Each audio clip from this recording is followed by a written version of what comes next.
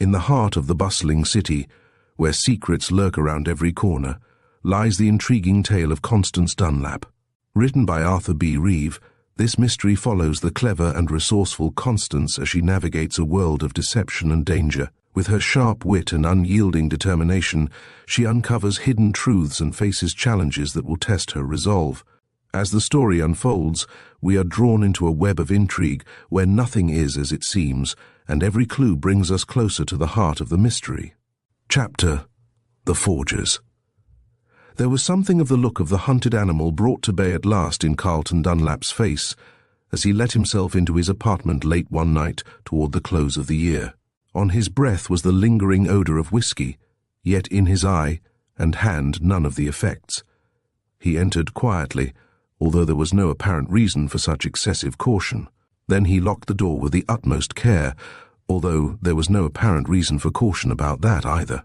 Even when he had thus barricaded himself, he paused to listen with all the elemental fear of the caveman who dreaded the footsteps of his pursuers. In the dim light of the studio apartment he looked anxiously for the figure of his wife.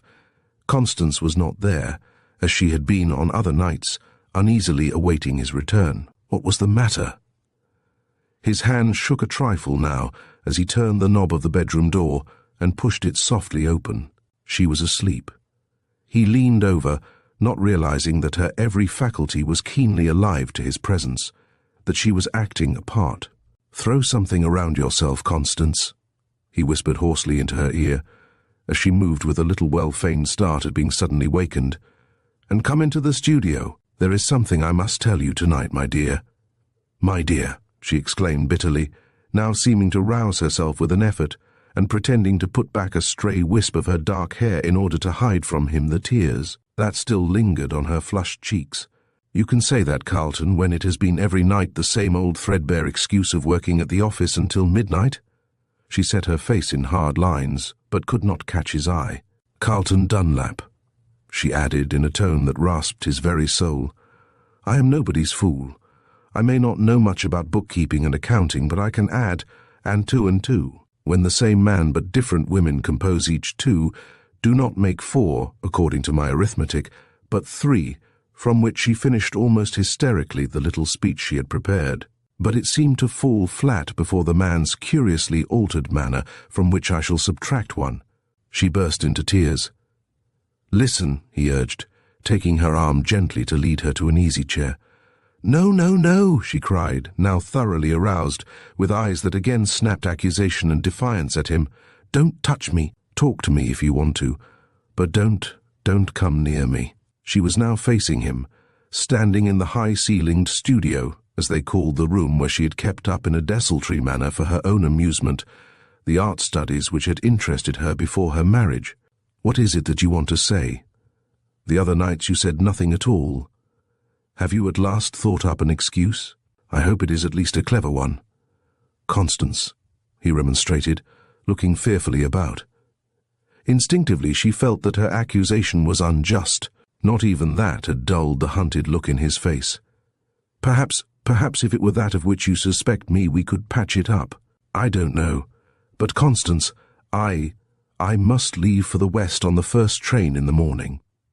He did not pause to notice her startled look, but raced on. "I have worked every night this week, trying to straighten out those accounts of mine by the first of the year. And I can't do it. An expert begins on them in a couple of days. You must call up the office tomorrow and tell them that I am ill. Tell them anything. I must get at least a day or two start before they—" "Carlton," she interrupted, "what is the matter? What have you—" She checked herself in surprise.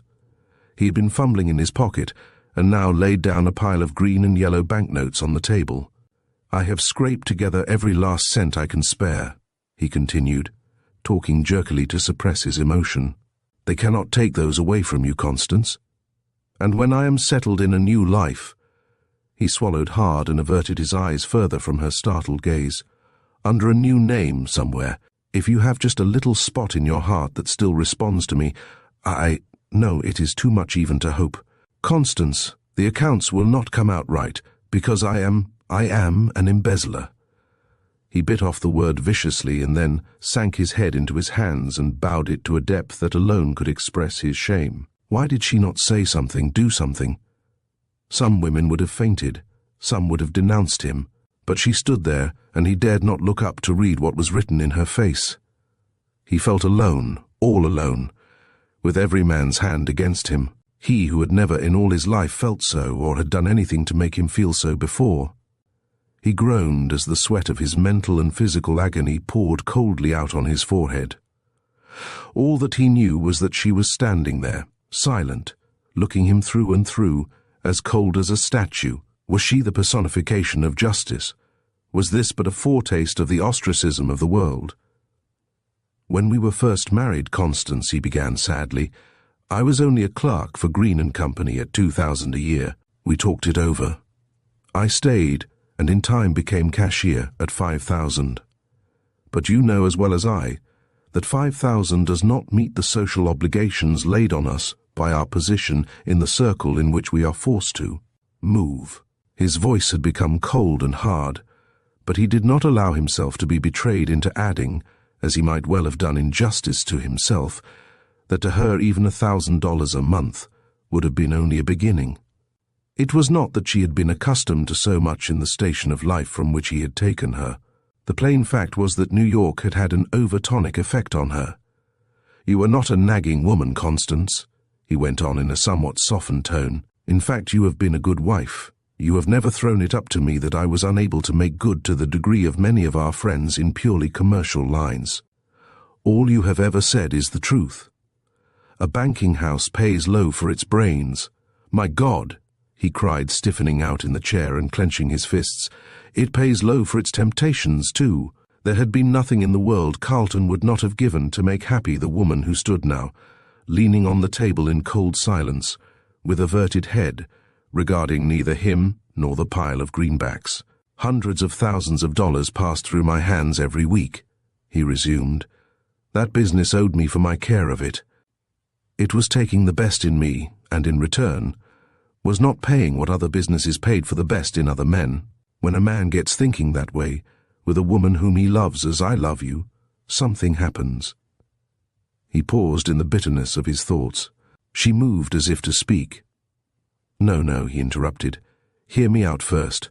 All I asked was a chance to employ a little of the money that I saw about me, not to take it, but to employ it for a little while, a few days, perhaps only a few hours.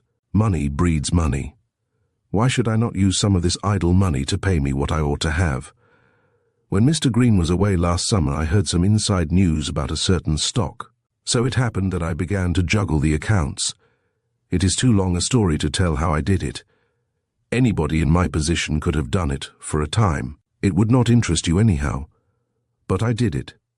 The first venture was successful. Also, the spending of the money was very successful in its way. That was the money that took us to the fashionable hotel in Atlantic City where we met so many people. Instead of helping me, it got me in deeper. When the profit from this first deal was spent, there was nothing to do but to repeat what I had done successfully before. I could not quit now. I tried again, a little hypothecation of some bonds. Stocks went down. I had made a bad bet and $5,000 was wiped out, a whole year's salary. I tried again and wiped out $5,000 more. I was at my wits' end. I have borrowed under fictitious names, used names of obscure persons as borrowers, have put up dummy security. It was possible because I controlled the audits. But it has done no good. The losses have far outbalanced the winnings, and today I am in for $25,000.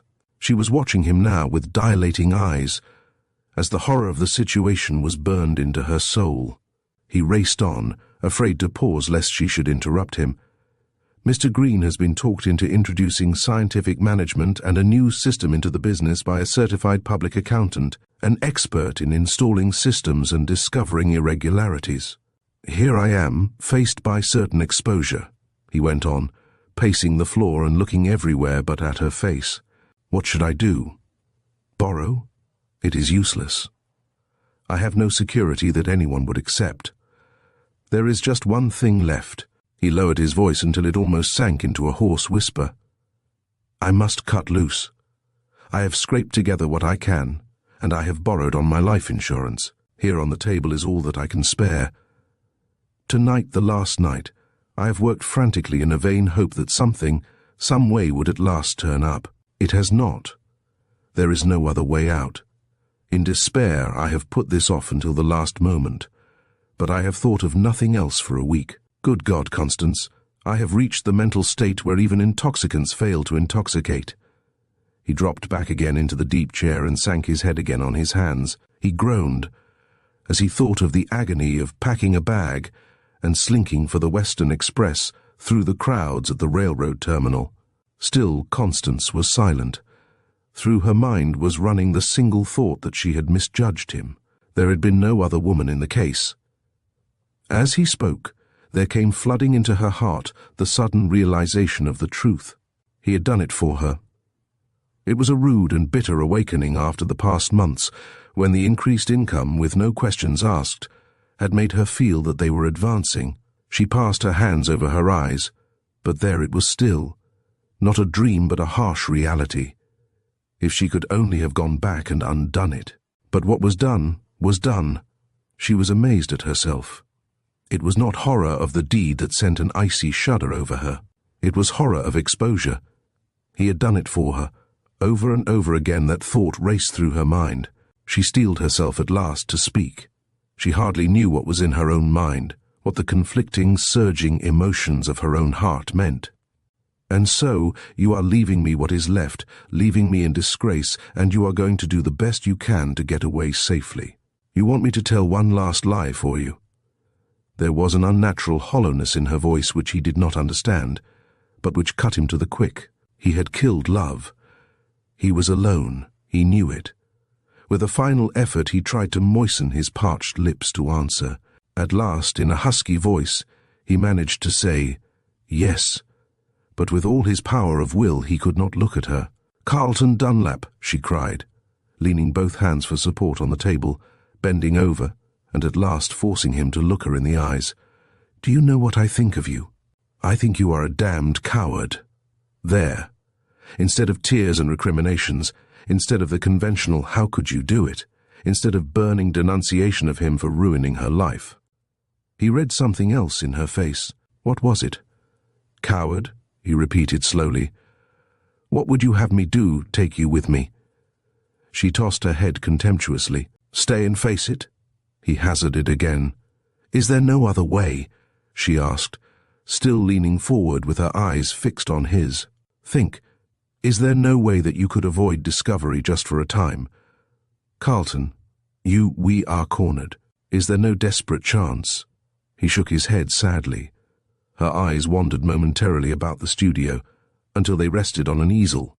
On it stood a watercolor on which she had been working, trying to put into it some of the feeling which she would never have put into words for him. On the walls of the apartment were pen and ink sketches, scores of little things which she had done for her own amusement. She bit her lip as an idea flashed through her mind. He shook his head again mournfully. "Somewhere," she said slowly, "I have read that clever forgers use watercolors and pen and ink like regular artists. Think. Is there no way that I could forge a check that would give us breathing space, perhaps rescue us?" Carlton leaned over the table toward her, fascinated. He placed both his hands on hers. They were icy, but she did not withdraw them. For an instant they looked into each other's eyes, an instant, and then they understood. They were partners in crime, amateurs perhaps, but partners as they had been in honesty. It was a new idea that she had suggested to him. Why should he not act on it? Why hesitate? Why stop at it? He was already an embezzler. Why not add a new crime to the list? As he looked into her eyes, he felt a new strength. Together they could do it. Hers was the brain that had conceived the way out. She had the will, the compelling power to carry the thing through. He would throw himself on her intuition, her brain, her skill, her daring. On his desk in the corner, where often until far into the night he had worked on the huge ruled sheets of paper covered with figures of the firm's accounts, he saw 2 goosenecked vials, one of lemon-colored liquid, the other of raspberry color. One was of tartaric acid, the other of chloride of lime. It was an ordinary ink eradicator. Near the bottles lay a rod of glass with a curious tip. An ink eraser, made of finely spun glass threads which scraped away the surface of the paper more delicately than any other tool that had been devised. There were the materials for their rehabilitation if they were placed in his wife's deft artist fingers. Here was all the chemistry and artistry of forgery at hand. "Yes," he answered eagerly. "There is a way, Constance. Together we can do it." There was no time for tenderness between them now. It was cold, hard fact, and they understood each other too well to stop for endearments. Far into the night they sat up and discussed the way in which they would go about the crime. They practiced with erasers and with brush and watercolor on the protective coloring tint on some cancelled checks of his own. Carlton must get a check of a firm in town, a check that bore a genuine signature. In it they would make such trifling changes in the body as would attract no attention in passing, yet would yield a substantial sum toward wiping out Carlton's unfortunate deficit. Late as he had worked the night before, nervous and shaky as he felt after the sleepless hours of planning their new life, Carlton was the first at the office in the morning. His hand trembled as he ran through the huge batch of mail, already left at the first delivery. He paused as he came to one letter with the name W. J. Reynolds Company on it. Here was a check in payment of a small bill, he knew. It was from a firm which habitually kept hundreds of thousands on deposit at the Gorham Bank. It fitted the case admirably. He slit open the letter. There, neatly folded, was the check, number 15,711. Dec. 27. The Gorham National Bank pay to the order of Green & Company, 25,000, $100, $25, 100 W. J. Reynolds Company, per Chas. M. Brown, Trias. It flashed over him in a moment what to do. 25,000 would just about cover his shortage. The Reynolds firm was a big one, doing big transactions. He slipped the check into his pocket. The check might have been stolen in the mail. Why not? The journey uptown was most excruciatingly long, in spite of the fact that he had met no one he knew either at the office or outside. At last he arrived home, to find Constance waiting anxiously. "Did you get a check?" she asked, hardly waiting for his reply. "Let me see it. Give it to me." The coolness with which she went about it amazed him. "It has the amount punched on it with a check punch," she observed, as she ran her quick eye over it while he explained his plan. "We'll have to fill up some of those holes made by the punch." "I know the kind they used," he answered. "I'll get one and a desk check from the Gorham. You do the artistic work, my dear.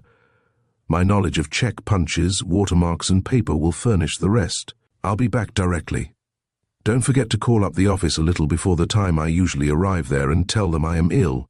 With her light-fingered touch she worked feverishly, partly with the liquid ink eradicator, but mostly with the spun glass eraser.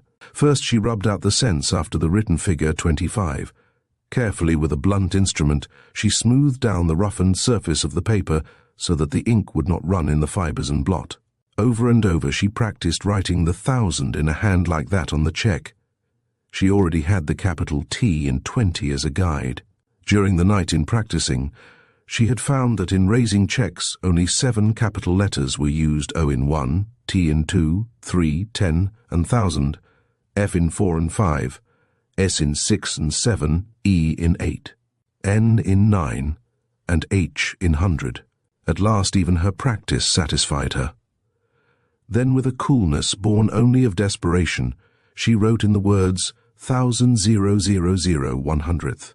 When she had done it, she stopped to wonder at herself. She was amazed, and perhaps a little frightened at how readily she adapted herself to the crime of forgery. She did not know that it was one of the few crimes in which women had proved themselves most proficient, though she felt her own proficiency and native ability for copying. Again the eraser came into play to remove the cents after the figure 25. A comma and 3 zeros following it were inserted, followed by a new 000/100th. The signature was left untouched. Erasing the name of Green & Company presented greater difficulties, but it was accomplished with as little loss of the protective coloring on the surface of the check as possible. Then after the pay to the order of she wrote in, as her husband had directed, the Carlton Realty Company next, came the watercolor to restore the protective tint where the glass eraser and the acids had removed it. There was much delicate matching of tints and careful painting in with a fine camel's hair brush, until at last the color of those parts where there had been an erasure was apparently as good as any other part.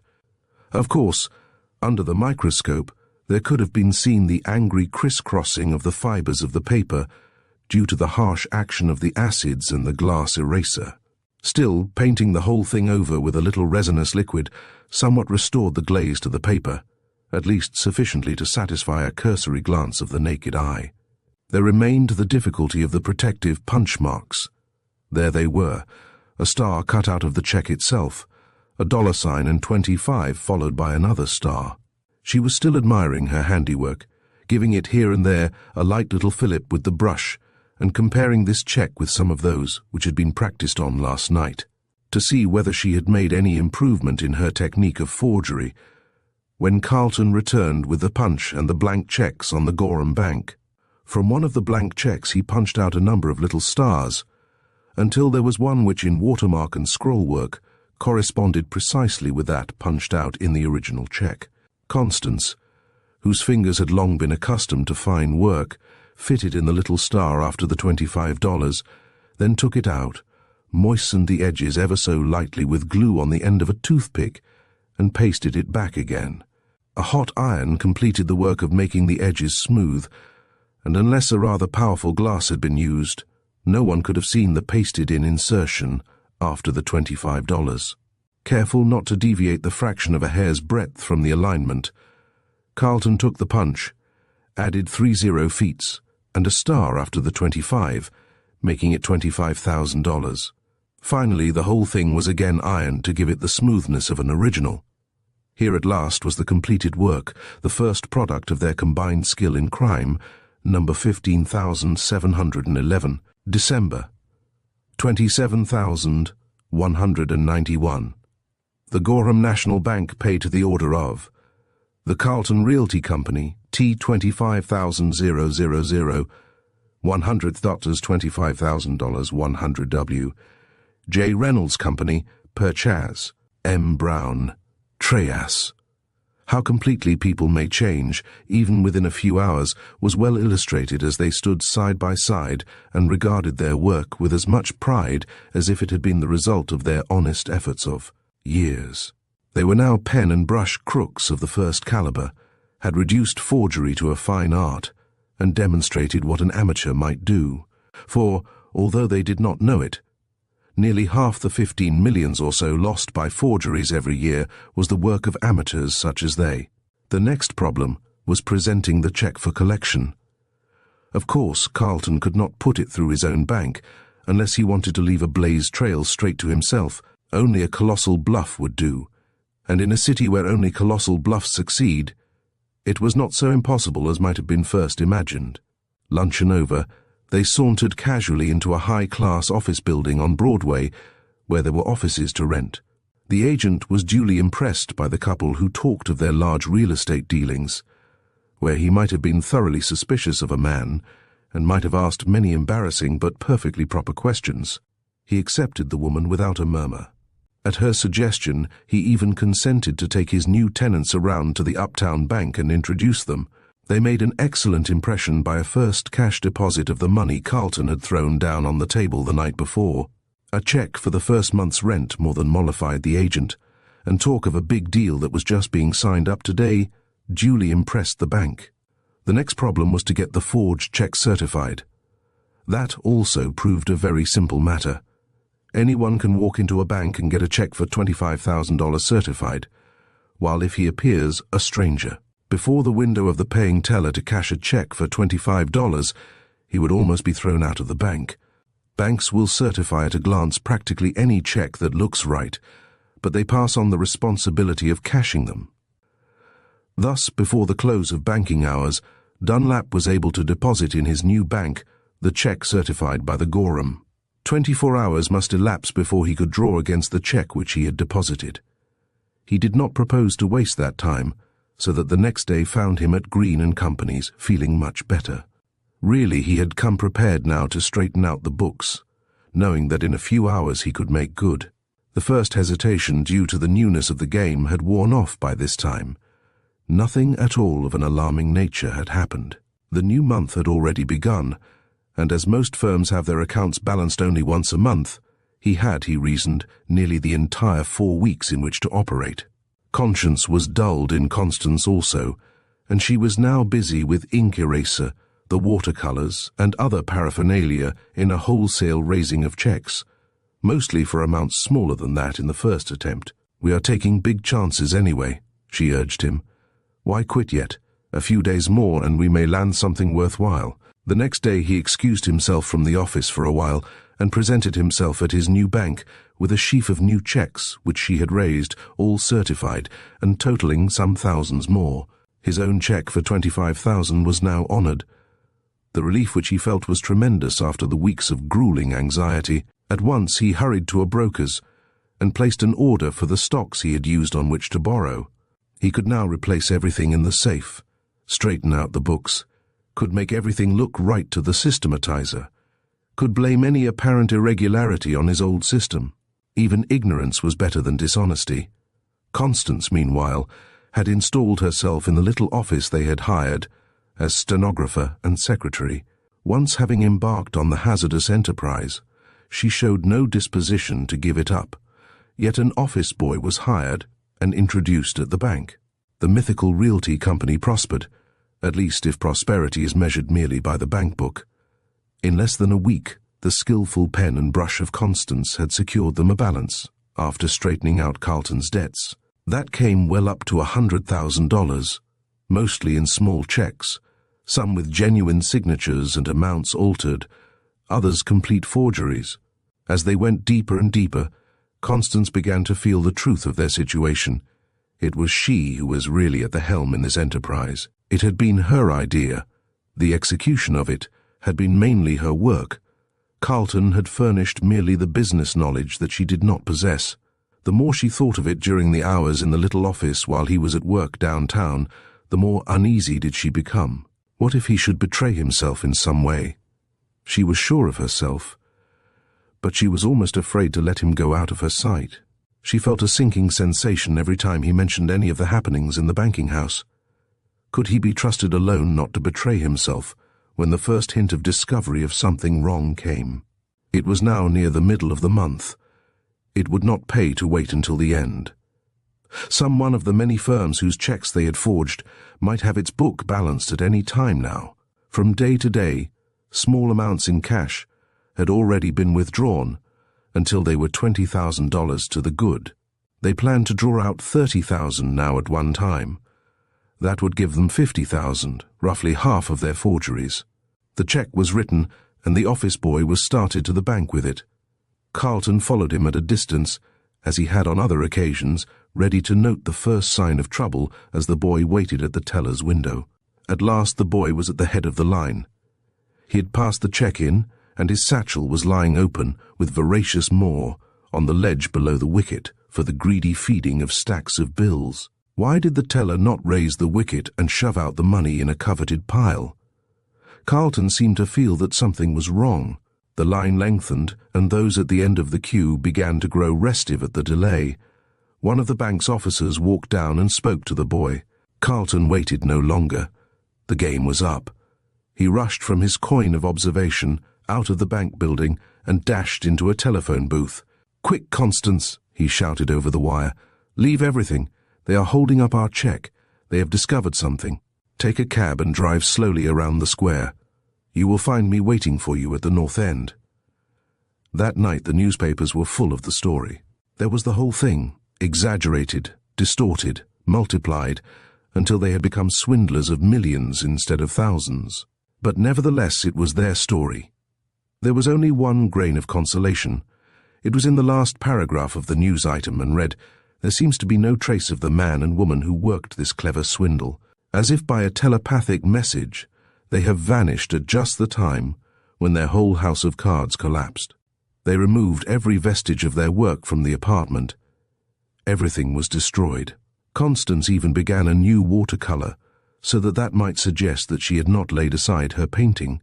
They had played for a big stake and lost, but the $20,000 was something, Now the great problem was to conceal it and themselves. They had lost, yet if ever before they loved, it was as nothing to what it was now that they had tasted together the bitter and the sweet of their mutual crime.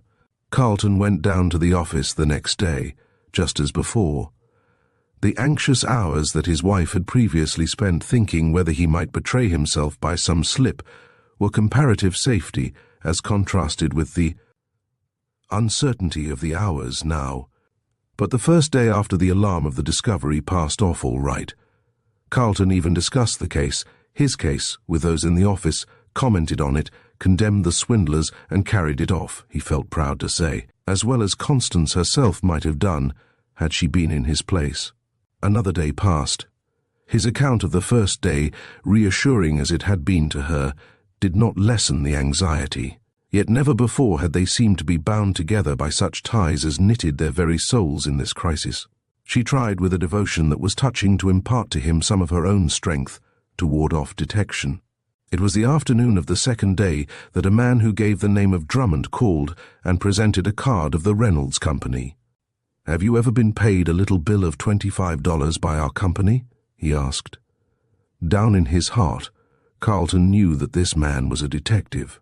"I can't say without looking it up," he replied. Carlton touched a button, and an assistant appeared. Something outside himself seemed to nerve him up, as he asked, "Look up our account with Reynolds, and see if we have been paid. What is it? A bill for $25. Do you recall it?" "Yes, I recall it," replied the assistant. "No, Mr. Dunlap, I don't think it has been paid. It is a small matter, but we sent them a duplicate bill yesterday. I thought the original must have gone astray." Carlton cursed him inwardly for sending the bill.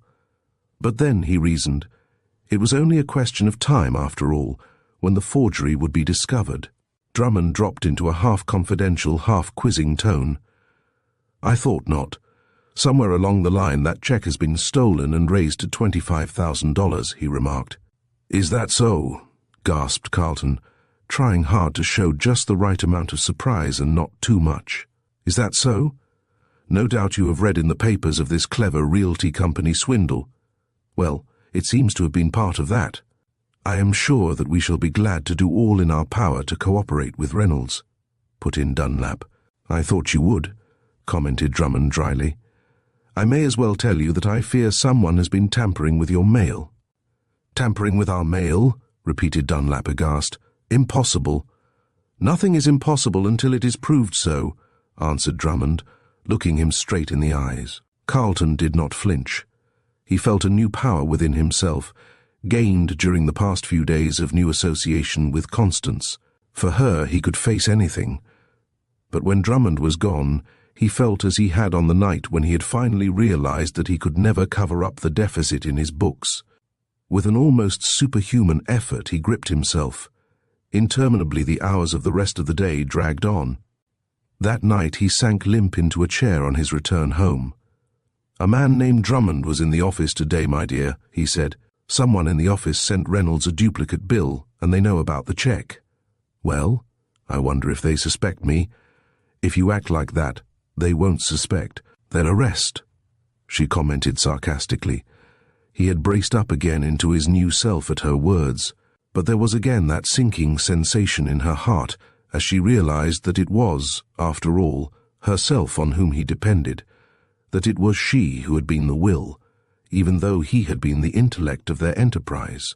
She could not overcome the feeling that, if only their positions could be reversed, the thing might even yet be carried through.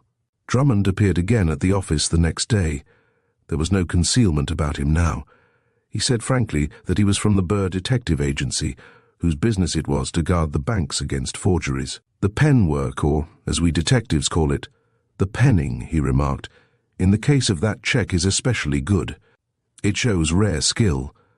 But the pitfalls in this forgery game are so many that, in avoiding one, a forger, ever so clever, falls into another." Carlton felt the polite third degree as he proceeded. "Nowadays the forger has science to contend with too. The microscope and camera may come in a little too late to be of practical use in preventing the forger from getting his money at first, but they come in very neatly later in catching him. What the naked eye cannot see in this check they reveal. Besides, a little iodine vapor brings out the original Green and Company on it. We have found out also that the protective coloring was restored by watercolor. That was easy. Where the paper was scratched and the sizing taken off, it has been painted with a resinous substance to restore the glaze to the eye. Well, a little alcohol takes that off too.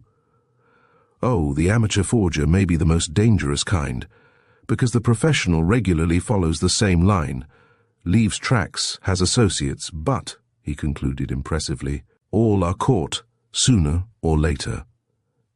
Sooner or later. Dunlap managed to maintain his outward composure admirably. Still, the little lifting of the curtain on the hidden mysteries of the new detective art produced its effect.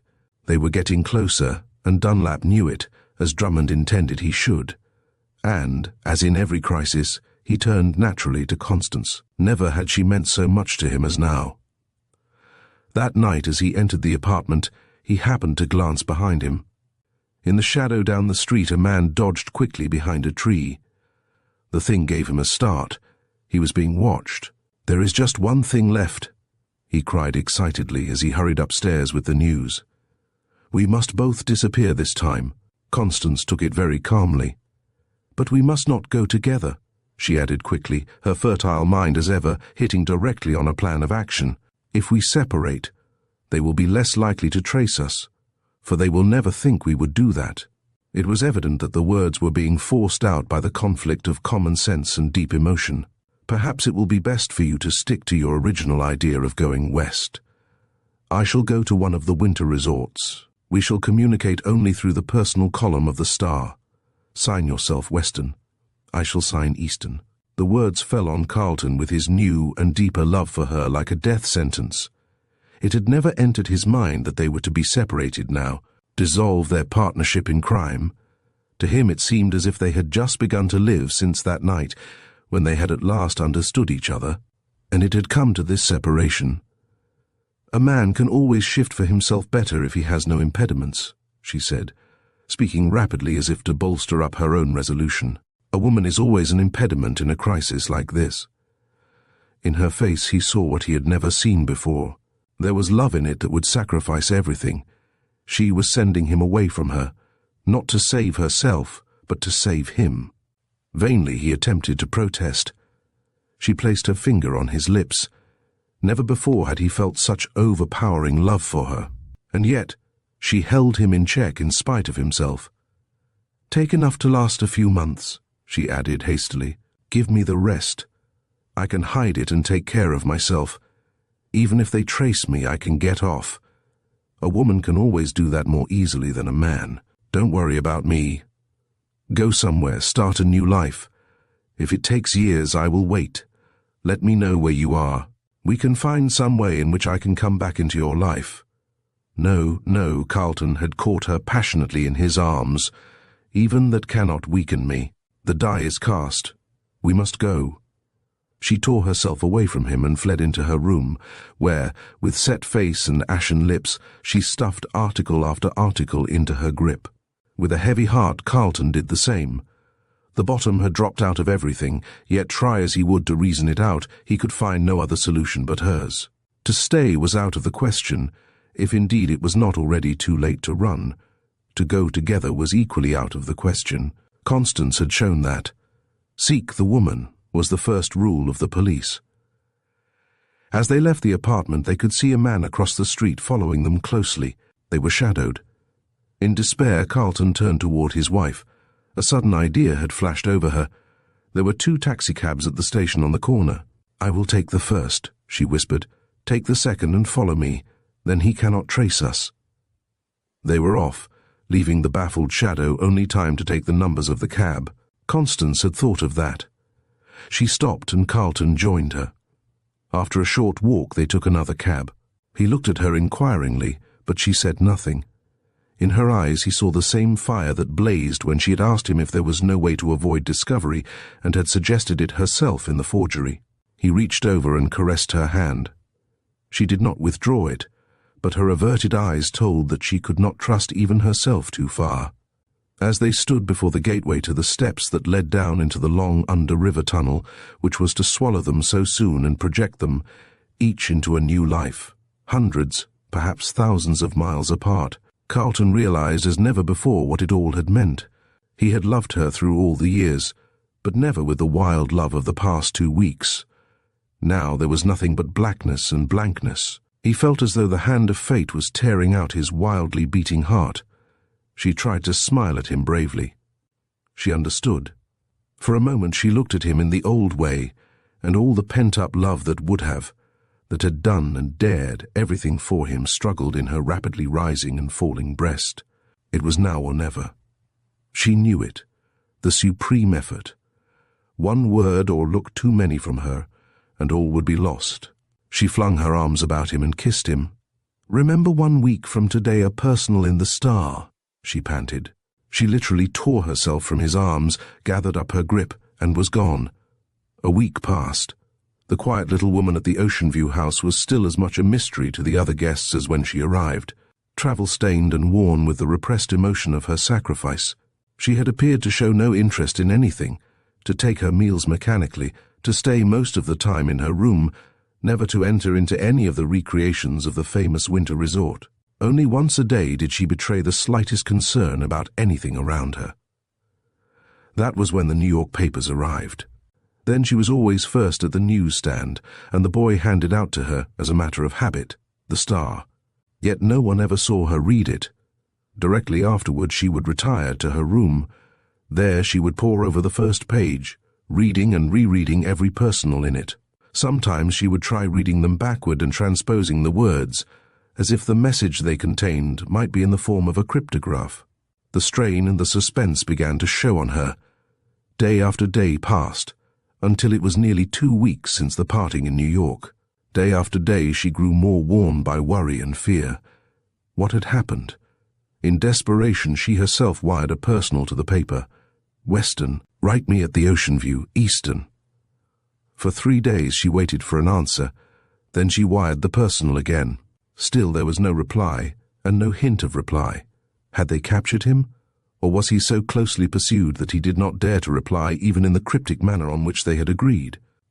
She took the file of papers which she kept, and again ran through the personals, even going back to the very day after they had separated. Perhaps she had missed one, though she knew that she could not have done so, for she had looked at them 100 times. Where was he? Why did he not answer her message in some way? No one had followed her. Were they centering their efforts on capturing him? She haunted the newsstand in the lobby of the beautifully appointed hotel. Her desire to read newspapers grew. She read everything. It was just 2 weeks since they had left New York on their separate journeys when, on the evening of another newsless day, she was passing the newsstand. From force of habit, she glanced at an early edition of an evening paper. The big black type of the heading caught her eye. Noted forger, a suicide, with a little shriek, half suppressed. She seized the paper. It was Carlton. There was his name. He had shot himself in a room in a hotel in St. Louis. She ran her eye down the column, hardly able to read. In heavier type than the rest was the letter they had found on him. "My dearest Constance, when you read this, I, who have wronged and deceived you beyond words, will be where I can no longer hurt you. Forgive me, for by this act I am a confessed embezzler and forger. I could not face you and tell you of the double life I was leading, so I have sent you away and have gone away myself, and may the Lord have mercy on the soul of your devoted husband, Carlton Dunlap." Over and over again she read the words, as she clutched at the edge of the newsstand to keep from fainting. "Wronged and deceived you. The double life I was leading." What did he mean? Had he, after all, been concealing something else from her? Had there really been another woman? Suddenly the truth flashed over her. Tracked and almost overtaken, lacking her hand which had guided him, he had seen no other way out, and in his last act he had shouldered it all on himself, had shielded her nobly from the penalty, had opened wide for her the only door of escape. Chapter 2. The Embezzlers. "I came here to hide, to vanish forever from those who know me." The young man paused a moment to watch the effect of his revelation of himself to Constance Dunlap. There was a certain cynical bitterness in his tone which made her shudder. "If you were to be discovered, what then?"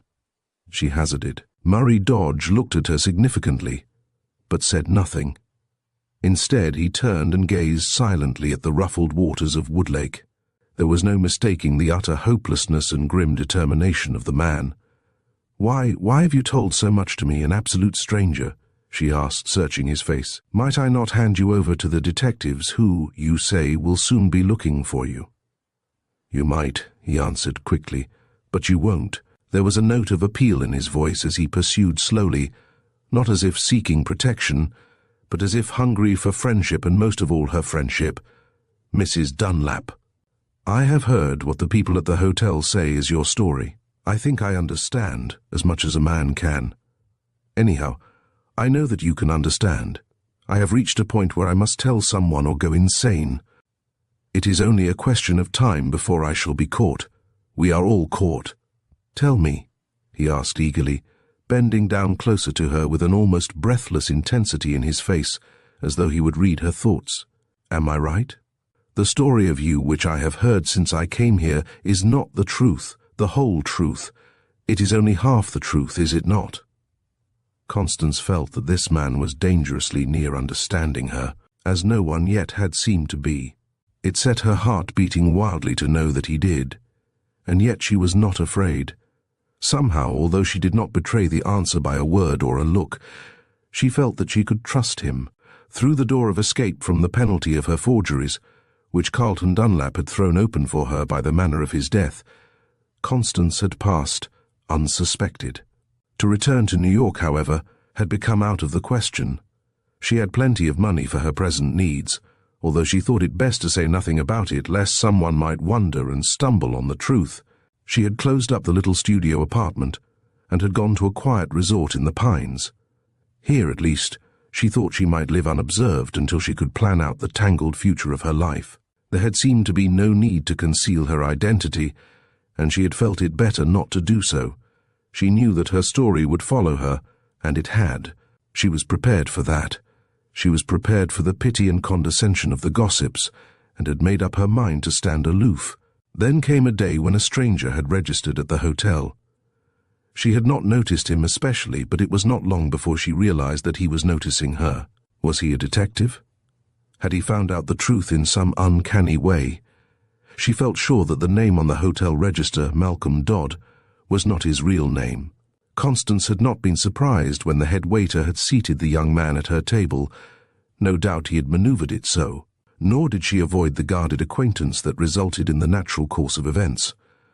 One afternoon, shortly after his arrival, she had encountered him unexpectedly on a walk through the Pines. He appeared surprised to meet her, yet she knew intuitively that he had been following her.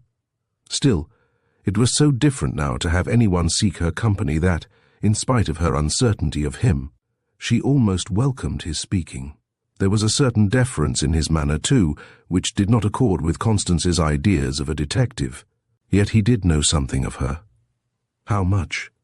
Was it merely what the rest of the world knew?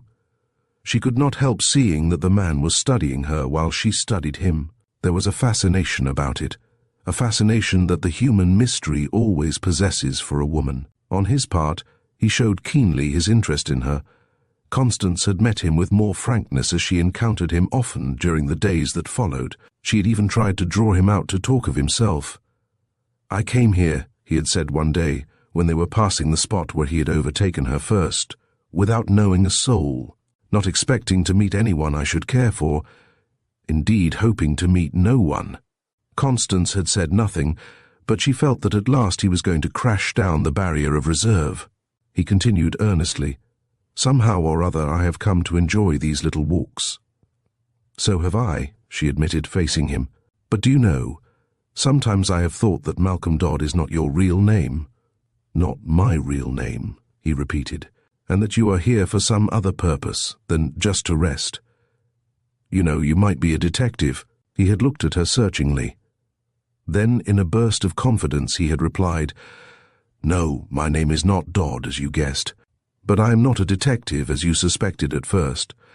I have been watching you because, ever since I heard your story here, I have been, well, not suspicious, but attracted.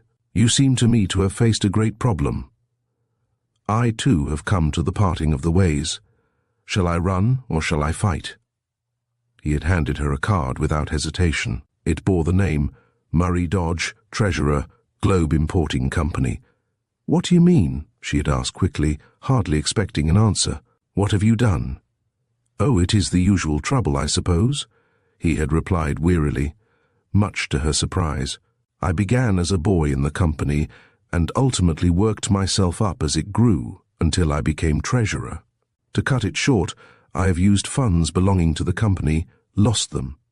I don't need to tell you how a treasurer or a cashier can do that." Constance was actually startled. Was he what he represented himself to be? Or was he leading her on in this way to a confession of her own part, which she had covered so well in the forgeries of her dead husband? "How did you begin?"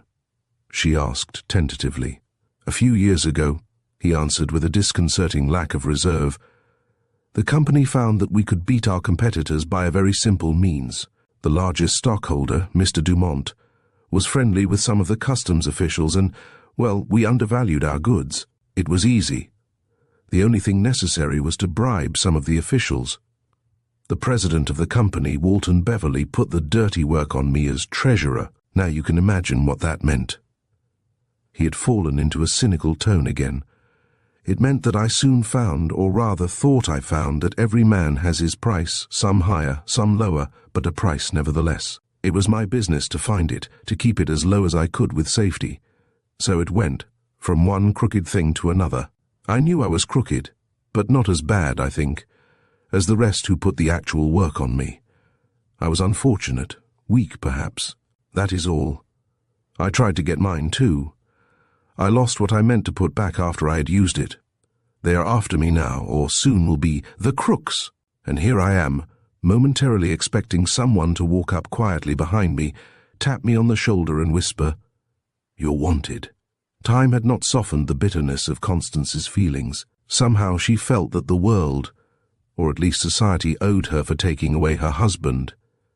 The world must pay. She sympathized with the young man who was appealing to her for friendship. Why not help him? "Do you really, really want to know what I think?" asked Constance, after he had at last told her his wretched story. It was the first time that she had looked at him since she realized that he was unburdening the truth to her. "Yes," he answered eagerly, catching her eye. "Yes," he urged. "I think," she said slowly, "that you are running away from a fight that has not yet begun." It thrilled her to be talking so. Once before she had tasted the sweetness and the bitterness of crime. She did not stop to think about right or wrong. If she had done so, her ethics would have been strangely illogical. It was enough that, short as their acquaintance had been, she felt unconsciously that there was something latent in the spirit of this man akin to her own. Murray also felt, rather than understood, the bond that had been growing so rapidly between them. His was the temperament that immediately translates feeling into action. He reached into his breast pocket. There was the blue-black glint of a cold steel automatic. A moment he balanced it in his hand. Then, with a rapid and decisive motion of the arm, he flung it far from him. As it struck the water with a sound horribly suggestive of the death gurgle of a lost man, he turned and faced her. "There!" he exclaimed with a new light in the defiant, desperate smile that she had observed many times before. "There! The curtain rises instead of falls." Neither spoke for a few moments. At last he added, "What shall I do next?" "Do?" she repeated. She felt now the weight of responsibility for interfering with his desperate plans. But it did not oppress her. On the contrary, it was a pleasant burden. "According to your own story," she went on, "they know nothing yet, as far as you can see. You would have forestalled them by taking this little vacation, during which you could disappear while they would discover the shortage. Go back. And when they discover it?" he asked, evidently prepared for the answer she had given, and eager to know what she would propose next. Constance had been thinking rapidly. "Listen," she cried, throwing aside restraint now. "No one in New York outside my former little circle knows me. I can live there in another circle unobserved. For weeks I have been amusing myself by the study of shorthand. I have picked up enough to be able to carry the thing off. Discharge your secretary. Put an advertisement in the newspapers. I will answer it. Then I will be able to help you. I cannot say at a distance what you should do next. There, perhaps I can tell you." What was it that had impelled her to say it? She could not have told. Murray looked at her. Her very presence seemed to infuse new determination into him. It was strange about this woman, what a wonderful effect she had on him. A few days before, he would have laughed at anyone who had suggested that any woman might have aroused in him the passions that were now surging through his heart. 10,000 years ago, perhaps, he would have seized her and carried her off in triumph to his clan or tribe. Today he would win her by more subtle means. His mind was made up. She had pointed the way. That night, Dodge left Woodlake hastily for New York. To Constance, a new purpose seemed to have entered into a barren life. She was almost gay as she packed her trunks and grips and quietly slipped into the city a few hours later and registered at a quiet hotel for business women. Sure enough, in the Star the next morning was the advertisement. She wrote in a formal way, giving her telephone number. That afternoon, apparently as soon as the letter had been delivered, a call came. The following morning, she was the private secretary of Murray Dodge, sitting unobtrusively before a typewriter desk in a sort of little anteroom that guarded the door to his office. She took pains to act the part of private secretary and no more, as appeared natural to the rest of the office force. At first she was much with Murray, who made the most elaborate explanations of the detail of the business. "Do they suspect anything?" she asked anxiously as soon as they were absolutely alone. "I think so," he replied. "They said nothing except that they had not expected me back so soon. I think the so soon was an afterthought. They didn't expect me back at all. For," he added significantly, "I've been in fear and trembling until I could get you. They already have asked the regular audit company to go over the books in advance of the time when we usually employ them. I didn't ask why. I merely accepted it with a nod. It might have meant bringing matters to a crisis now." He felt safer with Constance installed as his private secretary. True, Beverly and Dumont had viewed her from the start with suspicion. Constance had been thinking hard out in her little office since she had begun to understand how matters stood. "Well?" she demanded. "What of it? Don't try to conceal it. Let them discover it. Go further. Dare them."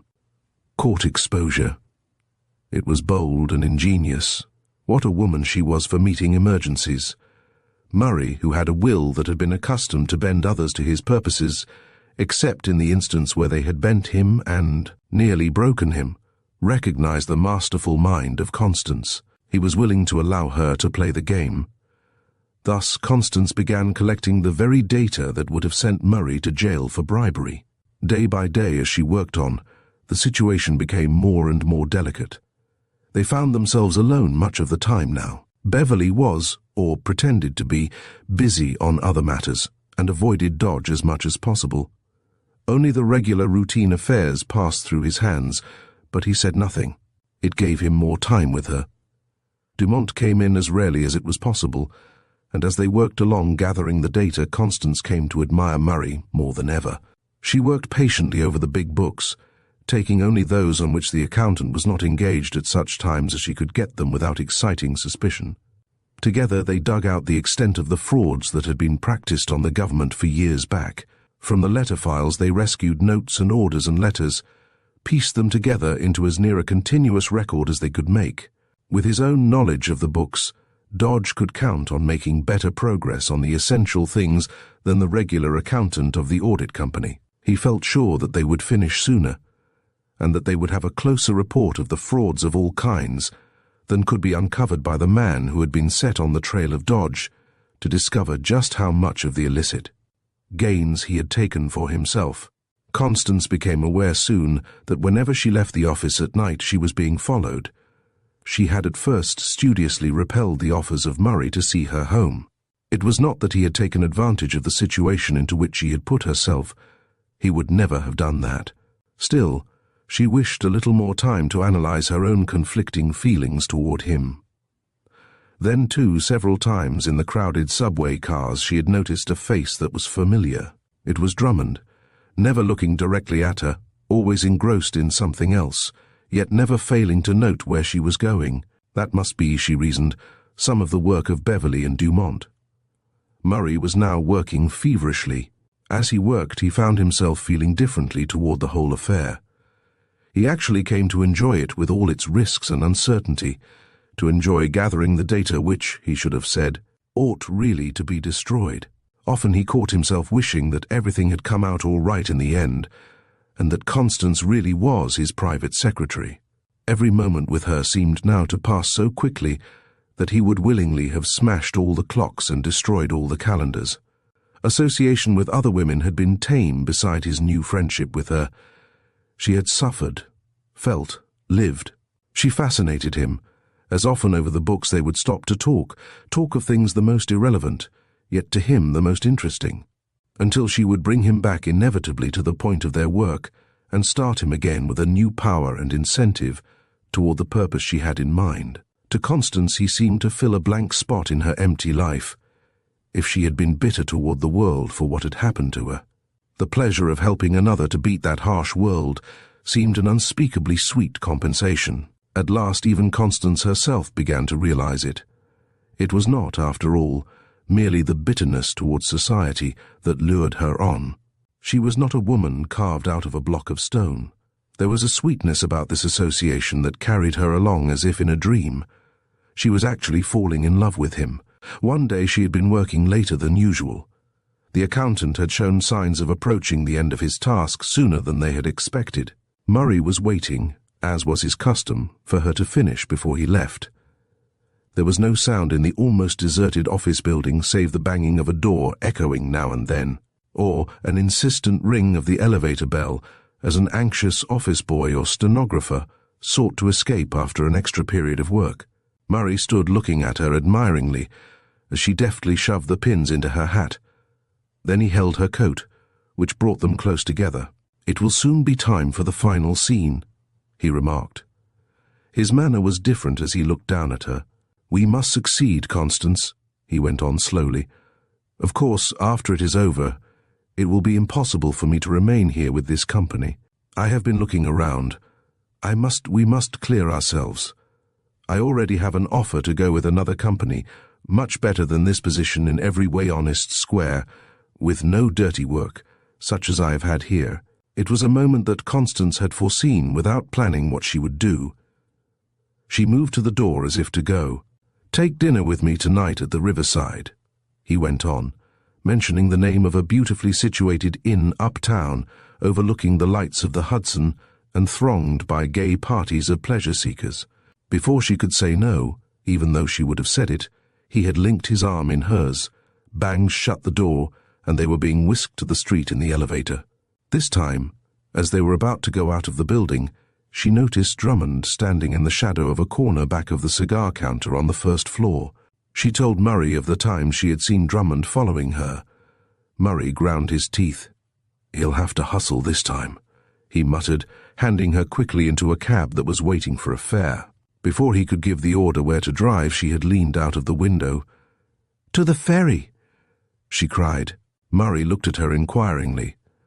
Then he understood. "Not to the riverside yet," she whispered. "That man has just summoned a cab that was passing."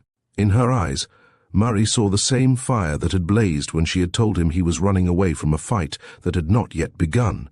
As the cab whirled through the now nearly deserted downtown streets, he reached over in sheer admiration and caressed her hand.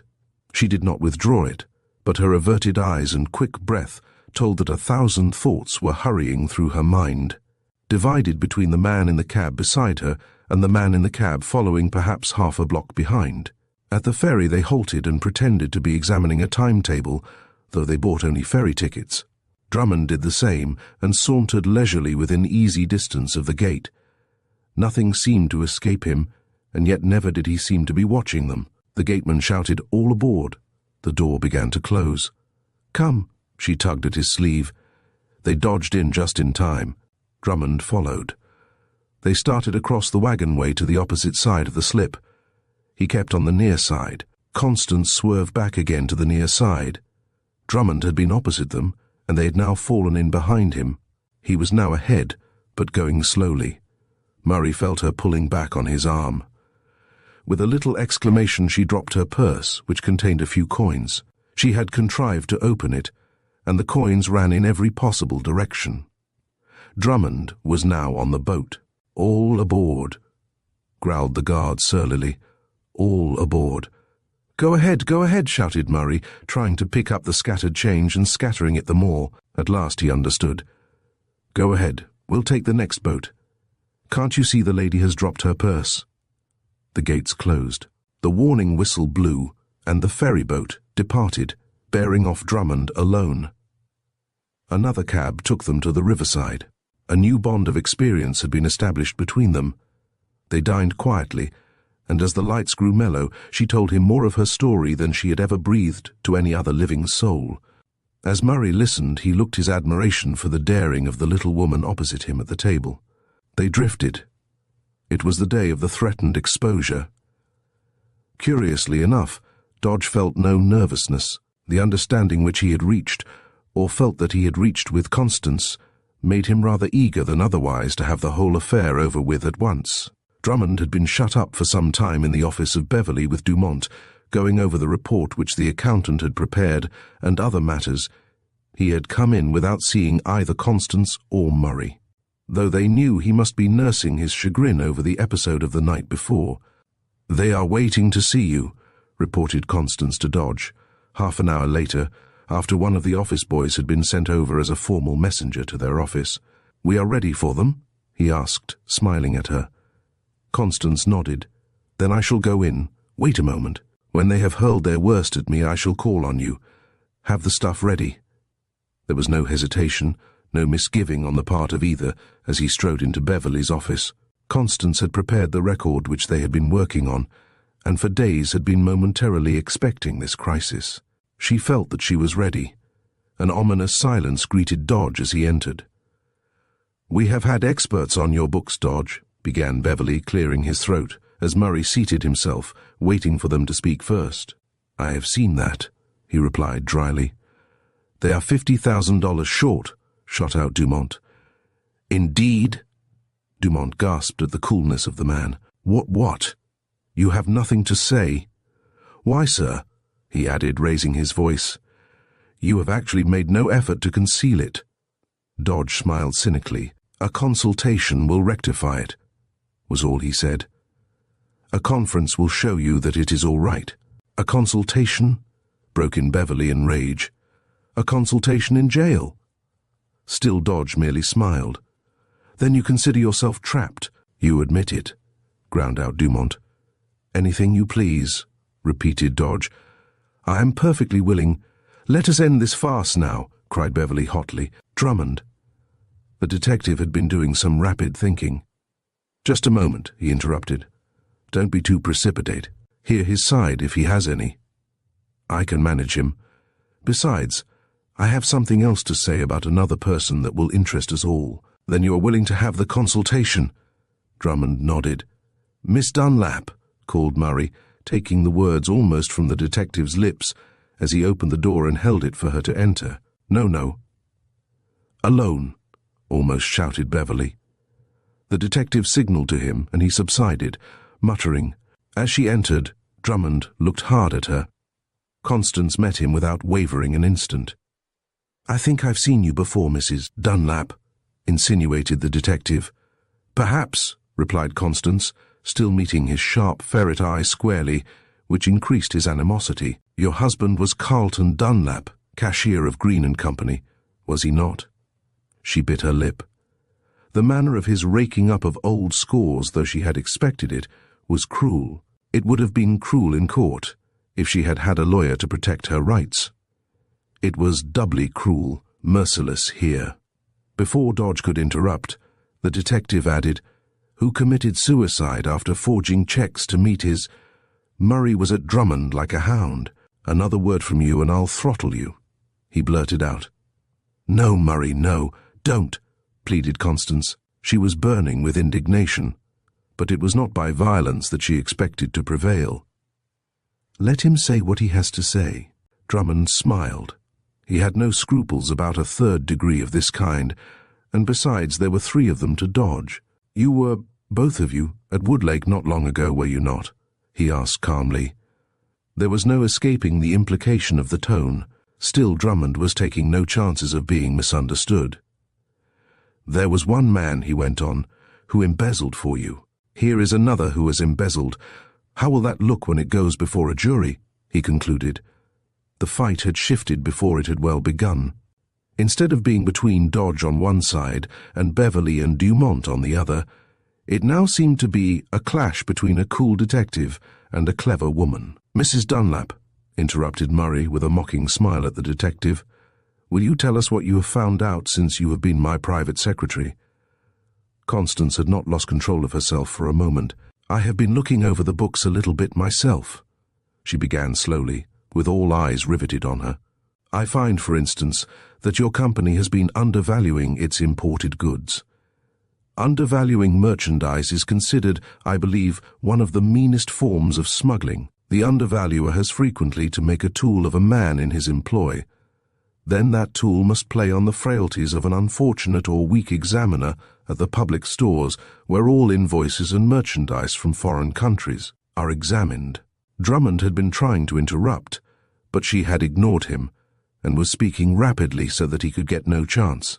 You have cheated the government of hundreds of thousands of dollars. She hurried on, facing Beverly and Dumont. It would make a splendid newspaper story. Dumont moved uneasily. Drummond was now staring. It was a new phase of the matter to him. He had not counted on handling a woman like Constance, who knew how to take advantage of every weak spot in the armor. We are wasting time, he interrupted brusquely. Get back to the original subject. There is a $50,000 shortage on these books. The attempt clumsily to shift the case away again from Constance to Dodge was apparent. Mrs. Dunlap's past troubles, Dodge asserted vigorously, have nothing to do with the case. It was cowardly to drag that in. But the other matter of which she speaks has much to do with it. One moment, Murray, cried Constance. Let me finish what I began. This is my fight too now. She was talking with blazing eyes and in quick, cutting tone. For 3 years he did your dirty work, she flashed. He did the bribing, and you saved $500,000. He has stolen $50,000, put in Beverly, white with anger. I have kept an account of everything, pursued Constance without pausing. I have pieced the record together so that he can now connect the men higher up with the actual acts he had to do. He can gain immunity by turning state's evidence. I am not sure but that he might be able to obtain his moiety of what the government recovers if the matter were brought to suit and won on the information he can furnish. She paused. No one seemed to breathe. Now, she added impressively, at 10%.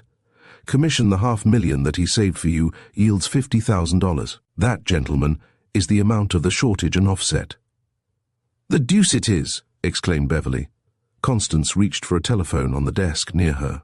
Get me the law division at the customs house, she asked simply. Dumont was pale and almost speechless. Beverly could ill suppress his smothered rage. What could they do? The tables had been turned. If they objected to the amazing proposal Constance had made, they might all go to jail. Dodge even might go free, Rich. They looked at Dodge and Mrs. Dunlap. There was no weakening. They were as relentless as their opponents had been before. Dumont literally tore the telephone from her. Never mind about that number, Central, he muttered. Then he started as if toward the door. The rest followed. Outside, the accountant had been waiting patiently, perhaps expecting Drummond to call on him to corroborate the report. He had been listening. There was no sound of high voices as he had expected. What did it mean? The door opened. Beverly was pale and haggard, Dumont worn and silent. He could scarcely talk. Dodge again held the door for Constance as she swept past the amazed accountant. All eyes were now fixed on Dumont as chief spokesman. He has made a satisfactory explanation, was all he said. I would lock all that stuff up in the strongest safe deposit vault in New York, remarked Constance, laying the evidence that involved them all on Murray's desk. It is your only safeguard. Constance, he burst forth suddenly, you were superb. The crisis was past now, and she felt the nervous reaction. There is one thing more I want to say, he added in a low tone. He had crossed to where she was standing by the window and bent over, speaking with great emotion. "Since that afternoon at Woodlake, when you turned me back again from the foolish and ruinous course on which I had decided, you have been more to me than life. Constance, I have never loved until now. Nothing has ever mattered except money. I never had anyone else to think of, care for, except myself. You have changed everything." She was gazing out of the window at the tall buildings. There, in a myriad of offices, lay wealth untold, opportunity as yet untasted to seize that wealth. Only for an instant she turned and looked at him, then dropped her eyes. What lay that way?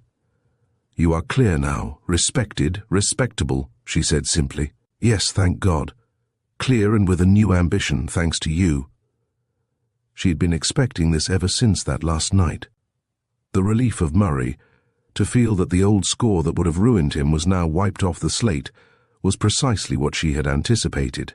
Yet somehow it disappointed her. She felt instinctively that her triumph was burning fast to ashes. "Keep clear," she faltered.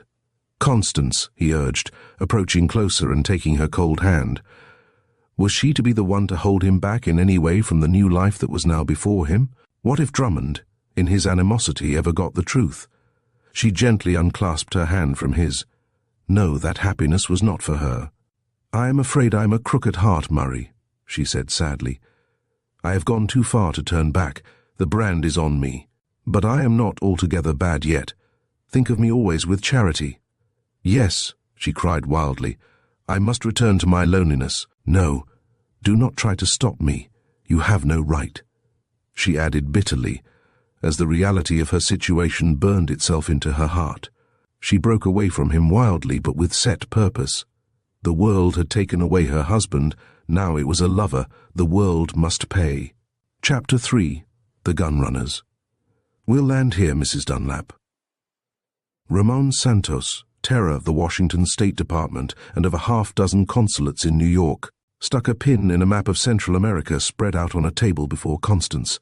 "Insurrectos will meet us," he pursued, then added, "But we must have money first, my dear Senora, plenty of money." Dark of eye and skin, with black imperial and moustache, tall, straight as an arrow, Santos had risen and was now gazing down with rapt attention, not at the map, but at Constance herself. Every curve of her face and wave of her hair, every line of her trim figure which her filmy gown seemed to accentuate rather than conceal, added fire to his ardent glances. He touched lightly another pin sticking in a little, almost microscopic island of the Caribbean. "Our plan, it is simple," he continued with animation in spite of his foreign accent. "On this island a plant, to print paper money, to coin silver. With that we shall land, pay our men as they flock to us, collect forces, seize cities, appropriate the customs. Once we start, it is easy." Constance looked up quickly. "But that is counterfeiting," she exclaimed. "No," rejoined Santos. "It is a war measure. We, the provisional government, merely coin our own money. Besides, it will not be done in this country. It will not come under your laws." There was a magnetism about the man that fascinated her as he stood watching the effect of his words. Instinctively she knew that it was not alone enthusiasm over his scheme that inspired his confidences. "Though we are not counterfeiters," he went on, "we do not know what moment our opponents may set your secret service to destroy all our hopes. Besides, we must have money now to buy machinery, arms, ammunition. We must find someone," he lowered his voice, "who can persuade American bankers and merchants to take risks to gain valuable concessions in the new state." Santos was talking rapidly and earnestly, urging his case on her. "We are prepared," he hurried on confidentially, "to give you, Signora, half the money that you can raise for these purposes." He paused and stood before her. He was certainly a handsome figure, this soldier of fortune, and he was at his best now. Constance looked out of the window of her sitting room. This was a business proposition, not to be influenced by any sentiment. She watched the lights moving up and down the river and bay. There were craft from the ends of the earth. She speculated on the romantic secrets hidden in liner and tramp. Surely they could scarcely be more romantic than the appeal Santos was making. "Will you help us?" urged Santos, leaning further over the map to read her averted face. In her loneliness after she had given up Murray Dodge, life in New York had seemed even more bitter to Constance than before. Yet the great city cast a spell over her, with its countless opportunities for adventure. She could not leave it, but had taken a suite in a quiet boarding house overlooking the bay from the Heights in Brooklyn. One guest in particular had interested her. He was a Latin American, Ramon Santos. She noticed that he seldom appeared at breakfast or luncheon, but at dinner he often ordered much as if it were 7 o'clock in the morning instead of the evening. He was a mystery, and mysteries interested her. Did he work all night and sleep all day? What was he doing? She was astonished a few nights after her arrival to receive a call from the mysterious evening breakfaster. "Pardon I intrude," he began gracefully, presenting his card. "But I have heard how clever you are, Signora Dunlap. A friend, in an importing firm, has told me of you, a Mr. Dodge." Constance was startled at the name. Murray had indeed written a little note, expressing his entire confidence in Mr. Santos. Formal as it was, Constance thought she could read between the lines the same feeling toward her that he had expressed at their parting. Santos gave her no time to live over the past. "You see, Mrs. Dunlap," he explained, as he led up to the object of his visit, "the time has come to overthrow the regime in Central America, for a revolution which will bring together all the countries in a union like the old United States of Central America." He had spread out the map on the table. "Only," he added, "we would call the new state Vespuccia." "We?" queried Constance. "Yes, my colleagues, you call it in English. We have already a junta with headquarters in an old loft on South Street in New York." Santos indicated the plan of campaign on the map. "We shall strike a blow," he cried, bringing his fist down on the table as if the blow had already fallen. "That will paralyze the enemy at the very start." He paused. "Will you help us raise the money?" he repeated earnestly. Constance had been inactive long enough. The appeal was romantic, almost irresistible. Besides, no. At the outset she put out of consideration any thought of the fascinating young soldier of fortune himself. The spirit of defiance of law and custom was strong upon her, that was all. "Yes," she replied, "I will help you." Santos leaned over, and with a graceful gesture that she could not resent, raised her fingertips gallantly to his lips. "Thank you," he said with a courtly smile. "We have already won." The next day Ramon introduced her to the other members of the junta. It was evident that he was in fact as well as name their leader, but they were not like the usual oily plotters of revolution who congregate about the round tables in dingy back rooms of South Street cafes, apportioning the gold lace, the offices, and the revenues among themselves. There was an air about them that was different. Let me present Captain Lee Gordon of the remarked Santos, coming to a stockily built, sunburned man with the unmistakable look of the Anglo-Saxon who has spent much time in the neighborhood of the tropical sun. The Arroyo is the ship that is to carry the arms and the plant to the island from Brooklyn. We choose Brooklyn because it is quieter over there, fewer people late at night on the streets. Captain Gordon bowed, without taking his eyes off Constance. "I am like yourself, Mrs. Dunlap, a recent recruit," he explained. "It is a wonderful plan," he added enthusiastically. "We shall sweep the country with it." He flicked off the ash of his inevitable cigarette, much as if it were the opposition of the governments they were to encounter. It was evident that the captain was much impressed by Constance, yet she instinctively disliked the man. His camaraderie had something offensive about it, as contrasted with the deferential friendship of Santos. With all her energy, however, Constance plunged directly into her work. Indeed, even at the start she was amazed to find that money for a revolution could be raised at all. She soon found that it could be done more easily in New York than anywhere else in the world. There seemed to be something about her that apparently appealed to those whom she went to see. She began to realize what a tremendous advantage a woman of the world had in presenting the case and convincing a speculator of the rich returns if the revolution should prove successful. More than that, she quickly learned that it was best to go alone, that it was she, quite as much as the promised concessions for tobacco, salt, telegraph, telephone monopolies, that loosed the purse strings. Her first week's report of pledges ran into the thousands with a substantial immediate payment of real dollars. "How did you do it?" asked Santos in undisguised admiration, as she was telling him one night of her success in the dusty, cobwebbed little ship chandlery on South Street where the junta headquarters had been established. "Dollar diplomacy," she laughed, not displeased at his admiration. "We shall soon convert American dollars into Vespuccian bullets." They were alone, and a week had made much difference in the fascinating friendship to Constance. "Let me show you what I have done," Ramon confided. "Already I have started to gather the counterfeiting plant, as you call it. Piece by piece, as he had been able to afford them, he had been ordering the presses, the stamping machine, and a little reading or milling machine for the edges of the coins, the paper, the ink, and the bullion. We shall order now as we can," he explained, resting his head on his elbow at the table beside her. "Everything will be secured from firms which make mint supplies for foreign governments. A photo engraver is now engaged on the work of copying the notes. He is making the plates by the photo etching process, the same as that by which the real money plates are made. Then, too, there will be dies for the coins. Coined silver will be worth twice the cost of the bullion to us. Why?" he added eagerly. "A few more successful days, Signora, and we shall have even arms and ammunition." A key turned in the door. Santos sprang to his feet. It was Gordon. "Ah, good evening," the captain greeted them. The fact that they had been talking so earnestly alone was not lost on him. "May I join the conspiracy?" He smiled. "What luck today?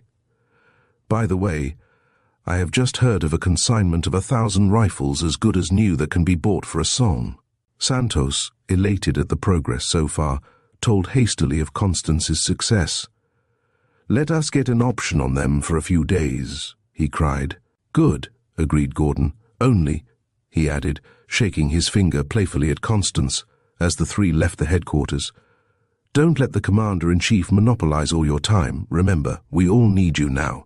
Santos, that was an inspiration to get Mrs. Dunlap on our side." Somehow she felt uncomfortable. She half imagined that a frown had flitted over Santos's face.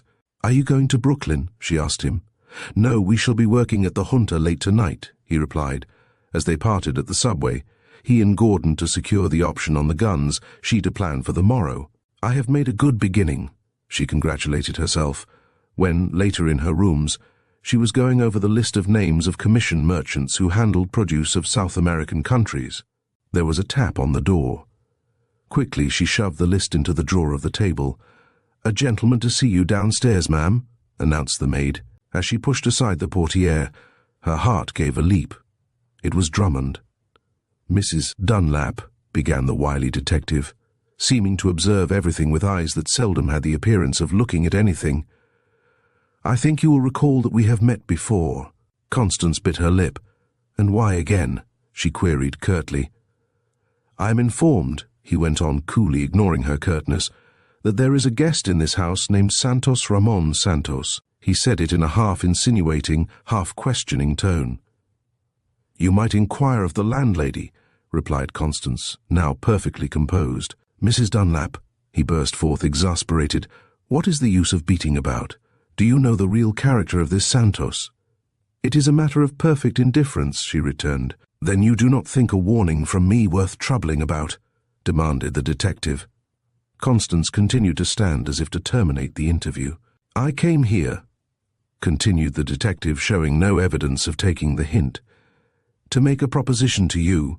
Mrs. Dunlap, you are in bad again, but this time there is a chance for you to get out without risk. I think I may talk plainly. We understand each other." His manner had changed. Constance could not have described to herself the loathing she felt for the man, as it suddenly flashed over her what he was after. If she had resented his familiarity before, it brought the stinging blood to her cheeks now to realize that he was actually seeking to persuade her to betray her friends. "Do you want to know what I think?"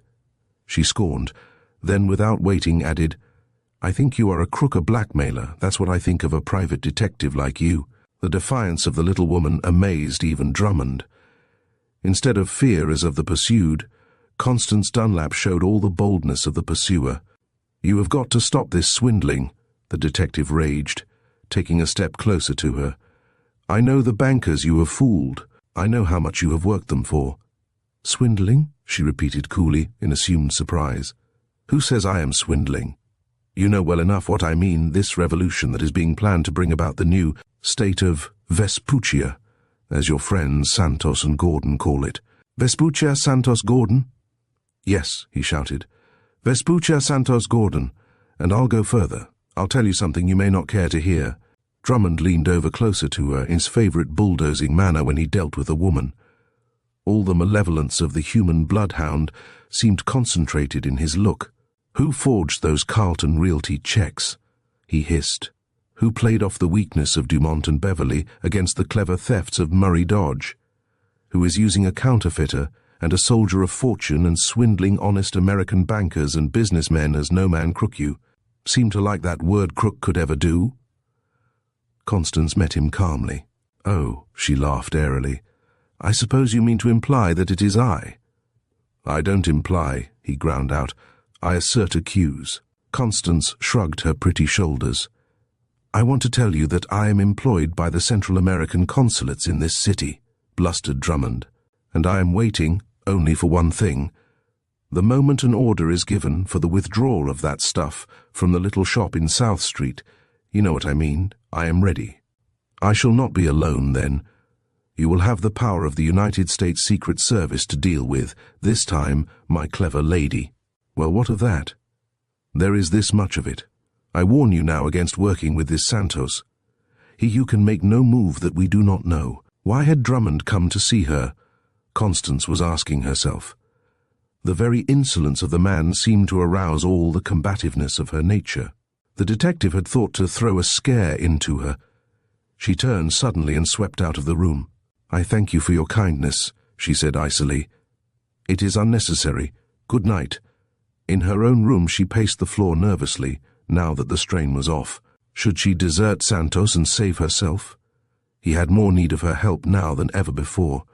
She did not stop to analyze her own feelings. She knew he had been making love to her during the past week as only a Spaniard could. It fascinated her without blinding her. Yes, she would match her wits against this detective, clever though she knew he was. But Santos must be warned. Santos and Gordon were alone when she burst in on them breathlessly an hour later at the junta. "What is the matter?" inquired Ramon quickly, placing a chair for her. Gordon looked his admiration for the little woman, though he did not speak it. She saw him cast a sidewise glance at Santos and herself. Though the three were friends, it was evident to her that Gordon did not trust Santos any further than the suspicious Anglo-Saxon trusts a foreigner, usually when there is a woman in the case. "The Secret Service!" exclaimed Constance. "I have just had a visit from a private detective employed by one of the consulates. They know too much. He has threatened to tell all to the Secret Service, has even had the effrontery to ask me to betray you." "The scoundrel!" burst out Santos impulsively. "You are not frightened?" Gordon asked quickly.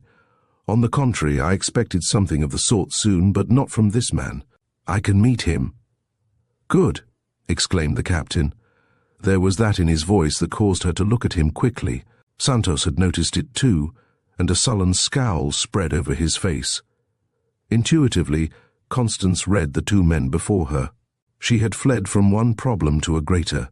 Both Santos and Gordon were in love with her. In the whirl of this new discovery, two things alone crowded all else from her mind. She must contrive to hold off Drummond until that part of the expedition which was ready could be got off. And she must play the jealous rivals against each other with such finesse as to keep them separated. Far into the night, after she had left the junta, she debated the question with herself. She could not turn back now. The attentions of Gordon were offensive, yet she could have given no other reason than that she liked Santos the better. Yet what was Santos to her, after all? Once she had let herself go too far. She must be careful in this case. She must not allow this to be other than a business proposition. The crisis for her came sooner than she had anticipated. It was the day after the visit of Drummond. She was waiting at the junta alone for Santos when Gordon entered. She had dreaded just that. There was no mistaking the man. "Mrs. Dunlap," began Gordon, bending down close over her. She was almost trembling with emotion, and he saw it. You can read me like a book, he hurried on, mistaking her feelings. I can see that you know how much I think of you, how much I— No, no, she implored. Don't talk to me that way. Remember, there is work to do. After it is over, then. Work, he scorned. What is the whole of Central America to me compared to you? Captain Gordon! She stood facing him. You must not. Listen to me. You do not know I please. Please leave me. Let me think. She did not dare accept him. She could not reject him. It seemed that with an almost superhuman effort, Gordon gripped himself. But he did not go. Constance was distracted. What if Santos, with his fiery nature, should find Gordon talking to her alone? She must temporize. 1 week, she murmured. When the Arroyo sails that night, I shall give you my answer. Gordon shot a peculiar glance at her, half doubt, half surprise. But she was gone.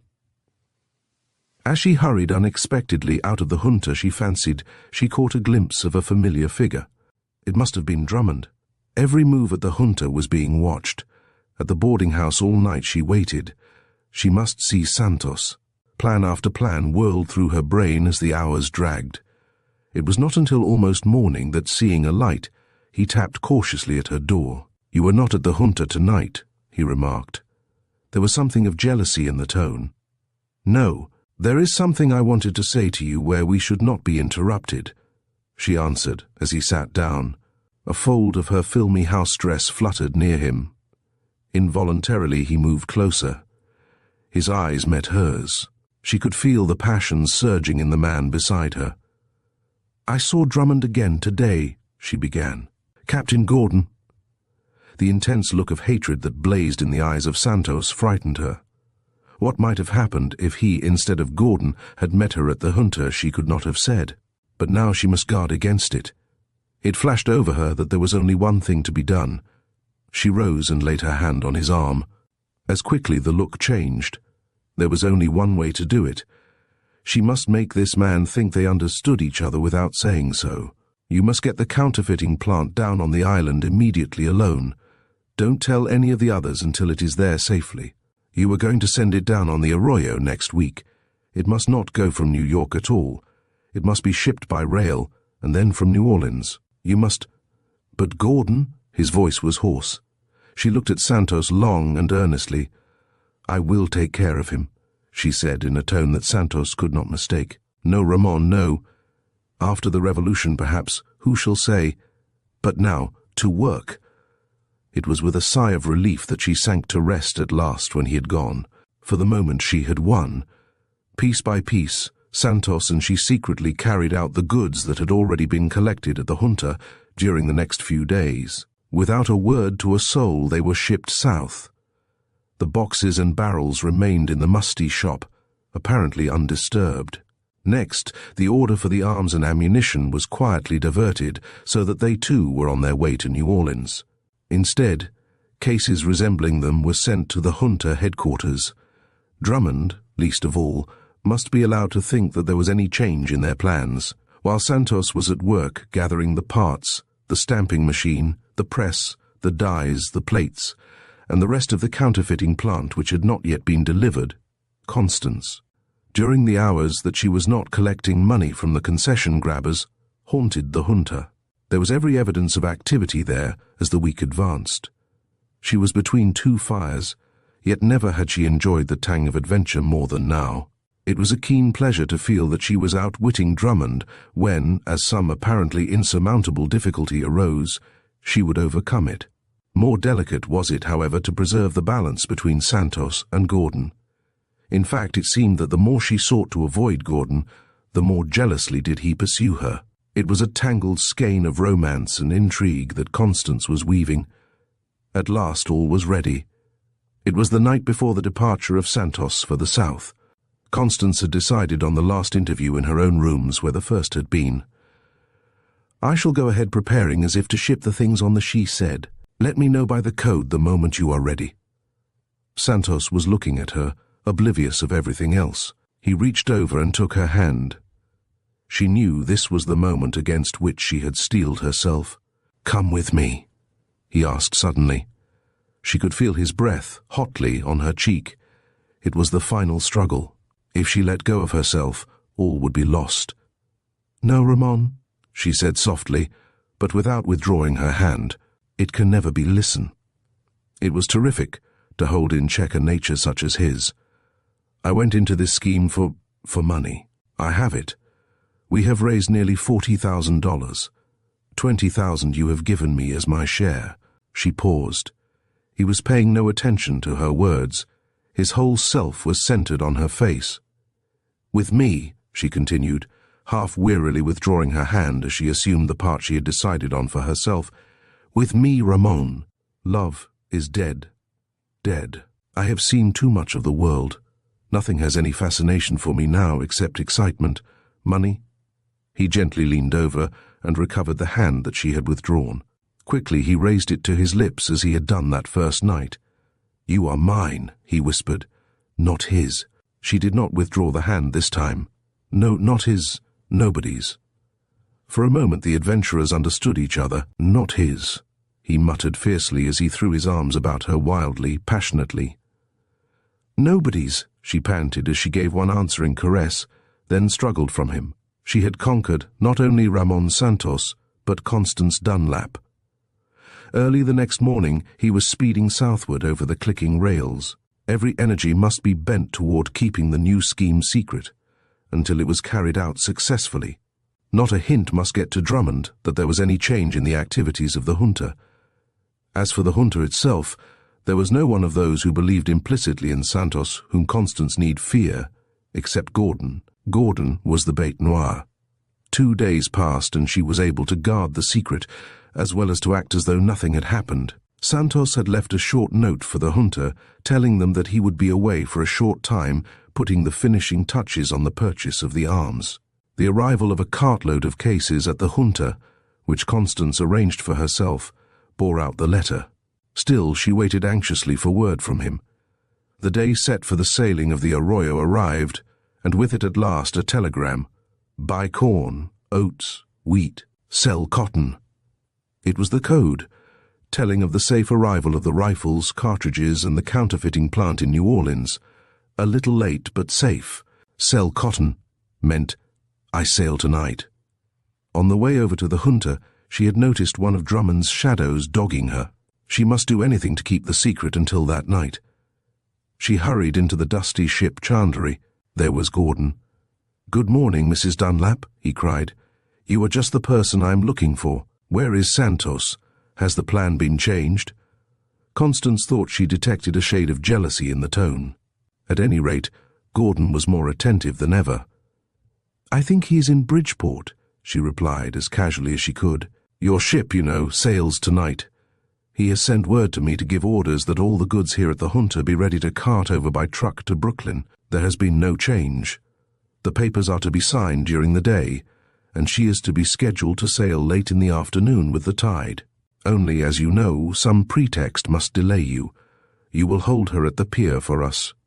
He trusts all that to you as a master hand at framing such excuses that seem plausible. Gordon leaned over closer to her. He was positively revolting to her in the role of admirer, but she must not offend him yet. "And my answer?" he asked. There was something about him that made Constance almost draw away involuntarily. "Tonight at the pier," she murmured, forcing a smile. Shortly after dark, the team started their lumbering way across the city and the bridge. Messengers, stationed on the way, were to report the safe progress of the trucks to Brooklyn. Constance slipped away from the boarding house, down through the deserted streets to the waterfront, leaving word at home that any message was to be sent by a trusty boy to the pier. It was a foggy and misty night on the water, an ideal night for the gun runner. She was relieved to learn that there had been not a hitch so far. Still, she reasoned, that was natural. Drummond, even if he had not been outwitted, would scarcely have spoiled the game until the last moment. On the Arroyo, everyone was chafing. Below decks, the engineer and his assistants were seeing that the machinery was in perfect order. Men in the streets were posted to give Gordon warning of any danger. In the river, a tug was watching for a possible police boat. On the wharf, the only footfalls were those of Gordon himself and an assistant from the junta. It was dreary waiting, and Constance drew her coat more closely around her. as she shivered in the night wind and tried to brace herself against the unexpected. At last, the welcome muffled rumble of heavily laden carts disturbed the midnight silence of the street leading to the river. At once, a score of men sprang from the hold of the ship, as if by magic. One by one, the cases were loaded. The men were working feverishly by the light of battle lanterns, big lamps, with reflectors so placed as to throw the light exactly where it was needed and nowhere else. They were taking aboard the Arroyo dozens of coffin-like wooden cases, and bags and boxes, smaller and even heavier. Silently and swiftly they toiled. It was risky work, too, at night and in the tense haste. There was a muttered exclamation. A heavy case had dropped. A man had gone down with a broken leg. It was a common thing with the gun runners. The crew of the Arroyo had expected it. The victim of such an accident could not be sent to a hospital ashore. He was carried, as gently as the rough hands could carry anything, to one side, where he lay silently waiting for the ship's surgeon who had been engaged for just such an emergency. Constance bent over and made the poor fellow as comfortable as she could. There was never a whimper from him, but he looked his gratitude. Scarcely a fraction of a minute had been lost. The last cases were now being loaded. The tug crawled up and made fast. Already the empty trucks were vanishing in the misty darkness, one by one, as muffled as they came. Suddenly lights flashed through the fog on the river. There was a hurried tread of feet on the land from around the corner of a bleak, forbidding black warehouse. They were surrounded. On one side was the police boat patrol, on the other was Drummond. With both was the Secret Service. The surprise was complete. Constance turned to Gordon. He was gone. Before she could move, someone seized her. "Where's Santos?" demanded a hoarse voice in her ear. She looked up to see Drummond. She shut her lips tightly, secure in the secret that Ramon was at the moment, or soon would be on the Gulf, out of reach. Across in the fog she strained her eyes. Was that the familiar figure of Gordon moving in the dim light? There he was now, with Drummond, the police, and the Secret Service. It was exactly as she had suspected to herself, and a smile played over her face. All was excitement, shouts, muttered imprecations. Constance was the calmest in the crowd, deaf to even Drummond's third degree. They had begun to break open the boxes marked salt and corn. A loud exclamation above the sharp crunching of the axes escaped Gordon. "Damn them! They've put one across on us." The boxes of salt and corn contained salt and corn. Not a stock of a rifle, not a barrel, not a cartridge was in any of them as the axes crashed in one case after another. A boy with a telegram emerged indiscreetly from the misty shadows. Drummond seized it, tore it open, and read, "Buy cotton." It was the code. "I am off safely." The double cross had worked. Constance was thinking, as she smiled to herself, of the money, her share, which she had hidden. There was not a scrap of tangible evidence against her, except what Santos had carried with him in the filibustering expedition already off from New Orleans. Her word would stand against that of all of the victims combined before any jury that could be impaneled. "You thought I needed a warning," she cried, facing Drummond with eyes that flashed scorn at the skulking figure of Gordon behind him. "But the next time you employ a stool pigeon to make love," she added, "reckon in that thing you detectives scorn a woman's intuition." Chapter 4. The Gamblers. "Won't you come over to see me tonight? Just a friendly little game, my dear. Our own crowd, you know." There was something in the purring tone of the invitation of the woman across the hall from Constance Dunlap's apartment that aroused her curiosity. "Thank you. I believe I will," answered Constance. "It's lonely in a big city without friends." "Indeed it is," agreed Bella Lamar. "I've been watching you for some time, and wondering how you stand it. Now be sure to come, won't you?" "I shall be glad to do so," assured Constance, as they reached their floor and parted at the elevator door. She had been watching the other woman too, although she had said nothing about it. "A friendly little game," repeated Constance to herself. "That sounds as if it had the tang of an adventure in it. I'll go." The Mayfair Arms, in which she had taken a modest suite of rooms, was a rather recherche apartment, and one of her chief delights, since she had been there, had been in watching the other occupants.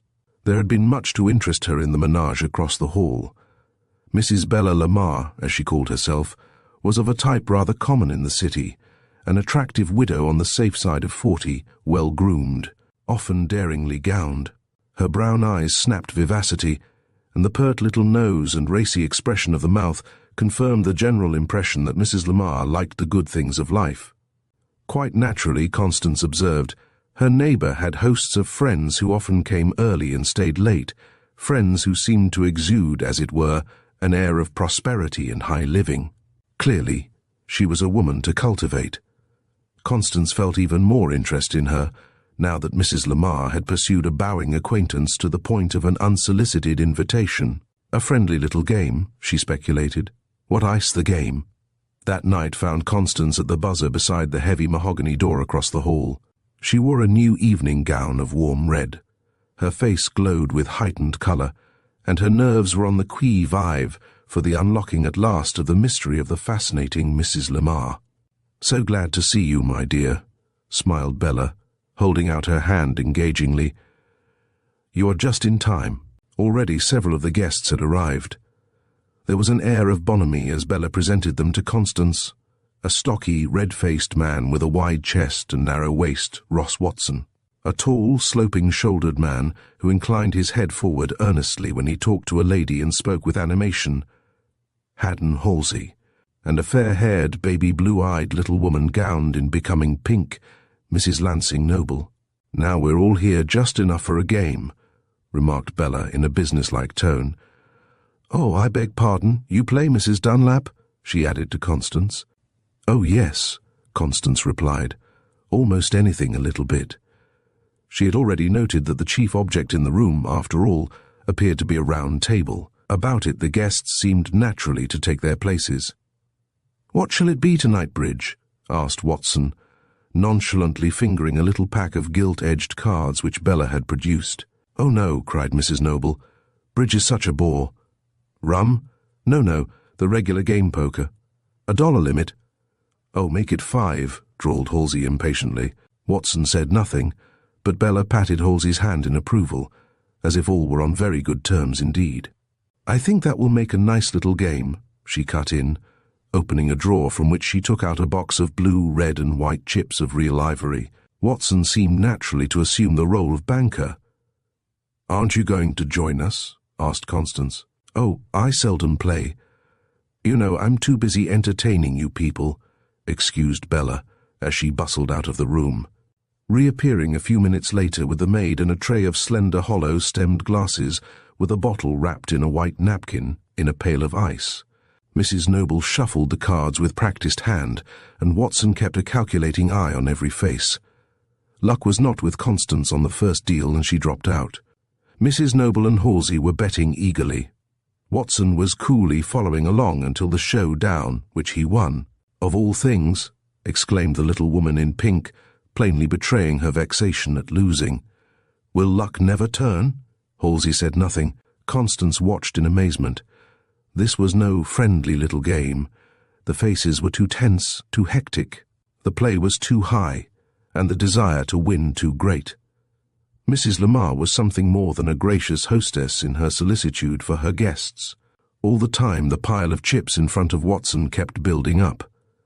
At each new deal a white chip was placed in a little box, the kitty for the cards and refreshments.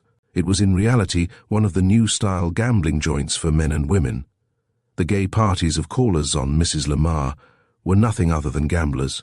The old gambling dens of the icebox doors and steel gratings of white-coated servants and free food and drink had passed away with reform. Here was a remarkable new phase of sporting life which had gradually taken its place.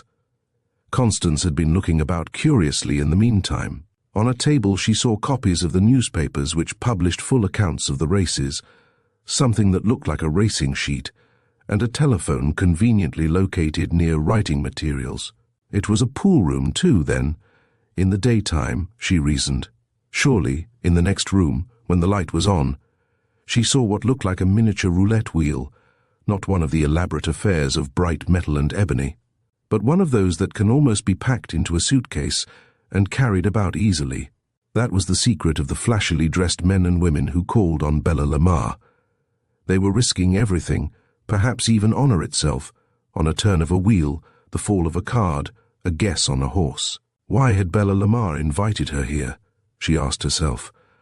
At first, Constance was a little bit afraid that she might have plunged into too deep water. She made up her mind to quit when her losses reached a certain nominal point, but they did not reach it. Perhaps the gamblers were too clever, but Constance seemed always to keep just a little bit ahead of the game. One person in particular in the group interested her as she endeavored intuitively to take their measure. It was Haddon Halsey, immaculately garbed, with all those little touches of smartness which women like to see. Once she caught Halsey looking intently at her. Was it he who was letting her win at his expense, or was his attention to her causing him to neglect his own game and play it poorly? She decided to quit. She was a few dollars ahead. For excuse, she pleaded a headache. Bella accepted the excuse with a cordial nod and a kind inquiry whether she might not like to lie down. "No, thank you," murmured Constance.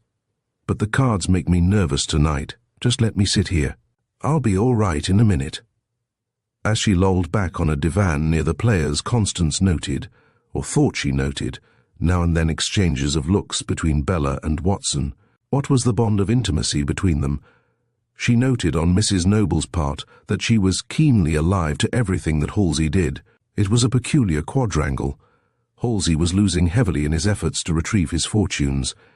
He said nothing but accepted the losses grimly. Mrs. Noble, however, after each successive loss seemed more and more nervous. At last, with a hasty look at her wristwatch, she gave a little suppressed scream. "How the time flies," she cried.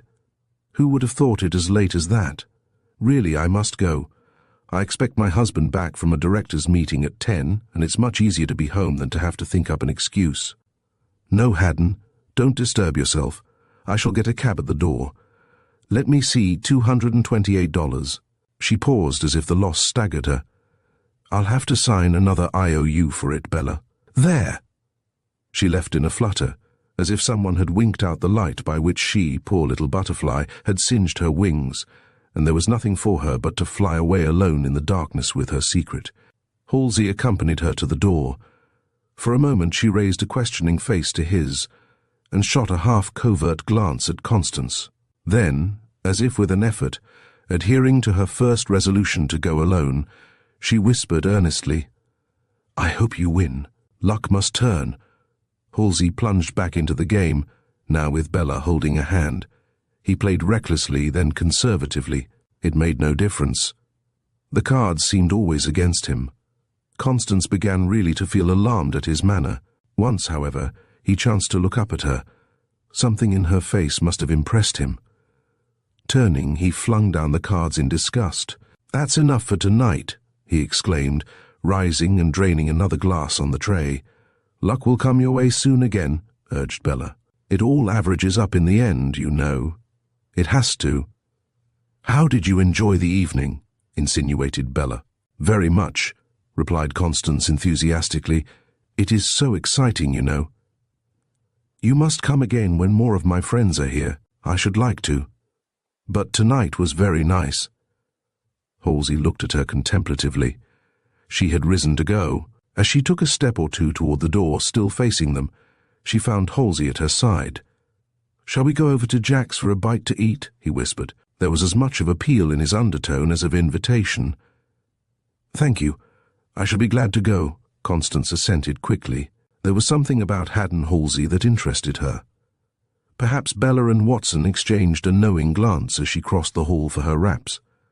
Whatever it was, Constance determined to see the thing through to a finish, confident that she was quite able to take care of herself. Outside, the raw night air smote dankly on their fevered faces. As they walked along briskly, too glad to get into the open to summon a car, Constance happened to turn. She had an uncomfortable feeling. She could have sworn someone was following them. She said nothing about a figure a few feet behind them. The lively all-night restaurant was thronged. Halsey seemed to throw himself into the gaiety with reckless abandon, ordering about twice as much as they could eat and drink. But in spite of the fascination of the scene, Constance could not forget the dark figure skulking behind them in the shadow of the street. Once she looked up. At another table she could just catch a glimpse of Drummond, of the Burr Detective Agency, alone, oblivious. Never did he look at them. There was nothing to indicate that he was even interested. But Constance knew that that was the method of his shadowing. Never for a moment, she knew, did he permit himself to look into the eyes of his quarry, even for the most fleeting glance. She knew, too, that there must be some psychological reason for his not looking at them, as he otherwise must have done, if only by chance. It was the method followed by the expert modern trailer. She knew that if one looks at a person intently while in a public place, for instance, it will not be long before the gaze will be returned. Try as she would, she could not catch Drummond's eye, however. Halsey, now that the strain of the game was off, was rattling along about his losses in an undertone to her. But what of it, he concluded. Any day luck may change. As for myself, I go always on the assumption that I am the one exception unlucky both at cards and love. If the event proves I am right, I am not disappointed. If I am wrong, then I am happy. There was something in the tone of the whimsicality that alarmed her. It covered a desperation which she felt instinctively. Why was he talking thus to her? Almost a stranger. Surely it could not have been for that Bella Lamar had brought them together. Gradually, it came to her. The man had really, honestly been struck by her from the moment of their introduction. Instead of allowing others, to say nothing of himself, to lead her on in the path he and Mrs. Noble and the others had entered, he was taking the bit in his teeth, like a high-strung racehorse, and was running away, now that Bella Lamar for the moment did not hold the reins. He was warning her openly against the game. Somehow the action appealed to Constance. It was genuine, disinterested. Secretly, it was flattering. Still, she said nothing about Bella, nor about Mrs. Noble. Halsey seemed to appreciate the fact. His face showed plainly as if he had said it that here, at least, was one woman who was not always talking about others. There had been a rapid-fire suddenness about his confidences which had fascinated her. "Are you in business?" she ventured. "Oh, yes," he laughed grimly. "I'm in business treasurer of the Exporting and Manufacturing Company. But," she pursued, looking him frankly in the face, "I should think you'd be afraid to become involved." "I know I am being watched," he broke in impatiently. "You see, I'm bonded, and the bonding companies keep a pretty sharp lookout on your habits. Oh, the crash will come someday. Until it does, let us make the most of it while it lasts." He said the words bitterly. Constance was confirmed in her original suspicion of him now. Halsey was getting deeper and deeper into the moral quagmire. She had seen his interest in Mrs. Noble. Had Bella Lamar hoped that she too would play will-o'-the-wisp in leading him on? Over the still half-eaten supper she watched Halsey keenly. 1,000 questions about himself, about Mrs. Noble, rushed through her mind. Should she be perfectly frank? Are you using the company's money?" she asked at length, pointedly. He had not expected the question, and his evident intention was to deny it, but he met her eye. He tried to escape it, but could not. What was there about this little woman that had compelled his attention and interest from the moment he had been introduced? Quickly he tried to reason it out in his heart. It was not that she was physically attractive to him. Mrs. Noble was that. It was not that fascination which Bella aroused, the adventurous, the siren, the gorgon. In Constance there was something different. She was a woman of the world, a man's woman. Then, too, she was so brutally frank in inviting his confidences. Over and over he turned the answer he had intended to make. He caught her eye again and knew that it was of no use. "Yes," he muttered, as a cloud spread over his face at not being able, as usual, to let the gay life put the truth out of his mind. "Yes, I have been using their funds." As if a switch had been turned, the light broke on Constance. She saw herself face to face with one of the dark shadows in the great city of high lights. "How?" she asked simply, leaning forward over the table. There was no resisting her. Quickly he told her all. "At first, with what little money of my own I had, I played. Then I began to sign IOUs and notes. Now I have been taking blank stock certificates, some of those held as treasury stock in the company's safe. They have never been issued, so that by writing in the signatures of myself and the other officers necessary, I have been able to use it to pay off my losses in gambling." As he unfolded to her the plan which he had adopted, Constance listened in amazement. "And you know that you are watched," she repeated, changing the subject, and sensing, rather than seeing, that Drummond was watching them then. "Yes," he continued freely. "The international surety, in which I'm bonded, has a sort of secret service of its own, I understand. It is the eye that is never closed, but is screened from the man under bond. When you go into the Broadway nightlife too often, for instance," he pursued, waving his hand about at the gay tables, "run around in fast motors with faster company, well, they know it. Who is watching, I do not know, but with me it will be as it has been when others came to the end. Some day they will come to me and they are going to say, 'We don't like your conduct. Where do you get this money?' They will know then too. But before that time comes, I want to win, to be in a position to tell them to go." Halsey clenched his fist. It was evident that he did not intend to quit, no matter what the odds against him. Constance thought of the silent figure of Drummond at the other table watching. She felt sure that it was to him that the surety company had turned over the work of shadowing Halsey. Day after day, probably, the unobtrusive detective had been trailing Halsey from the moment he left his apartment until the time when he returned, if he did return. There was nothing of his goings and comings that was not already an open book to them. Of what use was it, then, for Halsey to fight? It was a situation such as she delighted in. She had made up her mind. She would help Haddon Halsey to beat the law. Already it seemed as if he knew that their positions had been reversed. He had started to warn her. She now was saving him. Yet even then he showed the better side of his nature. "There is someone else, Mrs. Dunlap," he remarked earnestly, "who needs your help even more than I do." It had cost him something to say that. He had not been able to accept her help, even under false pretenses. Eagerly he watched to see whether jealousy of the other woman played any part with her. "I understand," she said with a hasty glance at her watch and a covert look at Drummond. "Let us go. If we are to win, we must keep our heads clear. I shall see you tomorrow." For hours during the rest of the night Constance tossed fitfully in half-sleep, thinking over the problem she had assumed. How was she to get at the inside truth of what was going on across the hall? That was the first question. In her perplexity, she rose and looked out of the window at the now lightening grey of the courtyard. There dangled the Lamar telephone wire, only a few feet from her own window. Suddenly an idea flashed over her. In her leisure, she had read much and thought more. She recalled having heard of a machine that just fitted her needs. As soon as she was likely to find places of business open, Constance started out on her search. It was early in the forenoon before she returned, successful. The machine which she had had in mind proved to be an oak box, perhaps 18 inches long by half the width and a foot deep. On its face it bore a little dial. Inside there appeared a fine wire on a spool which unwound gradually by clockwork, and after passing through a peculiar small arrangement, was wound up on another spool.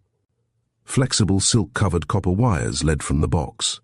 Carefully Constance reached across the dizzy intervening space and drew in the slack Lamar telephone wires. With every care she cut into them as if she were making an extension, and attached the wires from the box. Perhaps half an hour later the door buzzer sounded. Constance could scarcely restrain her surprise as Mrs. Lansing Noble stepped in quickly and shut the door herself. "I don't want her to know I'm here," she whispered, nodding across the hall. "Won't you take off your things?" asked Constance cordially. "No, I can't stay," returned her visitor nervously, pausing. Constance wondered why she had come. Was she too trying to warn a newcomer against the place? She said nothing, but now that the effort had been made and the little woman had gone actually so far, she felt the reaction. She sank down into an easy chair and rested her pretty head on her delicately gloved hand. "Oh, Mrs. Dunlap," she began convulsively, "I hope you will pardon an entire stranger for breaking in on you so informally, but I can't help it. I must tell someone." Accustomed as she was now to strange confidences, Constance bent over and patted the little hand of Mrs. Noble comfortingly. "You seem to take it so coolly," went on the other woman. "For me, the glamour, the excitement are worse than champagne. But you could stop even when you were winning. Oh my God, what am I to do? What will happen when my husband finds out what I have done?" Tearfully, the little woman poured out the sordid story of her fascination for the game, of her losses, of the pawning of her jewels to pay her losses and keep them secret, if only for a few days, until that mythical time when luck would change. "When I started," she blurted out with a bitter little laugh, "I thought I'd make a little pin money. That's how I began, with that and the excitement. And now this is the end." She had risen and was pacing the floor wildly. "Mrs. Dunlap," she cried, pausing before Constance, "today I am nothing more nor less than a capper, as they call it, for a gambling resort." She was almost hysterical. The contrast with the gay, respectable, prosperous-looking woman at Bella's was appalling. Constance realized to the full what were the tragedies that were enacted elsewhere. As she looked at the despairing woman, she could reconstruct the terrible situation. Cultivated, well-bred, fashionably gowned, a woman like Mrs. Noble served admirably the purpose of luring men on. If there had been only women or only men involved, it perhaps would not have been so bad. But there were both. Constance saw that men were wanted, men who could afford to lose not hundreds, but thousands, men who are always the heaviest players.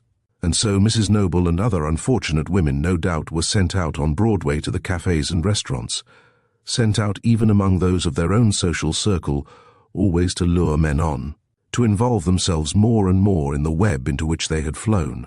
Bella had hoped even to use Constance. Mrs. Noble had paused again. There was evident sincerity in her as she looked deeply into the eyes of Constance. Nothing but desperation could have wrung her inmost secrets from her to another woman.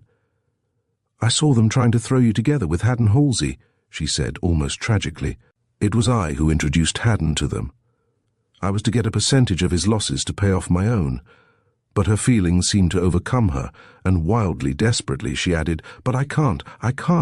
I must rescue him. I must." It was a strange situation. Constance reasoned it out quickly. What a wreck of life these two were making. Not only they were involved, but others who as yet knew nothing. Mrs. Noble's husband, the family of Halsey. She must help. "Mrs. Noble," said Constance calmly, "can you trust me?" She shot a quick glance at Constance. "Yes," she murmured. "Then tonight visit Mrs. Lamar as though nothing had happened. Meanwhile I will have thought out a plan."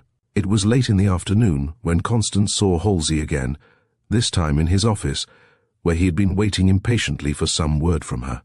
The relief at seeing her showed only too plainly on his face.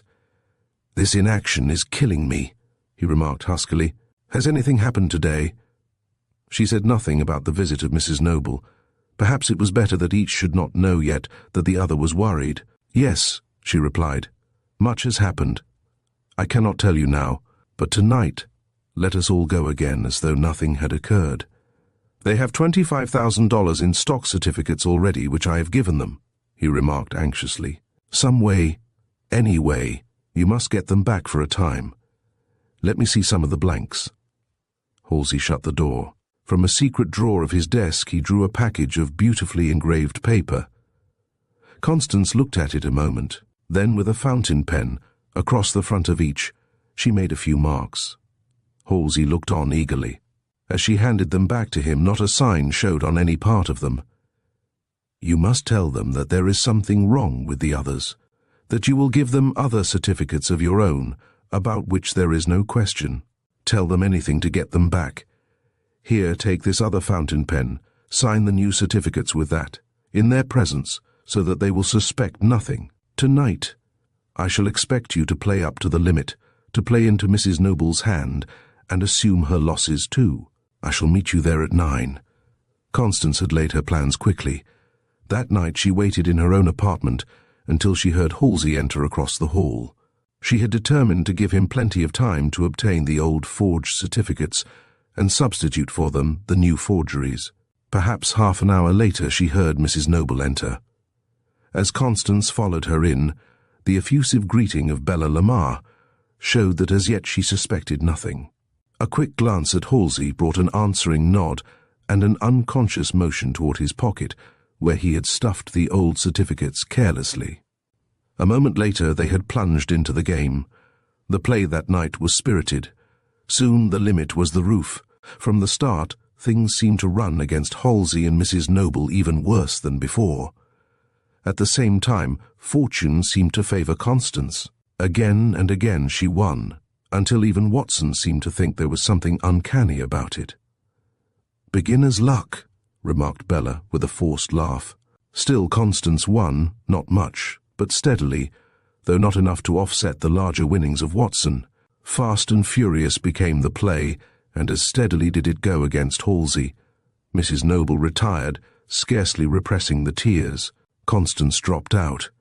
Only Halsey and Watson remained, fighting as if it were a duel to the death. "Please stop, Halsey," pleaded Mrs. Noble. "What is the use of tempting fortune?" An insane half-light seemed to glow in his eyes, as with a quick glance at Constance and a covert nod of approval from her, he forced a smile and playfully laid his finger on Mrs. Noble's lips. "Double or quits, Watson," he cried. "Return the new certificates or take others for twice the amount. Are you game?" "I'm on," agreed Watson coolly. Halsey laid down his hand in triumph. "There were 4 kings. I win," ground out Watson viciously as he tossed down 4 aces. Constance was on her feet in a moment. "You are a lot of cheats and swindlers," she cried, seizing the cards before anyone could interfere. Deftly she laid out the 4 aces beside the 4 deuces, the 4 kings beside the 4 queens. It was done so quickly that even Halsey, in his amazement, could find nothing to say. Mrs. Noble paled and was speechless. As for Bella and Watson, nothing could have aroused them more than the open charge that they were using false devices. Yet never for a moment did Watson lose his iron cynicism. "Prove it," he demanded. "As for Mr. Halsey, he may pay, or I'll show the stock I already hold to the proper people." Constance was facing Watson, as calm as he. "Show it," she said quietly. There was a knock at the door. "Don't let anyone in," ordered Bella of the maid, who had already opened the door. A man's foot had been inserted into the opening. "What's the matter, Chloe?" "Good Lord, Mrs. Bella, we done been raided," burst out the maid as the door flew wholly open. Halsey staggered back. "A detective!" he exclaimed. "Oh, what shall I do?" wailed Mrs. Noble. "My husband will never forgive me if this becomes known." Bella was as calm as a good player with a royal straight flush. "I've caught you at last," fairly hissed Drummond. "And you too, Mrs. Dunlap." "Watson, I overheard something about some stock." "Let me see it. I think it will interest international surety as well as exporters and manufacturers." Through the still open door, Constance had darted across the hall to her apartment. "Not so fast!" cried Drummond. "You can't escape. The front door is guarded. You can't get out." She was gone, but a moment later emerged from the darkness of her rooms carrying the oak box. As she set it down on the card table, no one said a word. Deliberately she opened the box, disclosing 2 spools of wire inside. To the machine she attached several headpieces, such as a telephone operator wears. She turned a switch, and the wire began to unroll from one spool and wind up on the other again. A voice, or rather voices, seemed to come from the box itself. It was uncanny. "Hello, is this Mrs. Lamar?" came from it. "What is it?" whispered Halsey, as if fearful of being overheard. "A telegraphone," replied Constance, shutting it off for a moment. "A telegraphone. What is that?" "A machine for registering telephone conversations, dictation, anything of the sort you wish. It was invented by Valdemar Poulsen, the Danish Edison. This is one of his new wire machines. The record is made by a new process, localized charges of magnetism on this wire. It is as permanent as the wire itself. There is only one thing that can destroy them rubbing over the wire with this magnet. Listen." She had started the machine again. Whose voice was it calling Bella? Constance was looking fixedly at Drummond. He shifted uneasily. "How much is he in for now?" pursued the voice. Halsey gasped. It was Drummond's own voice. 250 shares, replied Bella's voice. Good, keep at him, don't lose him. Tonight I'll drop in, and your client will make good? She anxiously. Absolutely. We will pay $5,000 for the evidence that will convict him. Constance's little audience was stunned, but she did not let the telegraphone pause. Skipping some unimportant calls, she began again. This was a call from Bella to Watson. Ross, that fellow Drummond called up today. Yes? He's going to pull it off tonight. His client will make good $5,000 if they catch Halsey with the goods. How about it? Pretty soft, eh, Bella? Came back from Watson. My God, it's a plant, exclaimed Halsey, staggering and dropping heavily into a chair. I'm ruined. There is no way out. Wait, interrupted Constance. Here's another call. It may serve to explain why luck was with me tonight. I came prepared. Yes, Mrs. Lamar, came another strange voice from the machine. We'd do anything for Mr. Watson. What is it? A pack of strippers? Yes. The aces stripped from the ends, the kings from the sides. The group looked eagerly at Constance. From the maker of fake gambling apparatus, I find, she explained, shutting off the machine. They were ordering from him cards cut or trimmed so that certain ones could be readily drawn from the deck or stripped. Small wedge-shaped strips are trimmed off the edges of all the other cards, leaving the aces, say, projecting just the most minute fraction of an inch beyond the others. Everything is done carefully. The rounded edges at the corners are recut to look right. When the cards are shuffled, the aces protrude a trifle over the edges of the other cards. It is a simple matter for the dealer to draw or strip out as many aces as he wants, stack them on the bottom of the pack as he shuffles the cards, and draw them from the bottom whenever he wants them. Strippers are one of the newest things in swindling. Marked cards are out of date, but some decks have the aces stripped from the ends, the kings from the sides. With this pack, as you can see, a sucker can be dealt out the kings, while the house player gets the aces. Drummond brazened it out. With a muttered oath he turned to Watson again. What rot is this? The stock, Watson, he repeated. Where is that stock I heard them talking about? Mrs. Noble, forgetting all now but Halsey, paled. Bella Lamar was fumbling at her gold mesh bag. She gave a sudden suppressed little scream. Look, she cried. They are blank, those stock certificates he gave me. Drummond seized them roughly from her hands. Where the signatures should have been, there was nothing at all. Across the face of the stock were the words in deep black, Sample Certificate, written in an angular feminine hand. What did it mean? Halsey was as amazed as any of them. Mechanically he turned to Constance. I didn't say anything last night, she remarked incisively, but I had my suspicions from the first. I always look out for the purry kind of my dear woman. They have claws. Last night I watched. Today I learned that you, Mr. Drummond, were nothing but a blackmailer, using these gamblers to do your dirty work. Hadn't, they would have thrown you out like a squeezed lemon as soon as the money you had was gone. They would have taken the bribe that Drummond offered for the stock, and they would have left you nothing but jail. I learned all that over the telegraphone. I learned their methods, and, knowing them, even I could not be prevented from winning tonight. Halsey moved as if to speak. But, he asked eagerly, the stock certificates, what of them? The stock, she answered with deliberation. Did you ever hear that writing in quinoline will appear blue, but will soon fade away, while other writing in silver nitrate and ammonia, invisible at first, after a few hours appears black? You wrote on those certificates in sympathetic ink that fades, iron ink that comes up soon. Mrs. Noble was crying softly to herself. They still had her notes for thousands. Halsey saw her. Instantly he forgot his own case. What was to be done about her? He telegraphed a mute appeal to Constance, forgetful of himself now. Constance was fingering the switch of the telegraphone. Drummond, remarked Constance significantly, as though other secrets might still be contained in the marvelous little mechanical detective.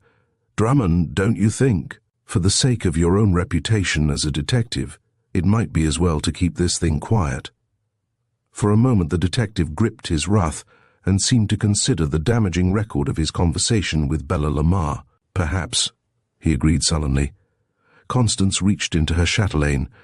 From it she drew an ordinary magnet and slowly pulled off the armature. "If I run this over the wires," she hinted, holding it near the spools, "the record will be wiped out." She paused impressively. "Let me have those IOUs of Mrs. Noble's. By the way, you might as well give me that blank stock too. There is no use in that now." As she laid the papers in a pile on the table before her, she added the old forged certificates from Halsey's pocket. There it lay, the incriminating, ruining evidence. Deliberately she passed the magnet over the thin steel wire, wiping out what it had recorded, as if the recording angel were blotting out from the book of life. "Try it, Drummond," she cried, dropping on her knees before the open fireplace. "You will find the wire a blank." There was a hot, sudden blaze as the pile of papers from the table flared up. "There," she exclaimed. "These gambling debts were not even debts of honor. If you will call a cab, Haddon, I have reserved a table at Jade's for you and Mrs. Noble. It is a farewell. Drummond will not occupy his place in the corner tonight, but after it, you are to forget both of you forever. You understand?" Chapter 5. The Eavesdroppers. "I suppose you have heard something about the troubles of the Motor Trust. The other directors, you know, are trying to force me out." Rodden Brainard, president of the big motor corporation, searched the magnetic depths of the big brown eyes of the woman beside his desk. Talking to Constance Dunlap was not like talking to other women he had known, either socially or in business. "A friend of yours and of mine," he added frankly, "has told me enough about you to convince me that you are more than an amateur at getting people out of tight places. I asked you to call because I think you can help me." There was a directness about Brainard which Constance liked. "It's very kind of you to place such confidence in me on such short acquaintance," she returned pointedly, searching his face. Brainard laughed. "I don't need to tell you, Mrs. Dunlap, that anything I have said so far is an open secret in Wall Street. They have threatened to drag in the Sherman Law, and in the reorganization that will follow the investigation, they plan to eliminate Rodman Brainard, perhaps set in motion the criminal clauses of the law. It's nothing, Mrs. Dunlap, but a downright hypocritical pose. They reverse the usual process. It is doing good that evil may result." He watched her face intently. Something in her expression seemed to please him. "By George," he thought to himself, "this is a man's woman. You can talk to her." Brainard, accustomed to quick decisions, added aloud, "Just now they're using Mrs. Brainard as a catspaw. They are spreading that scandal about my acquaintance with Blanche LeBlanc, the actress. You have seen her. A stunning woman. Wonderful. But I long ago saw that such a friendship could lead to nothing but ruin." He met Constance's eye squarely. There was nothing of the adventurous in it, as there had been in Blanche LeBlanc. "And," he finished, almost biting off the words, "I decided to cut it out." "How does Blanche LeBlanc figure in the Motor Trust trouble?" asked Constance keenly. "They had been shadowing me a long time before I knew it, ferreting back into my past. Yesterday I learned that someone had broken into Miss LeBlanc's apartments and had stolen a package of letters which I wrote to her. It can't hurt her. People expect that sort of thing of an actress, but it can hurt the president of the Motor Trust just at present. Who has been doing the shadowing? Worthington, the treasurer, is the guiding spirit of the insurgents, as they call themselves. It sounds popular, like reform. I understand they have had a detective named Drummond working for them." Constance raised her eyes quickly at the name. Was Drummond always to cross her trail? "This story of the letters," he went on, "puts on the finishing touch. They have me all right on that. I can tell by the way that Sibylla, Mrs. Brainard, acts, that she has read and reread those letters. But, by God," he concluded, bringing down his fist on the desk, "I shall fight to the end, and when I go down," he emphasized each word with an additional blow, "the crash will bring down the whole damned structure on their own heads too." He was too earnest even to apologize to her. Constance studied the grim determination in the man's face. He was not one of those destined to fail. "All is not lost that is in peril, Mr. Brainard," she remarked quietly. "That's one of the maxims of your own Wall Street." "What would you do?" he asked. It was not an appeal, rather it was an invitation. "I can't say yet. Let me come into the office of the trust. Can't I be your private secretary? Consider yourself engaged. Name your figure after it is over. My record on the street speaks for how I stand by those who stand by me, but I hate a quitter." "So do I," exclaimed Constance, rising and giving him her hand in a straight-arm shake that made Brainerd straighten himself and look down into her face with unconcealed admiration. The next morning, Constance became private secretary to the president of the Motor Trust. "You will be Miss Dunlap," remarked Brainerd. "It sounds more plausible." Quietly he arranged her duties so that she would seem to be very busy without having anything which really interfered with the purpose of her presence. She had been thinking rapidly. Late in the forenoon she reached a decision. A little errand uptown kept her longer than she expected, but by the late afternoon she was back again at her desk, on which rested a small package which had been delivered by messenger for her. "I beg you won't think as badly of me as it seems on the surface, Miss Dunlap," remarked Brainerd, stopping beside her desk. "I don't think badly of you," she answered in a low voice. "You are not the only man who has been caught with a crowd of crooks who plan to leave him holding the bag." "Oh, it isn't that," he hastened. "I mean this Blanche LeBlanc affair. May I be frank with you?" It was not the first time Constance had been made a confidant of the troubles of the heart. And yet there was something fascinating about having a man like Brainerd consider her worthy of being trusted with what meant so much to him. "I'm not altogether to blame," he went on slowly. "The estrangement between my wife and myself came long before that little affair. It began well over what they call a serious difference in temperament. You know, an ambitious man, needs a partner, a woman who can use the social position that money gives not alone for pleasure, but as a means of advancing the partnership. I never had that. The more I advanced, the more I found her becoming a butterfly, and not as attractive as the other butterflies either. She went one way, I another. Oh well, what's the use? I went too far, the wrong way. I must pay. Only let me save what I can from the wreck." It was not Constance, the woman to whom he was talking. It was Constance, the secretary. Yet it was the woman, not the secretary, who listened. Brainerd stopped again beside her desk. "All that is neither here nor there," he remarked, forcing a change in his manner. "I am in for it. Now the question is, what are we going to do about it?" Constance had unwrapped the package on her desk, disclosing an oblong box. "What's that?" he asked curiously. "Mr. Brainerd," she answered, tapping the box. "There's no limit to the use of this little machine for our purposes. We can get at their most vital secrets with it. We can discover every plan which they have against us. We may even learn the hiding place of those letters. Why? There is no limit. This is one of those new microphone detectives." "A microphone?" he repeated, as he opened the box, looked sharply at the two black little storage batteries inside, the coil of silk-covered wire, a little black rubber receiver, and a curious black disc, whose face was pierced by a circular row of holes. "Yes, you must have heard of them. You hide that transmitter behind a picture or under a table or desk.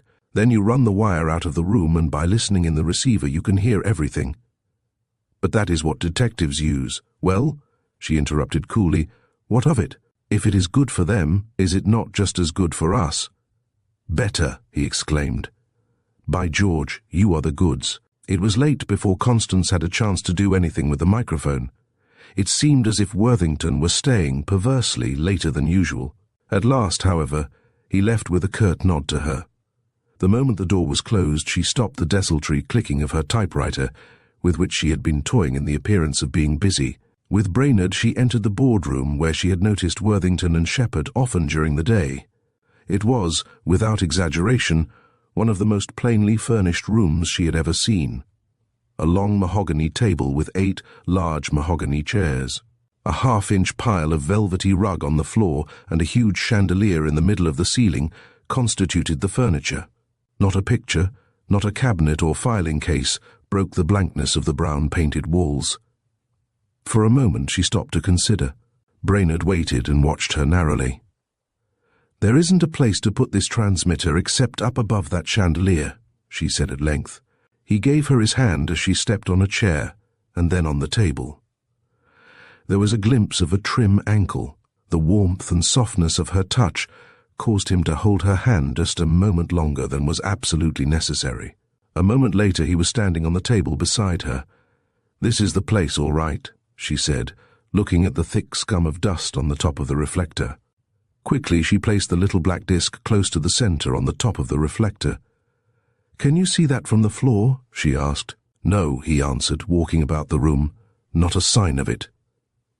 "I'll sit here," she said, in just a tremor of excitement over the adventure, "and listen while you talk in the boardroom." Brainard entered. It seemed ridiculous for him to talk to himself.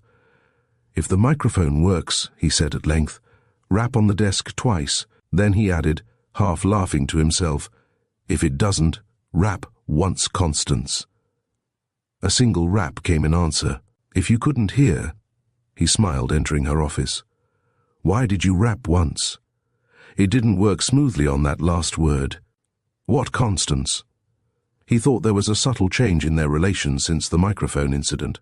At any rate, she was not angry. Were they not partners? "I think it will be better if I turn that microphone around," she remarked. "I placed it face downwards.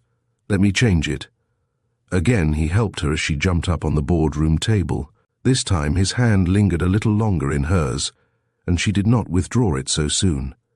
When she did, there was a quick twinkle in her eyes as she straightened the microphone and offered her hand to him again.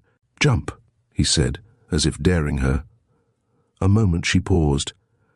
"I never could take a dare," she answered. She leaped lightly to the floor. For just a moment, she seemed about to lose her balance. Then she felt an arm steadying her. He had caught her, and for an instant their eyes met. "Well, Rodman, I scarcely thought it was as brazen as this." They turned in surprise. Mrs. Brainerd was standing in the doorway. She was a petite blonde little woman of the deceptive age which the beauty parlors convey to thousands of their assiduous patrons. For a moment she looked coldly from one to the other. "To what am I indebted for the pleasure of this unexpected visit, Sybil?" asked Brainerd with sarcastic emphasis. "I shall finish those letters tomorrow, Miss Dunlap. You need not wait for them." He held the door to his own office open for Mrs. Brainerd. Sybil Brainerd shot a quick glance at Constance. "Well, young lady," she said haughtily, "do you realize what you are doing, and with whom you are?" "It isn't necessary, Sybil, to bother about Miss Dunlap. The lights were out of order, and I found Miss Dunlap standing on the table trying to fix them. You came just in time to see her jump down. By the way, Worthington seems to be another who works late. He left only a few minutes ago." Constance passed a restless night. To have got wrong at the very start worried her. Over and over she thought of what had happened, and always she came back to one question. What had Brainerd meant by that reference to Worthington? He came in late the next day, however. Still, there was no change in his manner as he greeted her. The incident had not affected him, as it had her. Neither of them said anything about it. A young man had been waiting to see Brainerd, and as he entered he asked him in. Just then Shepherd walked casually through the reception room and into the boardroom. Constance quickly closed her door. She heard the young man leave Brainerd's office, but she was too engrossed to pay attention to anything but the voices that were coming through the microphone. She was writing feverishly what she heard. "Yes, Shepherd, I saw her again last night." "Where?" "She was to meet me here, but he stayed later than usual with that new secretary of his, so I cut out and met her at the street entrance." "And?" "I told her of the new secretary. She did just what I wanted, came up here. And say, Shepherd, what do you think? They were in this room and he had his arms about her." "The letters are all right, are they? How much did you have to pay the LeBlanc girl?" 20,000. "That's all charged up against the pool. Say, LeBlanc is well, give you my word, Shepherd. I can hardly blame Brainerd after all. You are the last word in woman haters, Lee." Both men laughed. "And the letters?" "Don't worry. They are where they'll do the most good. Sybil has them herself. Now, what have you to report? You saw the district attorney?" "Yes. He is ready to promise us all immunity if we will go on the stand for the state.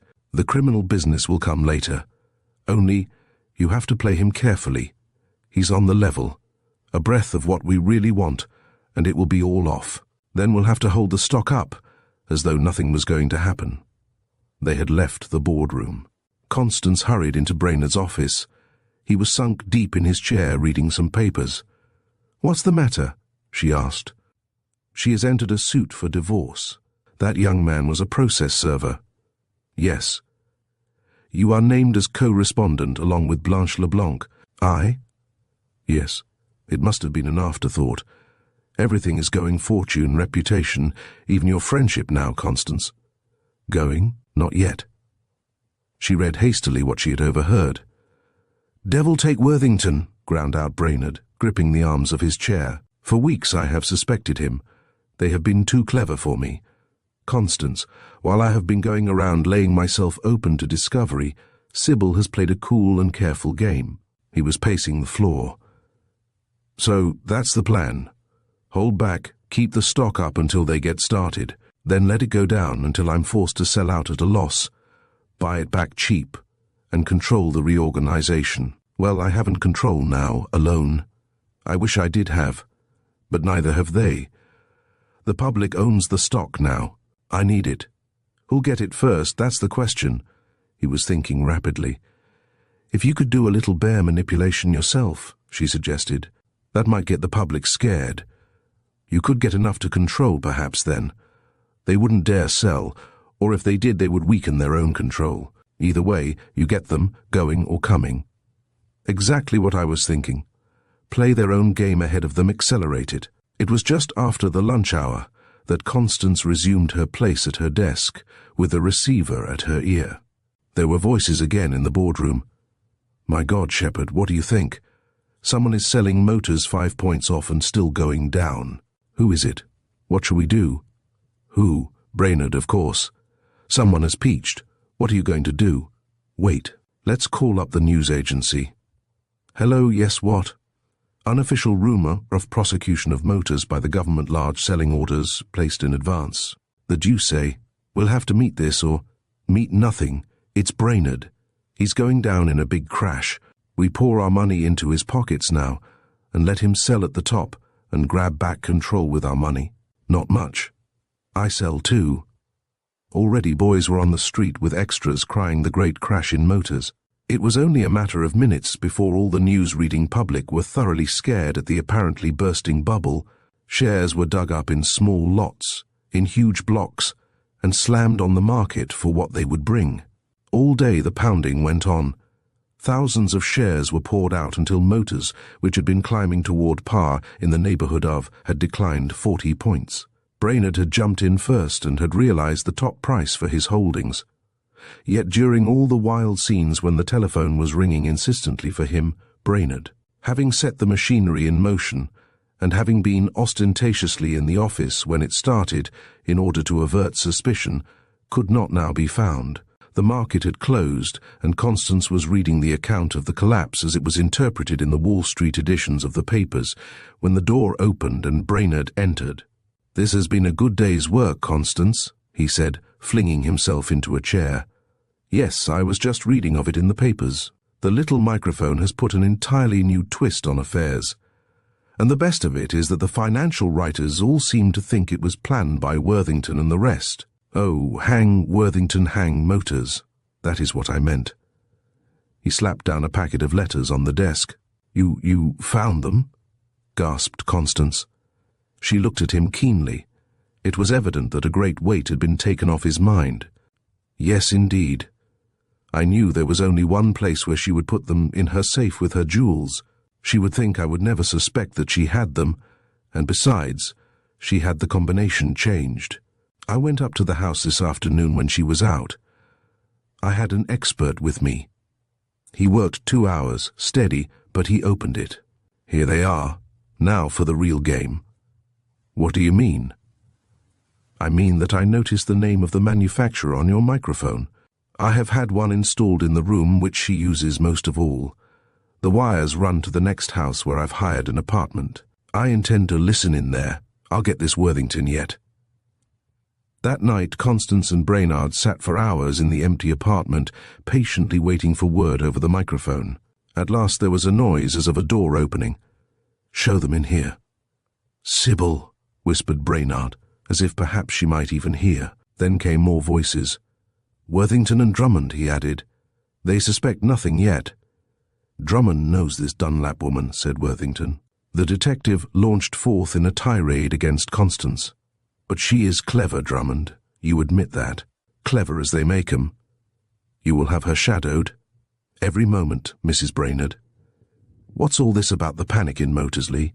Some other time, Sybil, not now. Drummond, what do people say?" Drummond hesitated. "Out with it, man." "Well, Mr. Worthington, it is said you started it." "The deuce I did. But I guess Shepherd and I helped it along. We'll go the limit, too.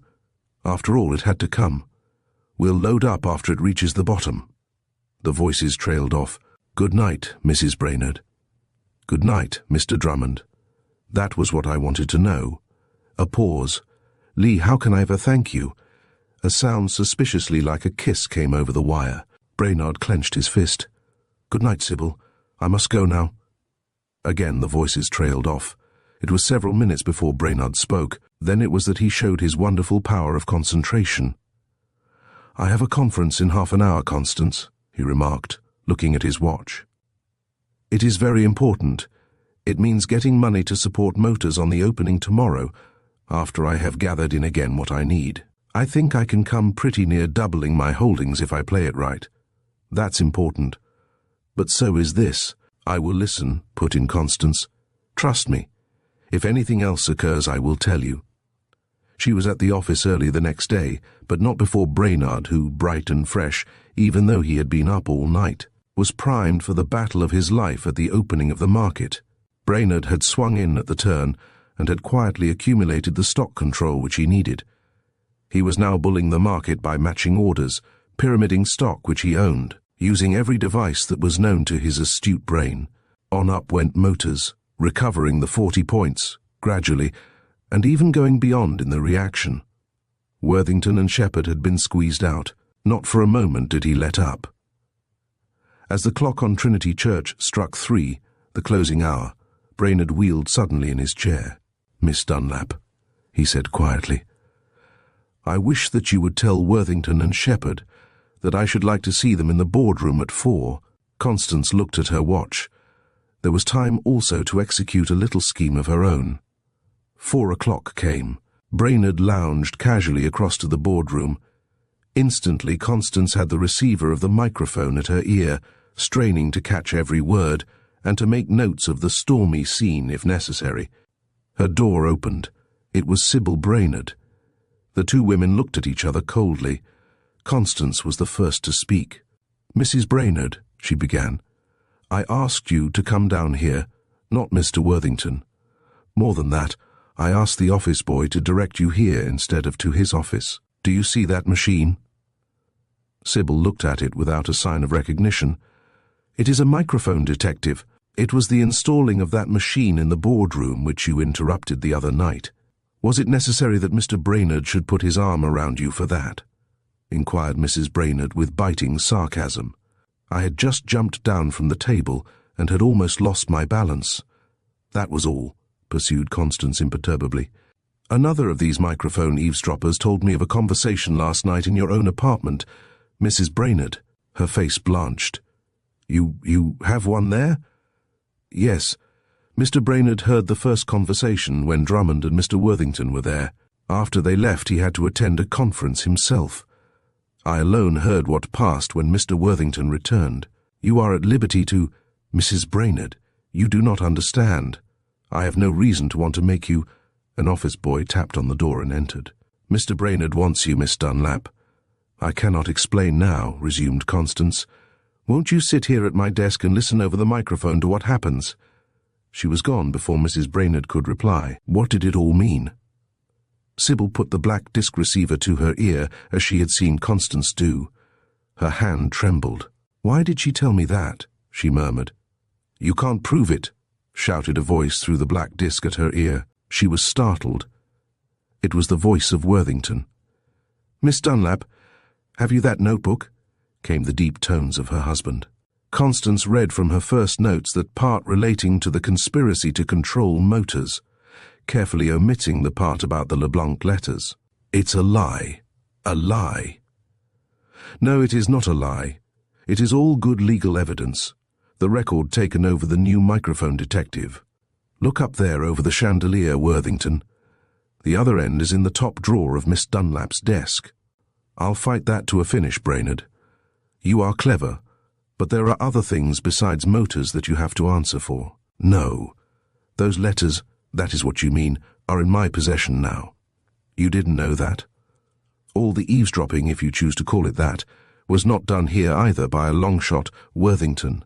I had one of these machines in my wife's reception room. I have all sorts of little scraps of conversation, he boasted. I also have an account of a visit there from two scoundrels.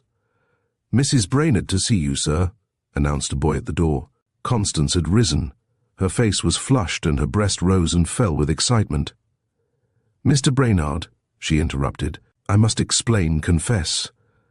Mrs. Brainerd has been sitting in my office listening to us over the microphone.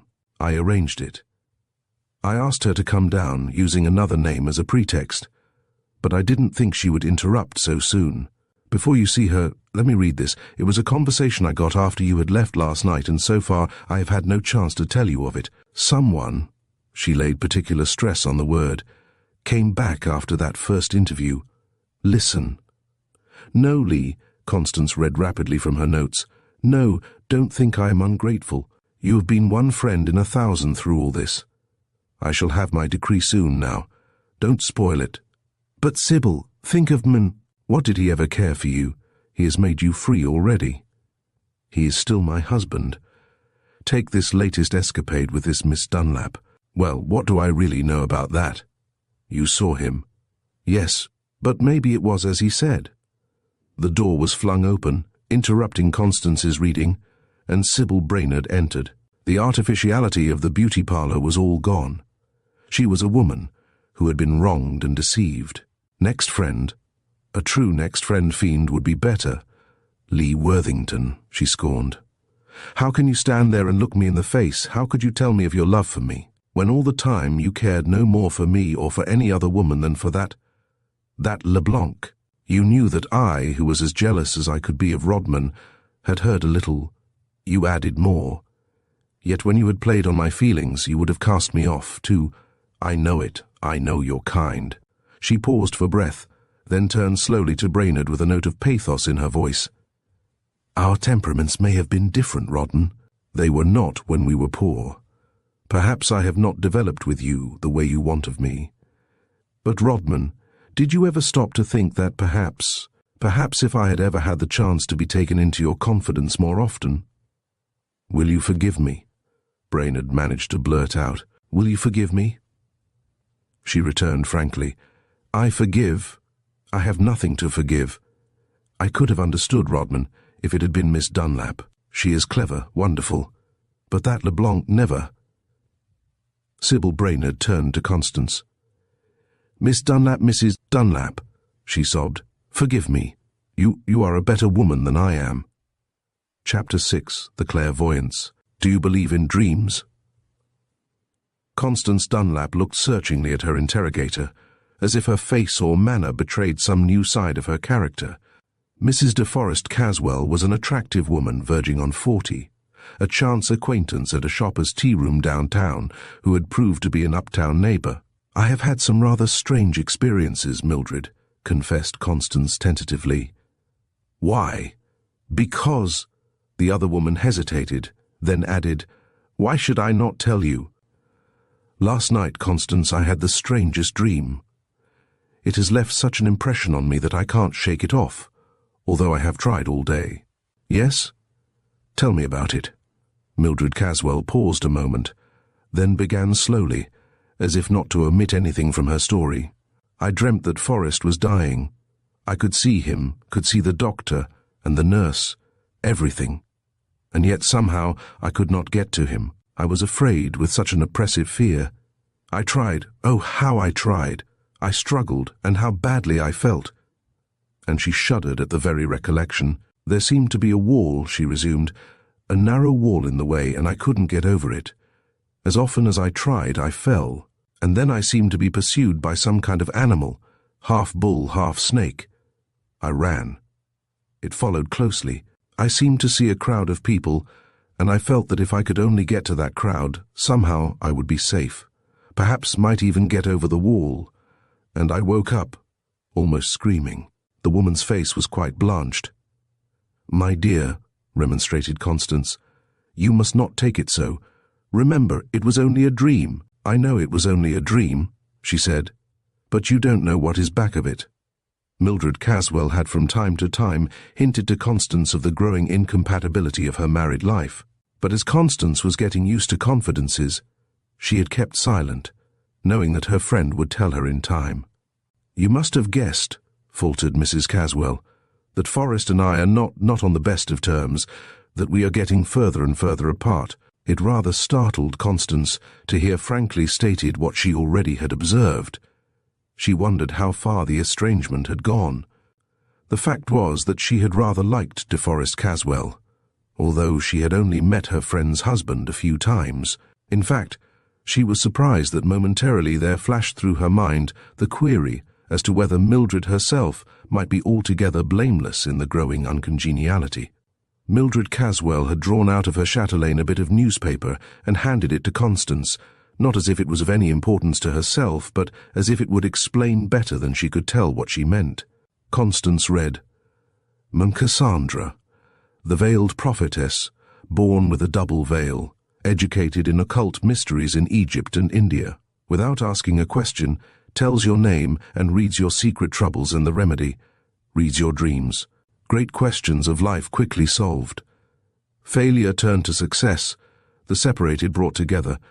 Advice on all affairs of life, love, marriage, divorce, business, speculation, and investments. Overcomes all evil influences. Ever ready to help and advise those with capital to find a safe and paying investment. No fee until it succeeds.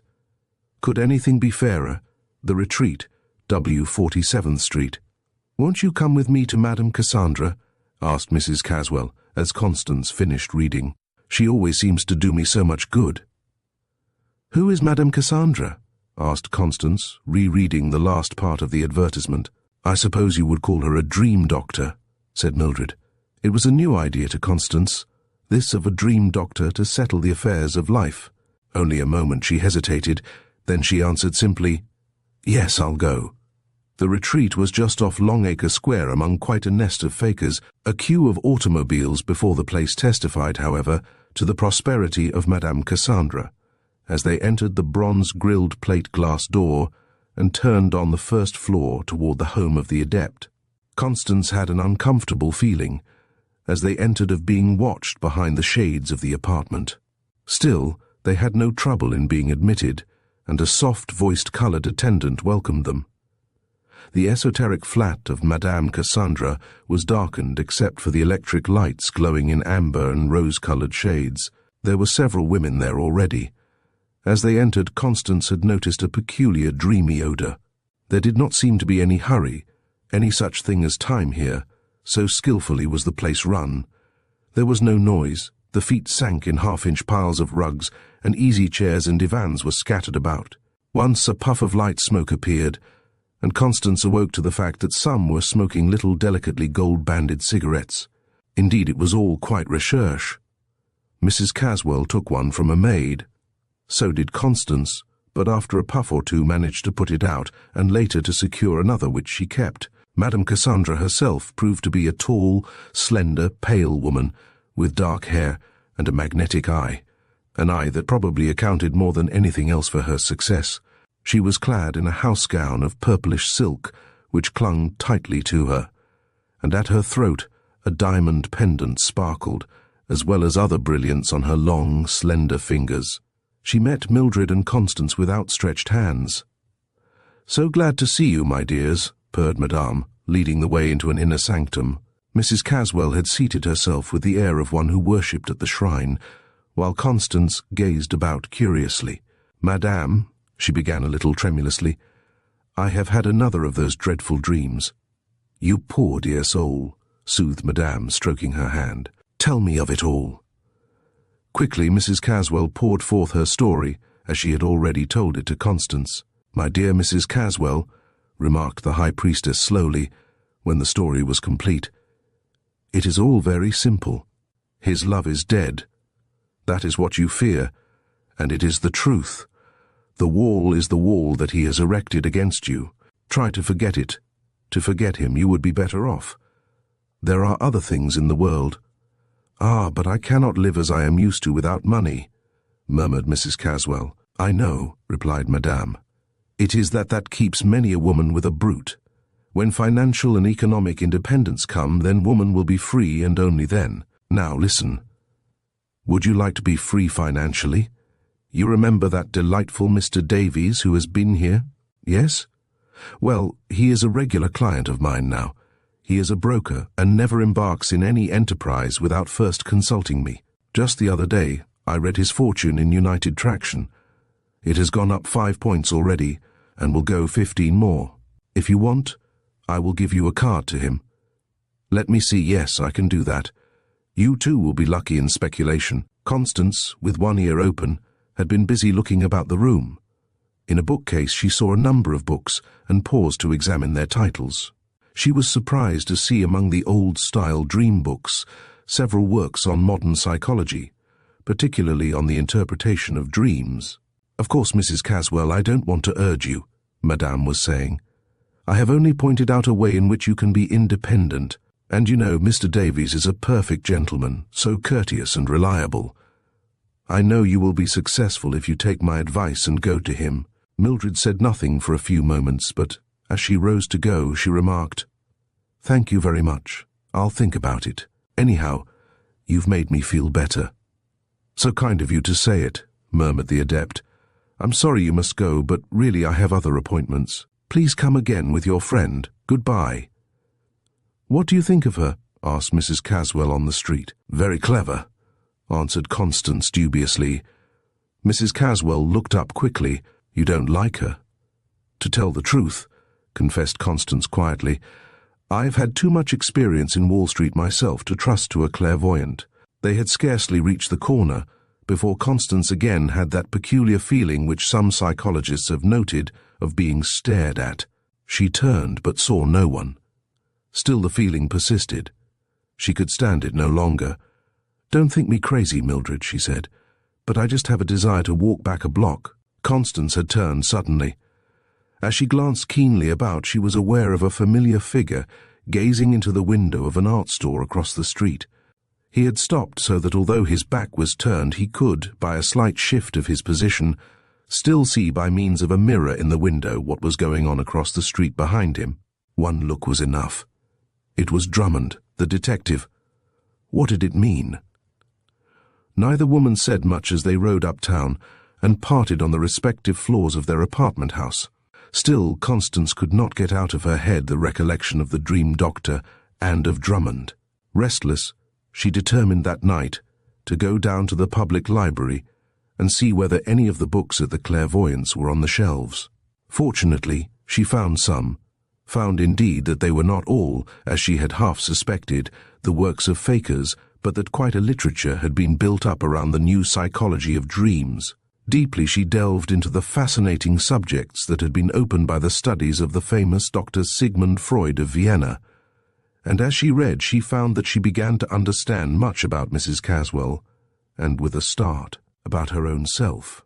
At first she revolted against the unpleasant feature of the new dream philosophy, the irresistible conclusion that all humanity, underneath the shell, is sensuous or sensual in nature, that practically all dreams portray some delight of the senses, and that sexual dreams are a large proportion of all visions. But the more she thought of it, the more clearly was she able to analyze Mrs. Caswell's dream and to get back at the causes of it, in the estrangement from her husband and perhaps the brutality of his ignorance of woman. And then, too, there was Drummond. What was he doing in the case? She did not see Mildred Caswell again until the following afternoon, but then she seemed unusually bright in contrast with the depression of the day before. Constance was not surprised. Her intuition told her that something had happened, and she hardly needed to guess that Mrs. Caswell had followed the advice of the clairvoyant and had been to see the wonderful Mr. Davies, to whom the mysteries of the stock market were an open book. "Have you had any other dreams?" asked Constance casually. "Yes," replied Mildred, "but not like the one that depressed me. Last night I had a very pleasant dream. It seemed that I was breakfasting with Mr. Davies. I remember that there was a hot coal fire in the grate. Then suddenly a messenger came in with news that United Traction had advanced 20 points. Wasn't it strange? Constance said nothing. In fact, it did not seem strange to her at all. The strange thing to her, now that she was a sort of amateur dream reader herself, was that Mrs. Caswell did not seem to see the real import of her own dream. "You have seen Mr. Davies today?" Constance ventured. Mrs. Caswell laughed. "I wasn't going to tell you. You seemed so set against speculating in Wall Street. But since you ask me, I may as well admit it. When did you see him before?" went on Constance. "Did you have much invested with him already?" Mrs. Caswell glanced up, startled. You are positively uncanny, Constance." "How did you know I had seen him before?" "One seldom dreams," said Constance, "about anything unless it has been suggested by an event of the day before. You saw him today. That would not have inspired the dream of last night. Therefore I concluded that you must have seen him and invested before. Madame Cassandra's mention of him yesterday caused the dream of last night. The dream of last night probably influenced you to see him again today, and you invested in United Traction. That is the way dreams work. Probably more of conduct than we know is influenced by dream life. Now, if you should get 15 or 20 points, you would be in a fair way to join the ranks of those who believe that dreams do come true." Mrs. Caswell looked at her, almost alarmed, then attempted to turn it off with a laugh. "And perhaps breakfast with him?" "When I do set up as interpreter of dreams," answered Constance simply, "I'll tell you more." On one point she had made up her mind. That was to visit Mr. Davies herself the next day. She found his office a typical bucket shop, even down to having a section partitioned off for women clients of the firm. She had not intended to risk anything, and so was prepared when Mr. Davies himself approached her courteously. Instinctively, Constance distrusted him. He was too cordial, too polite. She could feel the claws hidden in his velvety paw, as it were. There was a debonair assurance about him, the air of a man who thought he understood women, and indeed did understand a certain type. But to Constance, who was essentially a man's woman, Davies was only revolting. She managed to talk without committing herself, and he in his complacency was glad to hope that he was making a new customer. She had to be careful not to betray any of the real and extensive knowledge about Wall Street, which she actually possessed. But the glib misrepresentations about United Traction quite amazed her. When she rose to go, Davies accompanied her to the door, then out into the hall to the elevator. As he bent over to shake hands, she noted that he held her hand just a little longer than was necessary. "He's a swindler of the first water," she concluded, as she was whisked down in the elevator. "I'm sure Mildred is in badly with this crowd, one urging her on in her trouble, the other making it worse, and fleecing her into the bargain." At the entrance she paused, undecided which was the quickest route home. As by chance she turned just for a moment, she thought she caught a fleeting glimpse of Drummond dodging behind a pillar. It was only for an instant, but even that apparition was enough. "I will get her out of this safely," resolved Constance. "I will keep one more fly from his web." Constance felt as if, even now, she must see Mildred, and, although she knew nothing, at least put her on her guard. She did not have long to wait for her chance. It was late in the afternoon when her door buzzer sounded. "Constance, I've been looking for you all day," sighed Mildred, dropping sobbing into a chair. "I am distracted." "Why, my dear, what's the matter?" asked Constance. "Let me make you a cup of coffee."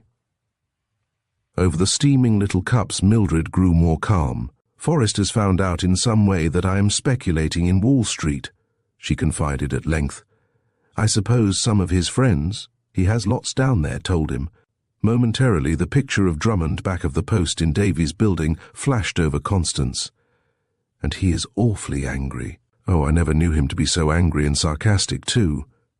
"Was it wholly over your money?" asked Constance. "Was there nothing else?" Mrs. Caswell started. "You grow more weird every day, Constance. Yes, there was something else. Mr. Davies." Mildred had risen. Don't, she cried. "Then you do really care for him?" asked Constance mercilessly. No, 1,000 times no. How can I? I have put all such thoughts out of my mind long ago." She paused, then went on more calmly. "Constance, believe me or not, I am just as good a woman today as I was the day I married Forrest. No, I would not even let the thought enter my head. Never. For perhaps an hour after her friend had gone, Constance sat thinking. What should she do?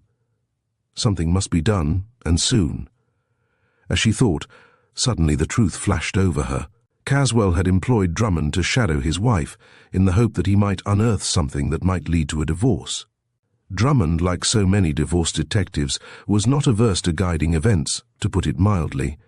He had ingratiated himself, perhaps, with the Clairvoyant and Davies. Constance had often heard before of clairvoyants and brokers who worked in conjunction to fleece the credulous. Now another and more serious element than the loss of money was involved. Added to them was a divorce detective, and honor itself was at stake. She remembered the doped cigarettes. She had heard of them before at Clairvoyants. She saw it, all Madame Cassandra, playing on Mildred's wounded affections. The broker on both that and her desire to be independent, and Drummond, pulling the wires that all might take advantage of her woman's frailty. That moment Constance determined on action. First she telephoned to DeForest Caswell at his office. It was an unconventional thing to do to ask him to call, but she made some plausible pretext. She was surprised to find that he accepted it without hesitating. It set her thinking. Drummond must have told him something of her, and he had thought this as good a time as any to face her. In that case Drummond would probably come too. She was prepared. She had intended to have one last talk with Mildred, but had no need to call her. Utterly wretched, the poor little woman came in again to see her as she had done scores of times before, to pour out her heart. Forrest had not come home to dinner, had not even taken the trouble to telephone. Constance did not say that she herself was responsible. "Do you really want to know the truth about your dreams?" asked Constance, after she had prevailed upon Mildred to eat a little. "I do know," she returned. "No, you don't," went on Constance, now determined to tell her the truth whether she liked it or not. "That Clairvoyant and Mr. Davies are in league, playing you for a sucker, as they say." Mrs. Caswell did not reply for a moment. Then she drew a long breath and shut her eyes. "Oh, you don't know how true what she says is to me. She—" "Listen," interrupted Constance. "Mildred, I'm going to be frank, brutally frank. Madame Cassandra has read your character, not the character as you think it is, but your unconscious, subconscious self. She knows that there is no better way to enter into the intimate life of a client, according to the new psychology, than by getting at and analyzing the dreams. And she knows that you can't go far in dream analysis without finding sex. It is one of the strongest natural impulses, yet subject to the strongest repression, and hence one of the weakest points of our culture. She is actually helping along your alienation for that broker. You yourself have given me the clue in your dreams, only I am telling you the truth about them. She holds it back and tells you plausible falsehoods to help her own ends. She is trying to arouse in you those passions which you have suppressed, and she has not scrupled to use drugged cigarettes with you and others to do it. You remember the breakfast dream, when I said that much could be traced back to dreams? A thing happens. It causes a dream. That, in turn, sometimes causes action. No, don't interrupt. Let me finish first. Take that first dream, continued Constance, rapidly thrusting home her interpretation so that it would have its full effect. You dreamed that your husband was dying and you were afraid. She said it meant love was dead. It did not. The fact is that neurotic fear in a woman has its origin in repressed, unsatisfied love, love which for one reason or another is turned away from its object and has not succeeded in being applied. Then his death. That simply means that you have a feeling that you might be happier if he were away and didn't devil you. It is a survival of childhood, when death is synonymous with absence. I know you don't believe it. But if you had studied the subject as I have in the last few days, you'd understand. Madame Cassandra understands. And the wall. That was Wall Street, probably, which does divide you two. You tried to get over it, and you fell. That means your fear of actually falling, morally, of being a fallen woman. Mildred was staring wildly. She might deny, but in her heart she must admit. The thing that pursued you, half bull, half snake, was Davies and his blandishments. I've seen him. I know what he is. The crowd in a dream always denotes a secret. He is pursuing you, as in the dream.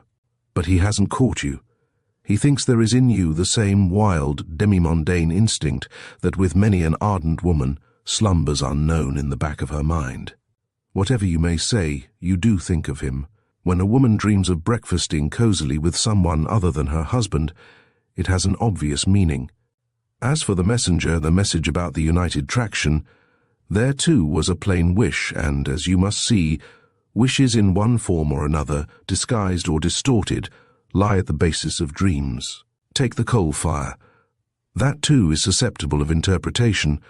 I think you must have heard the couplet, "No coal, no fire so hotly glows as the secret love that no one knows." Mildred Caswell had risen, an indignant flush on her face. Constance put her hand on her arm gently to restrain her, knowing that such indignation was the first sign that she had struck at the core of truth in her interpretation. "My dear," she urged, "I'm only telling you the truth for your own sake, and not to take advantage of you as Madame Cassandra is doing. Please remember that the best evidence of your normal condition is just what I find, that absence of love would be abnormal. My dear, you are what the psychologists call a consciously frigid, unconsciously passionate woman. Consciously you reject this Davies, unconsciously you accept him, and it is the more dangerous, although you do not know it, because someone else is watching. It was not one of his friends who told your husband." Mrs. Caswell had paled. Is there a detective?" She faltered. Constance nodded. Mildred had collapsed completely. She was sobbing in a chair, her head bowed in her hands, her little lace handkerchief soaked. "What shall I do? What shall I do?" There was a sudden tap at the door. "Quick in there," whispered Constance, shoving her through the portieres into the drawing-room. It was Forrest Caswell. For a moment Constance stood irresolute, wondering just how to meet him. Then she said, "Good evening, Mr. Caswell. I hope you will pardon me for asking you to call on me. But as you know, I've come to know your wife, perhaps better than you do." "Not better," he corrected, seeming to see that it was directness that she was aiming at. "It is bad enough to get mixed up badly in Wall Street. But what would you yourself say? You are a businesswoman. What would you say about getting into the clutches of a dream doctor? And worse." He had put Constance on the defensive in a sentence. "Don't you ever dream?" she asked quietly. He looked at her a moment as if doubting even her mentality. "Lord," he exclaimed in disgust, "you too defend it." "But don't you dream?" she persisted. "Why, of course I dream," he answered somewhat petulantly. "What of it? I don't guide my actions by it." "Do you ever dream of Mildred?" she asked. "Sometimes," he admitted reluctantly. "Ever of other people?" she pursued. "Yes," he replied. "Sometimes of other people. But what has that to do with it? I cannot help my dreams. My conduct I can help, and I do help." Constance had not expected him to be frank to the extent of taking her into his confidence. Still, she felt that he had told her just enough. She discerned a vague sense of jealousy in his tone, which told her more than words that whatever he might have said or done to Mildred, he resented unconsciously. The manner in which she had striven to gain sympathy outside. "Fortunately, he knows nothing of the new theories," she said to herself. "Mrs. Dunlap," he resumed, "since you have been frank with me, I must be equally frank with you. I think you are far too sensible a woman not to understand in just what a peculiar position my wife has placed me." He had taken out of his pocket a few sheets of closely typewritten tissue paper. He did not look at them. Evidently, he knew the contents by heart. Constance did not need to be told that this was a sheaf of the daily reports of the agency for which Drummond worked. He paused. She had been watching him searchingly. She was determined not to let him justify himself first.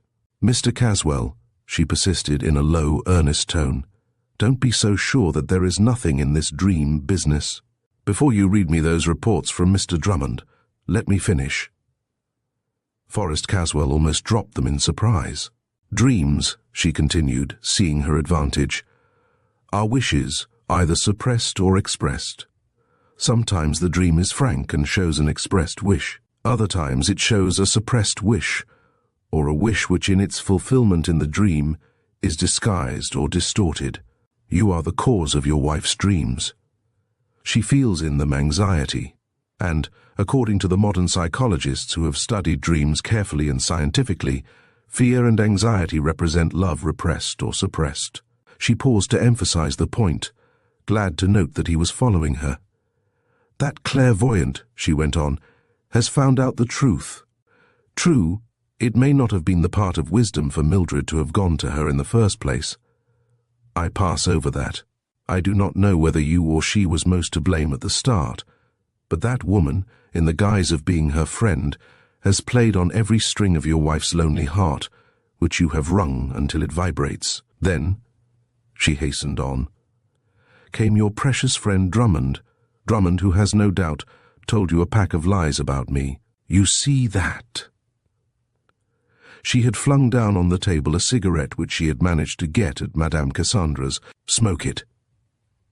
He lighted it gingerly, took a puff or two, puckered his face, frowned, and rubbed the lighted end on the fireplace to extinguish it. What is it? He asked suspiciously. Hashish, she answered tersely. Things were not going fast enough to suit either Madame Cassandra or Drummond. Madame Cassandra helped along the dreams by a drug noted for its effect on the passions. More than that, added Constance, leaning over toward him and catching his eye. Madame Cassandra was working in league with a broker, as so many of the fakers do. Drummond knew it, whether he told you the truth about it or not.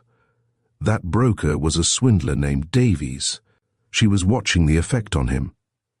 She saw that he had been reserving this for a last shot at her, that he realized she had stolen his own ammunition and appropriated it to herself. They were only too glad when Drummond approached them. There you are, 3 against that poor little woman, no 4, including yourself. Perhaps she was foolish, but it was not so much to her discredit as to those who cast her adrift when she had a natural right to protection. Here was a woman with passions which she herself did not understand, and a little money alone. Her case appealed to me. I knew her dreams. I studied them. Caswell was listening in amazement. It is dangerous to be with a person who pays attention to such little things, he said. Evidently Drummond himself must have been listening. The door buzzer sounded and he stepped in, perhaps to bolster up his client in case he should be weakening. As he met Constance's eye, he smiled superciliously and was about to speak. But she did not give him time even to say good evening.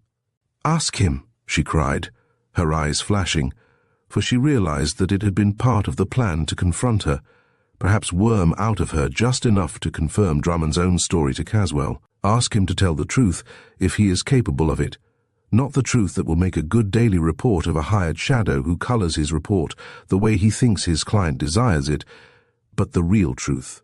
Mr. Caswell, interrupted Drummond, this woman— Mr. Drummond, cried Constance, rising and shaking the burnt stub of the little gold-banded cigarette at him to impress it on his mind. Mr. Drummond.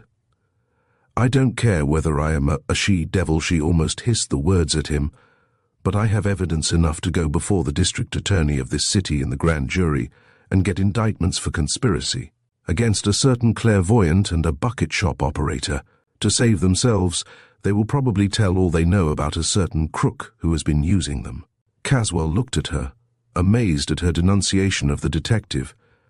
As for Drummond, he turned his back on her as if to ignore her utterly. Mr. Caswell, he said bitterly, in those reports— Forrest Caswell, insisted Constance, rising and facing him, if you have in that heart of yours one shred of manhood, it should move you. You, this man, the others, have placed in the path of a woman every provocation, every temptation for financial, physical, and moral ruin. She has consulted a clairvoyant, yes. She has speculated, yes. Yet she was proof against something greater than that.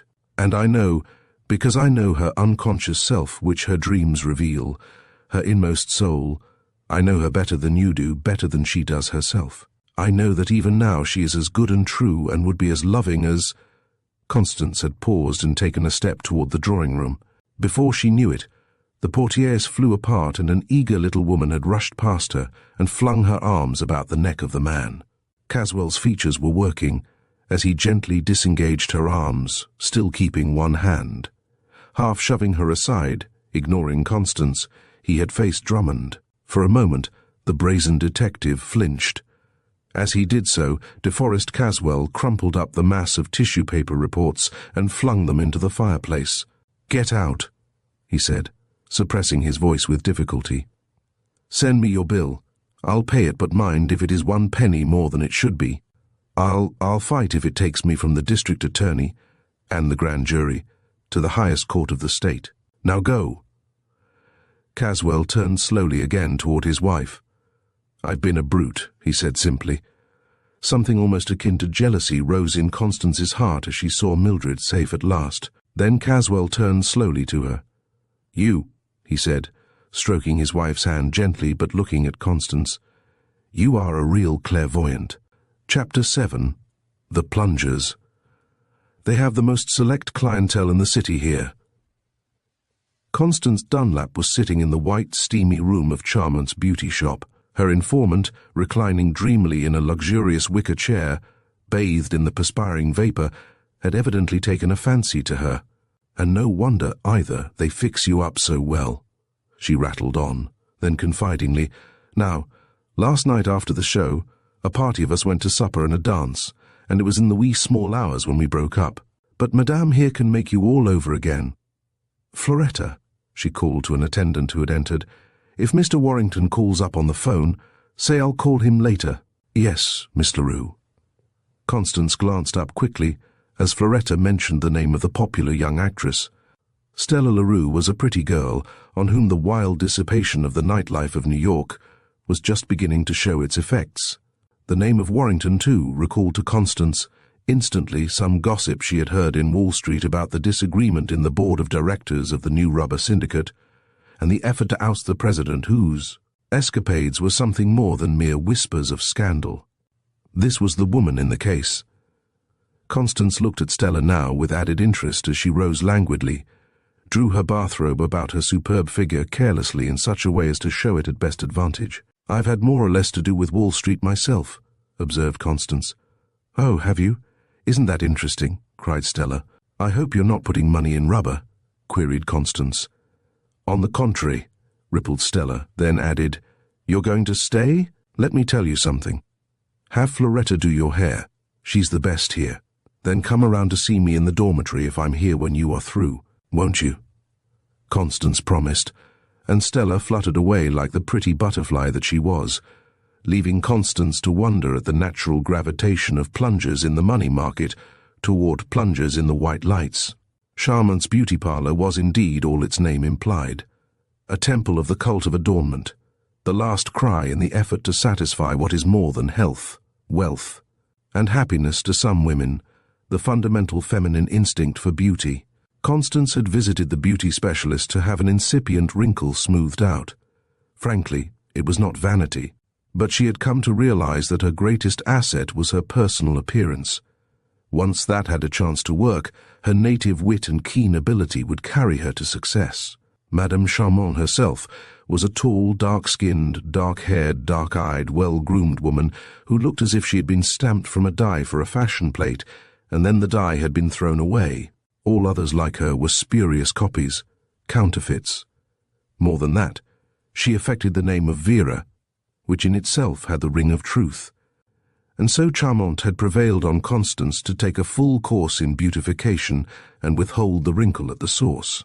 "Besides, you know, my dear," she purred, "there's nothing discovered by the greatest minds of the age that we don't apply at once." Constance was not impervious to feminine reason, and here she was. "Has Miss LaRue gone?" she asked when at last she was seated in a comfortable chair again, sipping a little aromatic cup of coffee. "No, she's resting in one of the little dressing rooms." She followed Floretta down the corridor. Each little compartment had its neat, plain, white enameled bed, a dresser and a chair. Stella smiled as Constance entered. "Yes," she murmured in response to the greeting. "I feel quite myself now." "Mr. Warrington on the wire," announced Floretta a moment later, coming down the corridor again with a telephone on a long, unwinding wire. "Hello, Alfredo, rocky this morning," Constance overheard. "I said to myself, Never again until the next time. Vera? Oh, she was as fresh as a lark.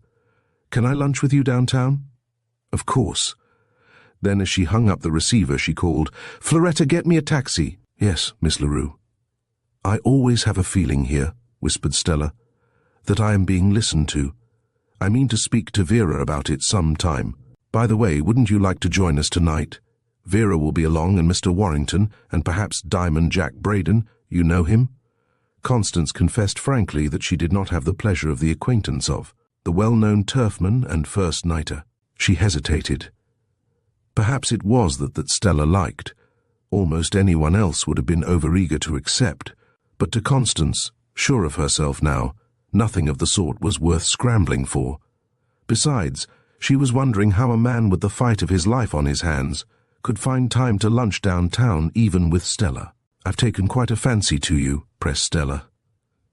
Thank you, it's very kind of you, Constance answered. I shall try very hard to be there. I'll leave a box for you at the office. Come around after the performance to my dressing room. Miss LaRue, your taxi's waiting, announced Floretta. Thanks. Are you going now, Mrs. Dunlap? Yes? Then ride down in the elevator with me. They parted at the foot of the elevator, and Constance walked through the arcade of the office building in which the beauty parlour occupied the top floor.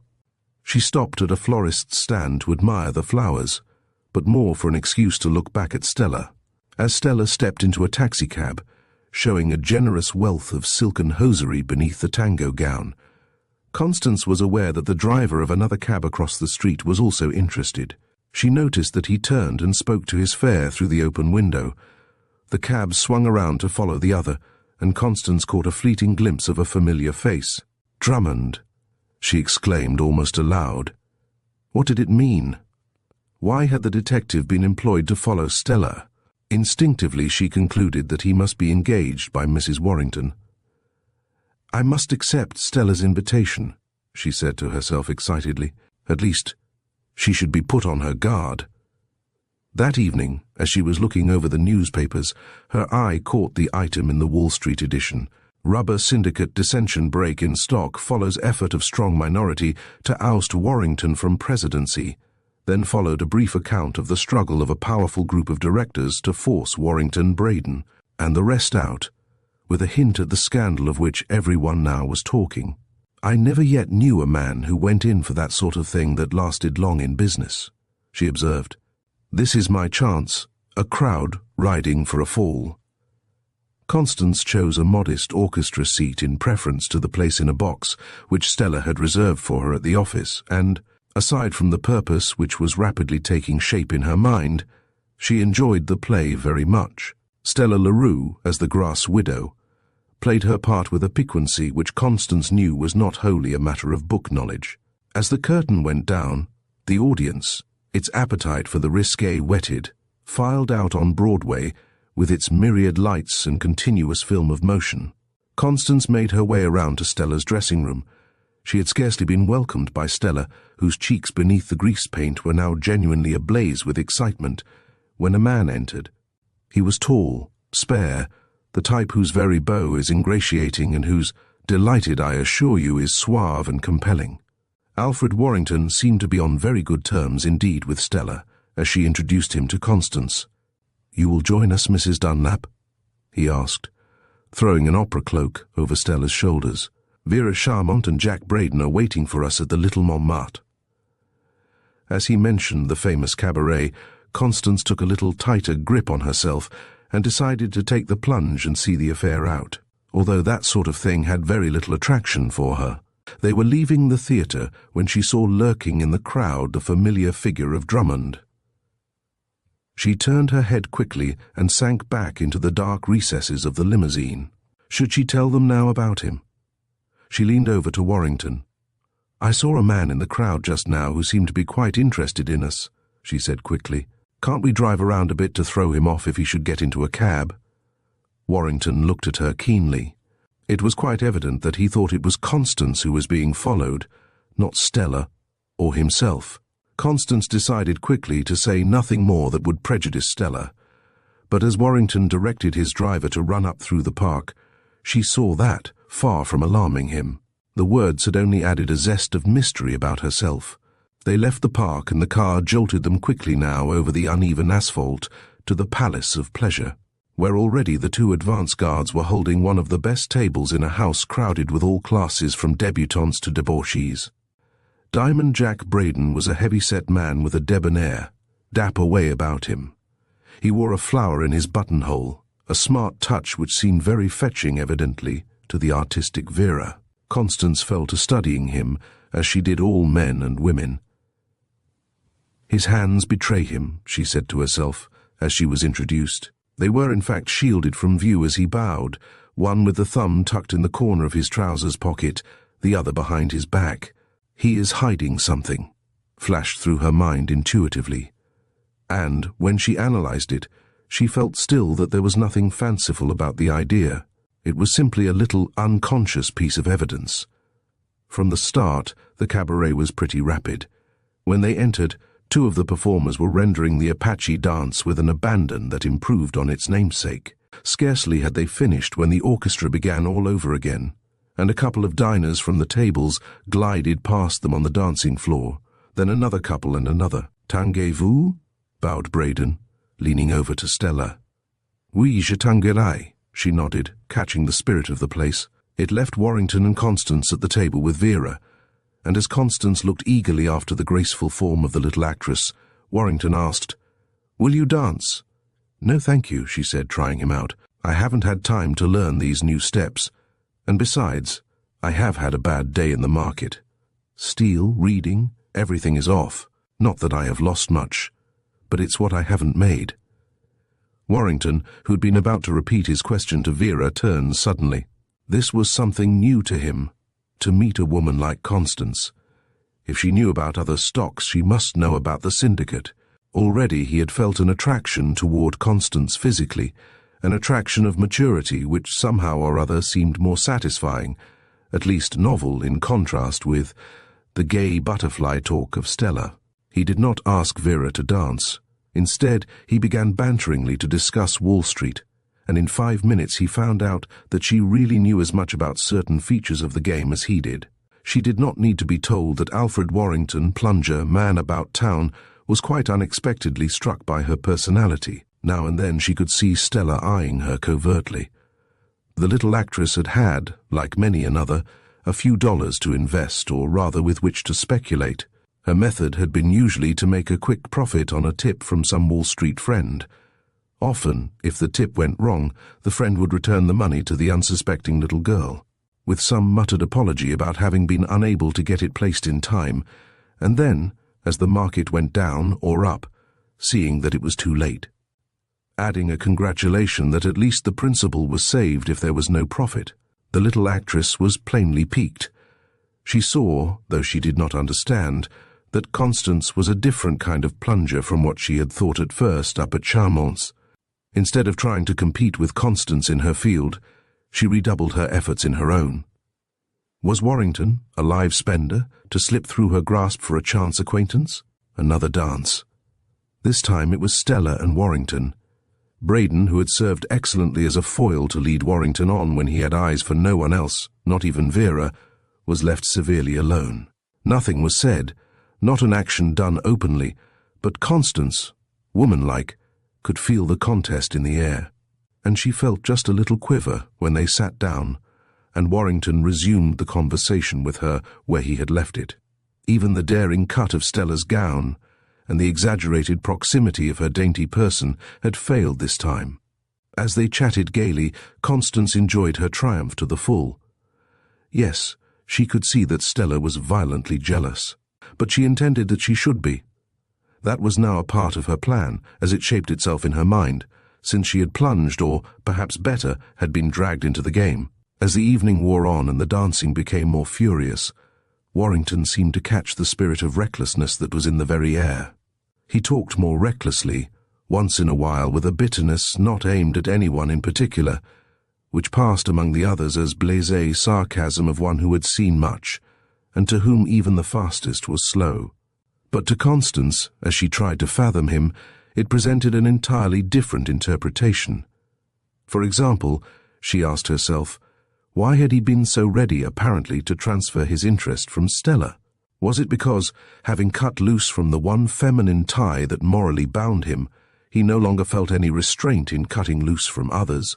Was it the same spirit that had carried him on in the money game, having cut loose from one financial principle, to let all go and to guide his course as close to the edge of things as he dared? There had been the same reckless bravado in the way he had urged on the driver of his car in the wild ride of the earlier evening, violating the speed laws yet succeeding in escaping the traffic squad. Warrington was a plunger, yet there was something about him that was different from others she had seen.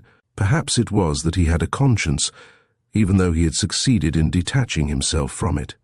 And Stella, there was something different about her too. Constance more than once was on the point of revising her estimate of the little actress. Was she, after all, wholly mercenary in her attitude toward Warrington? Was he merely a live spender whom she could not afford to lose? Or was she merely a beautiful, delicate creature caught in the merciless maelstrom of the life into which she had been thrown? Did she realize the perilous position this all was placing her in? They were among the last to leave, and Vera and Braden offered to take Constance to her apartment in Braden's car, while Stella contrived prettily to take so much of Warrington's time with the raps that by the time they were ready to go, the manner of the breaking up of the party was as she wanted it. In her final triumph, she could not help just an extra inflection on, "I hope I'll see you again at Vera's soon, my dear." All night, or at least all that was left of it, Constance tried to straighten out the whirl of her thoughts. With the morning she had an idea. Now, in a moment when the exhilaration of the gay life was at low ebb, she must see Stella. It was early yet, but Stella was not at her hotel when Constance cautiously called up the office to find out. Where was she? Constance drove around to Charmant's on the chance that she might be there. Vera greeted her a trifle coldly, she thought, but then this was not midnight at the Montmartre. No, Stella was not there, she said, but nevertheless Constance decided to wait. "I'm all unstrung," confided Constance with an assumed air of languor as she dropped into a chair. Charmant, as fresh as if she had just emerged from the proverbial bandbox, nodded knowingly. "A Turkish bath, massage, something to tone you up," she advised. With alert eyes, Constance went patiently through the process of freshening, first in the steamy hot room where she had met Stella the day before, then the deliciously cool shower, gentle massage and all the rest. At one of the little white tables of the manicures, she noticed a pretty, rather sad-faced little woman. There was something about her that attracted Constance's attention, although she could not have told exactly what it was. "You know her?" whispered Floretta, bursting with excitement. "No? Why," and here she paused and dropped her voice even lower, "that's Mrs. Warrington, not the—" "Yes," she nodded, "his wife. You know, she comes here twice a week. We have to do some tall scheming to keep them apart. No, it's not vanity either. It's, well, you see, she's trying to get him back, to look like a sport." Constance thought of the hopeless fight so far which the little woman was waging to keep up with the dashing actress. Then she thought of Warrington, of last night, of how he had sought her, so ready, it seemed, to leave even the other woman. Then Floretta's remark repeated itself mechanically. "We have to do some tall scheming to keep them apart." Was Stella here after all? Mrs. Warrington was not a bad-looking woman, and in fact it was difficult to see how she expected to be improved by cosmetics that would lighten her complexion, bleaches that would flaxen her hair, tortures for this, that, and the other defect, real or imagined. Now, however, she was a creature of reinforcements, from her puffy masses of light hair to her French heels and embroidered stockings that showed through the slash in the drapery of her gown. Constance felt sorry for her, deeply sorry. The whole thing seemed not in keeping with her. She was a homemaker, not a butterfly. Was Warrington worth it all? Asked Constance of herself. At least she thinks so, flashed over her as Mrs. Warrington rose and left the room, watchfully guided by Floretta to the next process in her course in beautification. Constance sank back luxuriously on the cushions of her chaise longue. She longed to explore the beauty parlour, to leave the restroom and go down the narrow corridor, prying into the secrets of the little dressing rooms that opened into it. What did they conceal? Why had Vera seemed so distant? Was it the natural reaction of the morning after? Or was Stella really there? And was she keeping her away from Mrs. Warrington to prevent friction between two clients that would have been annoying to all? She could reach no conclusion, except that there was a feeling of luxurious well-being as she lolled back into the deep recesses of the lounge in the corner of the room, separated from the next room by a thin board partition. Suddenly her attention was arrested by muffled voices on the other side of the partition. She strained her ears. She could not, of course, see the speakers or even recognize their voices, but they were a man and a woman. "We must get the thing settled right away," she overheard the man's voice. "You see how he is? Every new face attracts him. See how he took to that new one last night. Who knows what may happen? By and by, someone may come along and spoil all." "Couldn't we use her?" asked the woman. "No, you can't use that woman. She's too clever. But we must do something right away tonight if possible." A pause. "How then?" Another pause, and the whispered monosyllable, "Dope." "What?" "I have it here. Use a dozen of them. They can be snuffed as a powder, or it can be put in a drink. If you want more, see, I will put the bottle on this shelf way back. No one will see it.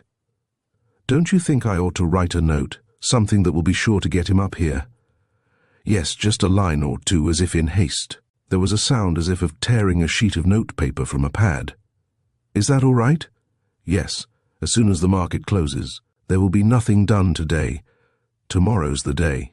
Tonight, we must get him going, and in the meantime a meeting will be held. The plan arranged at the Prince Henry tonight, and then the smash. Between them all, he won't know what has struck him."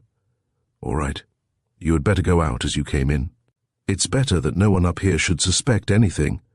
The voices ceased. What did it mean? Constance rose and sauntered around into the next room. It was empty, but when she looked hastily up on the shelf, there was a bottle of white tablets and on a table a pad of notepaper from which a sheet had been torn. She picked up the bottle gingerly. Who had touched it? Her mind was working quickly. Somewhere she had read of fingerprints, and the subject had interested her because the system had been introduced in banks, and she saw that. It was going to become more and more important. But how did they get them in a case like this? She had read of some powder that adhered to the marks left by the sweat glands of the fingers. There was the talcum powder. Perhaps it would do. Quickly she shook the box gently over the glass. Then she blew it off carefully. Clear, sharp, distinct. There were the imprints of fingers. But the paper. Talcum powder would not bring them out on that. It must be something black. A lead pencil. Eagerly she seized it and with a little silver penknife whittled off the wood. Scrape, scrape, until she had a neat little pile of finely powdered graphite. Then she poured it on the paper and taking the sheet daintily by the edges so that she would not mix her own fingerprints with the others. She rolled the powder back and forth. As she looked anxiously, she could see the little grains adhering to the paper. A fine camel's hairbrush lay on the table, for penciling. She took it deftly. It made her think of that first time when she painted the checks for Carlton. A lump came into her throat. There they were, the second pair of telltale prints. But what tale did they tell? Whose were they? Her reading on fingerprints had been very limited, but, like everything she did, to the point. She studied those before her, traced out as best she could the loops, whorls, arches, and composites, even counted the ridges on some of them. It was not so difficult after all. She stopped in an uptown branch of her brokers in one of the hotels. The market was very quiet, and even the rubber syndicate seemed to be marking time. As she went out, she passed the telephone booths. Should she call up Warrington? Would he misinterpret it? What if he did? She was mistress of her own tongue. She need not say too much. Besides, if she were going on a fishing expedition, a telephone line was as good as any other better than a visit. "This is Mrs. Dunlap," she said directly. "Oh, how do you do, Mrs. Dunlap? I have been intending to call you up, but—" He paused and added, "You know we are having a pretty strenuous time down here." There was a genuine ring to the first part of his reply, but the rest of it trailed off into the old blasé tone. "I'm sorry," she replied. I enjoyed last night so much." "Did you?" came back eagerly. Before he could add anything, she asked, "I suppose you're going to see Stella again this afternoon?" "Why, yes." He hesitated. "I think so." "Where? At Vera's?" she asked, adopting a tone not of curiosity, but of chiding him for seeing Stella instead of herself. The moment of hesitation, before he said that he didn't know, told her the truth. It was as good as a plain yes. For a few moments they chatted. As she hung up the receiver after his deferential goodbye, Constance knew that she had gained a new angle from which to observe Warrington's character. He was intensely human, and he was in wrong. Here was a mess all around. The day wore on, yet brought no indecision as to what she would do, though it brought no solution as to how to do it. The inaction was worse than anything else. The last quotations had come in over the ticker, showing the syndicate stock still unchanged. She left her brokers and sat for a few moments in the rotunda of the hotel, considering. She could stand it no longer. Whatever happened, she would run around to Charmont's. Some excuse would occur when she got there. As Constance alighted from the private elevator, a delicate scent as of a tar of roses smote lightly on her, and there was, if anything, a greater air of exotic warmth about the place. Everything, from the electric bulbs buried deep in the clusters of amber artificial flowers, to the bright green leaves on the dainty trellises, the little square-paned windows and white furniture, bespoke luxury. There was an inviting tone to it all. "I'm glad I found you," began Constance to Stella, as though nothing had happened. "There is something I'd like to say to you besides thanking you most kindly for the good time last." "Is there anything I can do for you?" interrupted Madame Charmant in a business-like tone. "I am sure that Miss Leroux invited you last night because she thought you were lonely. She and Mr. Warrington, you know, are old friends." Charmant emphasized the remark to mean, "You trespassed on forbidden ground, if you thought you could get him away." Constance seemed not to notice the implication. "There is something I'd like to say," she repeated gently. She picked up a little inking pad which lay on a mahogany secretary which Vera used as an office desk. "If you will be so kind, Stella, as to place your fingers flat on this pad, never mind about the ink. Call Floretta. She will wipe them off afterwards. And then on this piece of paper, I won't bother you further." Almost before she knew it, the little actress had placed her dainty white hand on the pad, and then on the paper. Constance did the same to illustrate, then called Floretta. "If Vera will do as I have done," she said, offering her the pad and taking her hand. Charmant complied, and when Floretta arrived, her impressions were added to the others. "There's a man wishes to see you outside, madame," said Floretta, wiping off the soiled fingertips. "Tell him to wait in the little room." Floretta opened the door to go out, and through it Constance caught sight of a familiar face. A moment later the man was in the room with them. It was Drummond, the same sneer, the same assurance in his manner. "So," he snarled at Constance, "you here?" "I seem to be here," she answered calmly. "Why?" "Never mind why," he blustered. "I knew you saw me the other night. I heard you tell him to hit it up so as to shake me, but I found out all right." "Found out what?" asked Constance coldly. "Say, that's about your style, isn't it? You always get in when it comes to trimming the good spenders, don't you?" "Mr. Drummond," she replied, "I don't care to talk to you." "You don't, hey? Well, perhaps, when the time comes you'll have to talk. How about that?" She was thinking rapidly. Was Mrs. Warrington preparing to strike a blow that would be the last impulse necessary to send the plunger down for the last time? She decided to take a chance, to temporize until someone else made a move. "I'd thank you to place your fingers on this pad," said Constance quietly. "I'm making a collection of these things." "You are you?"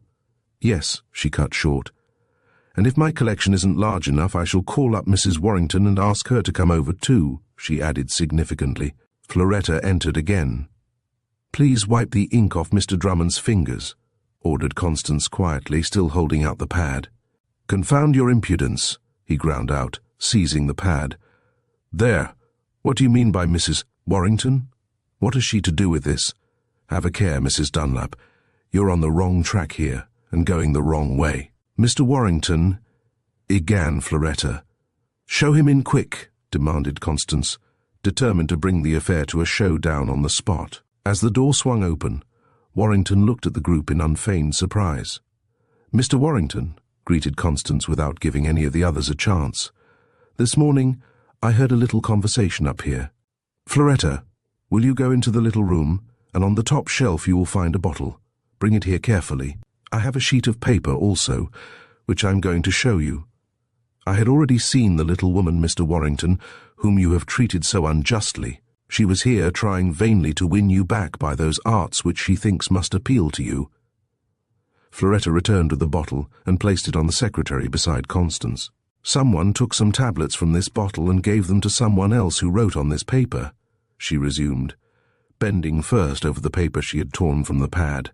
"Ah, a loop with 12 ridges, another loop, a wall, a loop. The marks on this paper correspond precisely with those made here just now by Vera Charmant herself." "You get out of here quick," snarled Drummond, placing himself between the now furious Vera and Constance. "1 minute," replied Constance calmly. "I am sure Mr. Warrington is a gentleman if you are not.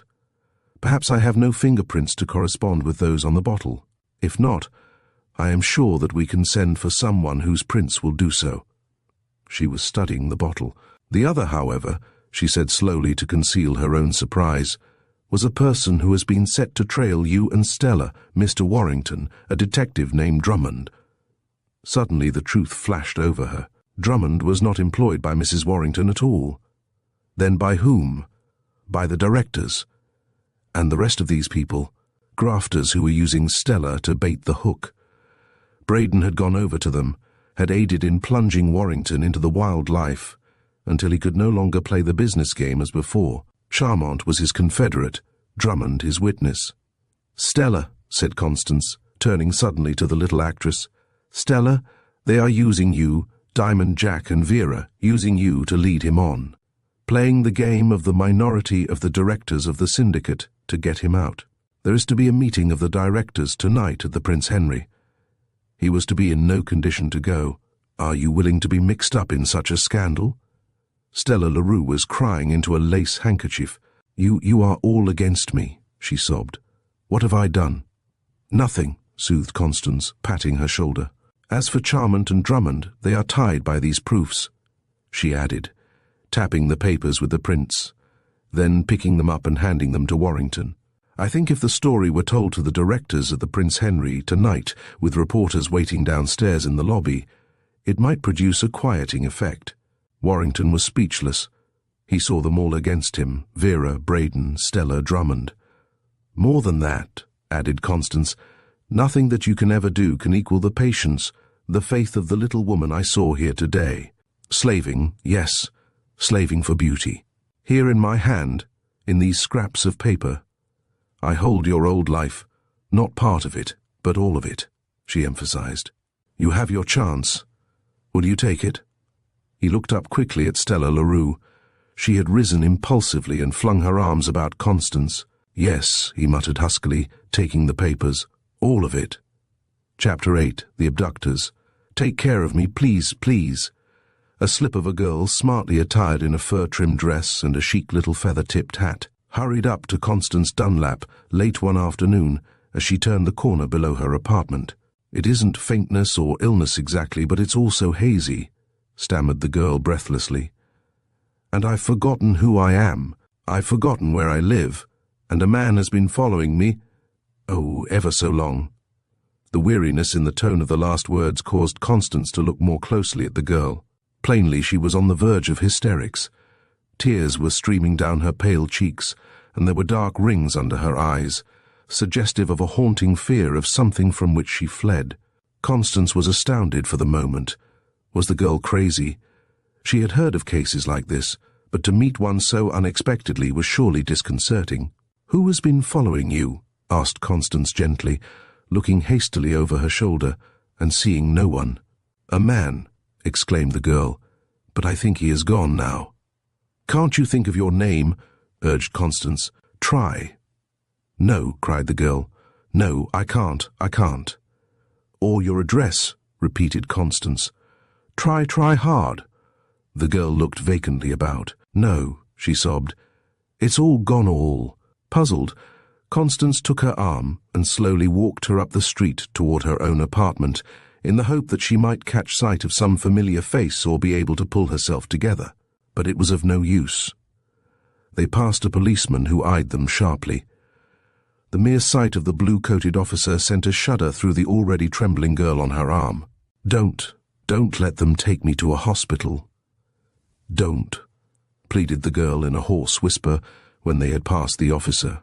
I won't, reassured Constance. Was that the man who was following you? No, oh, no, sobbed the girl, nervously looking back. Who was he then? Asked Constance eagerly. The girl did not answer, but continued to look back wildly from time to time, although there was no doubt that, if he existed at all, the man had disappeared. Suddenly Constance realized that she had on her hands a case of aphasia. Perhaps real, perhaps induced by a drug. At any rate, the fear of being sent away to an institution was so strong in the poor creature that Constance felt intuitively how disastrous to her might be the result of disregarding the obsession. She was in a quandary. What should she do with the girl? To leave her on the street was out of the question. She was now more helpless than ever. They had reached the door of the apartment. Gently she led the trembling girl into her own home, but now the question of what to do arose with redoubled force. She hesitated to call a physician, at least yet, because his first advice would probably be to send the poor little stranger to the psychopathic ward of some hospital. Constance's eye happened to rest on the dictionary in her bookcase. Perhaps she might recall the girl's name to her, if she were not shamming, by reading over the list of women's names in the back of the book. It meant many minutes, perhaps hours. But then Constance reflected on what might have happened to the girl if she had chanced to appeal to someone who had not felt a true interest in her. It was worth trying. She would do it. Starting with A, she read slowly. Is your name Abigail? Down through Barbara, Camilla, Deborah, Edith, Faith, she read. Flora? She asked. The girl seemed to apprehend something appear less blank. Florence? Persisted Constance. Oh, yes, she cried. That's it. That's my name. But as for the last name and the address, she was just as hazy as ever. Still, there was now something different about her. Florence what? Reiterated Constance patiently. There was no answer, but with the continued repetition, it seemed as if some depth in her nature had been stirred. Constance could not help feeling that the girl had really found herself. She had risen and was facing Constance, both hands pressed to her throbbing temples as if to keep her head from bursting. Constance had assisted her off with her coat and hat, and now the sartorial wreck of her masses of blonde hair was apparent. I suppose, she cried incoherently, I'm just one more of the thousands of girls who drop out of sight every year. Constance listened in amazement. As the spell of her influence seemed to calm the overwrought mind of the girl there, succeeded a hardness in her tone that was wholly out of keeping with her youth. There was something that breathed of a past, where there should have been nothing but the thought of a future. Tell me why, soothed Constance with an air that invited confidence. The girl looked up and again passed her hand over her white forehead with its mass of tangled fallen hair. Somehow Constance felt a tingling sensation of sympathy in her heart. Impulsively, she put out her hand and took the cold, moist hand of the girl. Because, she hesitated, struggling now with re-flooding consciousness, because I don't know. I thought perhaps, she added, dropping her eyes, you could help me. She was speaking rapidly enough now. I think they have employed detectives to trace me. One of them is almost up with me. I'm afraid I can't slip out of the net again. And I won't go back to them. I can't. I won't. Go back to whom? Queried her friend. Detectives employed by whom? My folks, she answered quickly. Constance was surprised. Least of all had she expected that. Why won't you go home? She prompted, as the girl seemed about to lapse into a sort of stolid reticence. Home? She repeated bitterly. Home? No one would believe my story. I couldn't go home now. They have made it impossible for me to go home. I mean, every newspaper has published my picture. There were headlines for days, and only by chance I was not recognized. She was sobbing now convulsively. If they had only let me alone, I might have gone back then, but now, after the newspapers and the search, never. And yet I am going to have revenge someday. When he least expects it, I am going to tell the truth and—" She stopped. "And what?"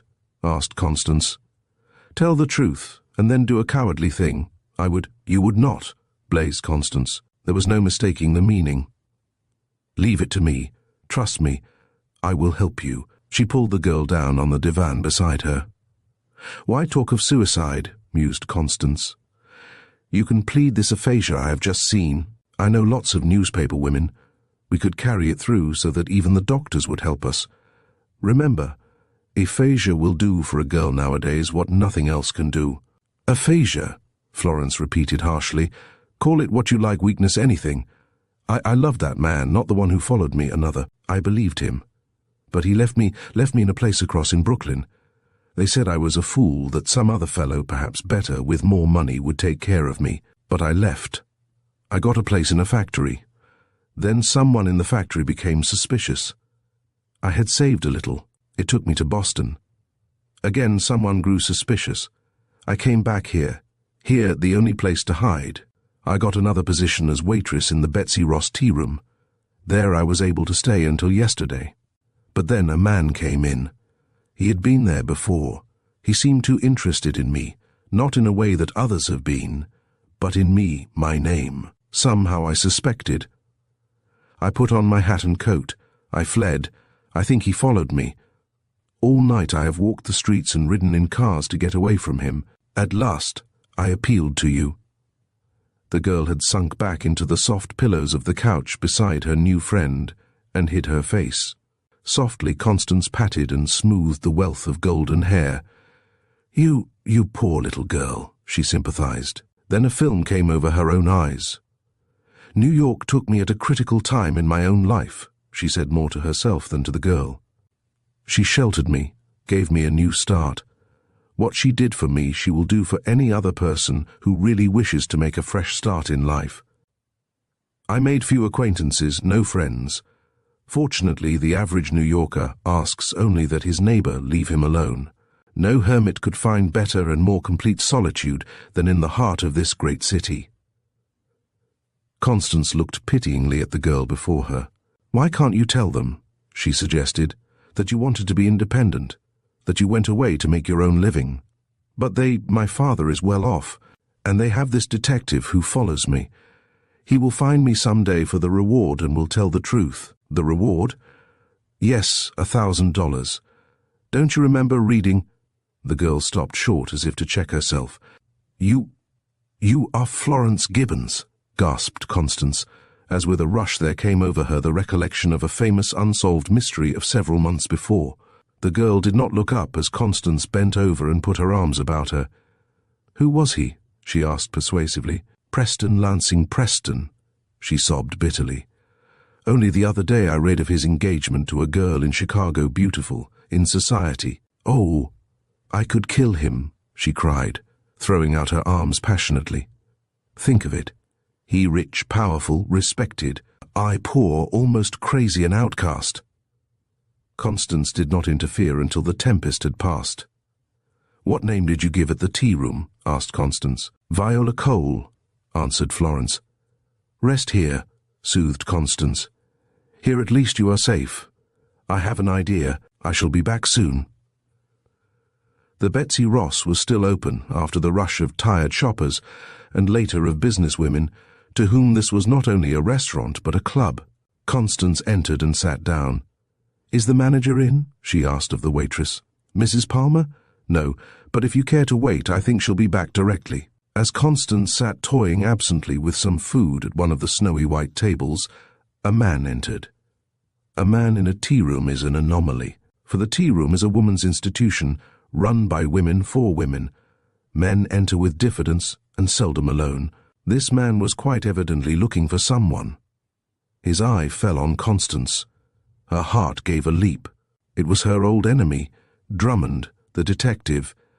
For a moment he hesitated, then bowed, and came over to her table. "Peculiar places, these tea rooms," observed Drummond. Constance was doing some quick thinking. Could this be the detective Florence Gibbons had mentioned?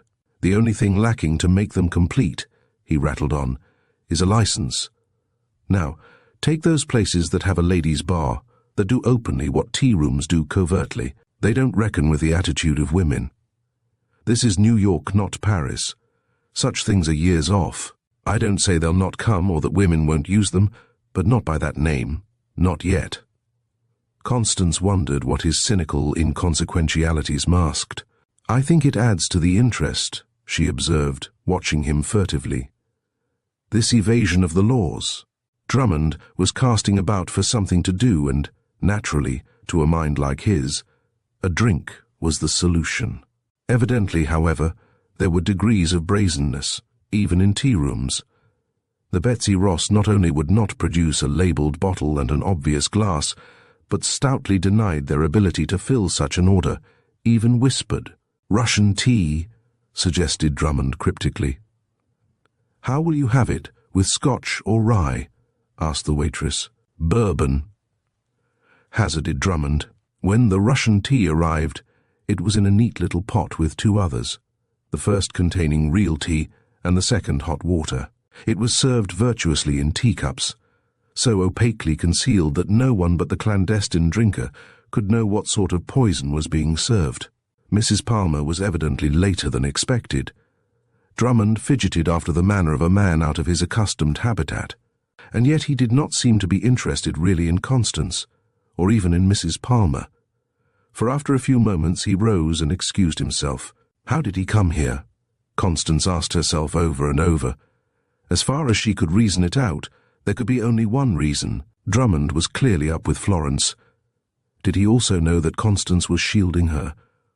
The more she thought of it, the more she shuddered at the tactless way in which the detective would perform the act of charity by discovering the lost girl and pocketing the reward. If her family only knew, how eagerly they might let her come back in her own way.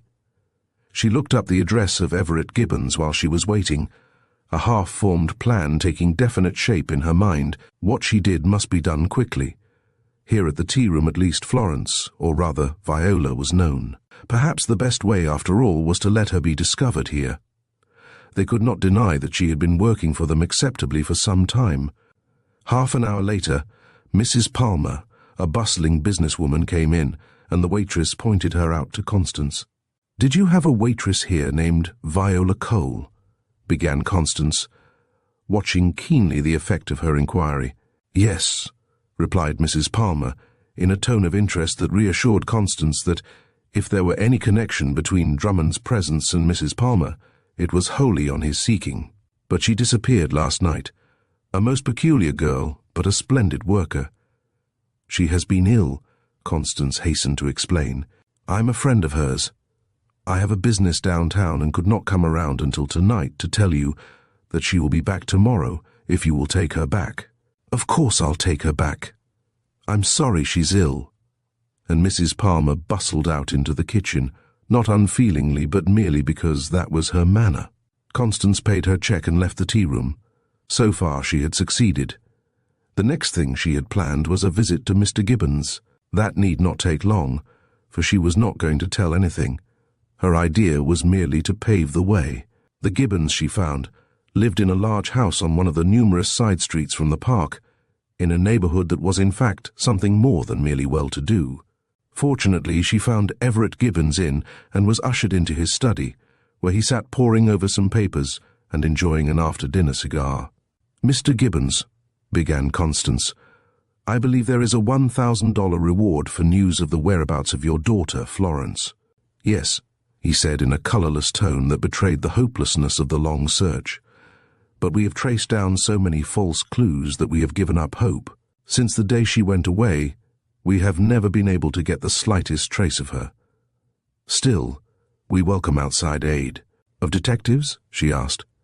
"Official and private paid, and volunteer anybody," he answered. "I myself have come to the belief that she is dead, for that is the only explanation I can think of for her long silence." "She is not dead," replied Constance in a low tone. "Not dead?" he repeated eagerly, catching at even such a straw as an unknown woman might cast out. "Then you know." "No," she interrupted positively. "I cannot tell you any more. You must call off all other searches. I will let you know. When? Tomorrow, perhaps the next day.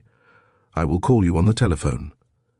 She rose and made a hasty adieu before the man who had been prematurely aged might overwhelm her with questions and break down, her resolution to carry the thing through as she had seen best. Cheerily, Constance turned the key in the lock of her door.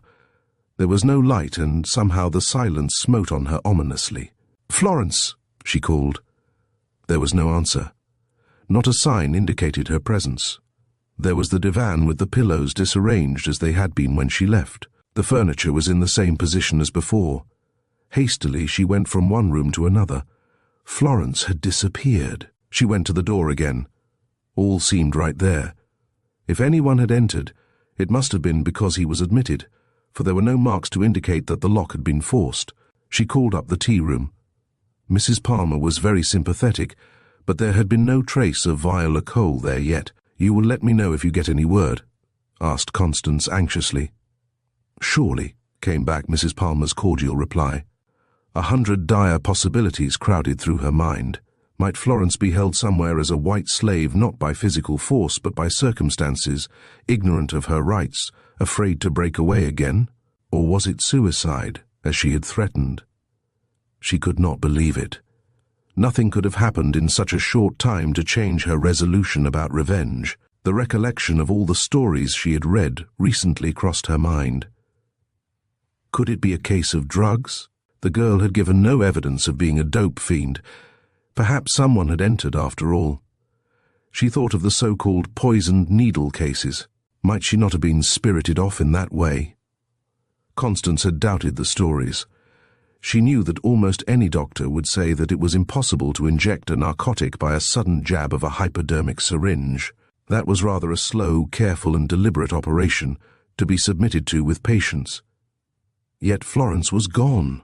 Suddenly, it flashed over Constance that Drummond might not be seeking the reward primarily after all. His first object might be shielding Preston.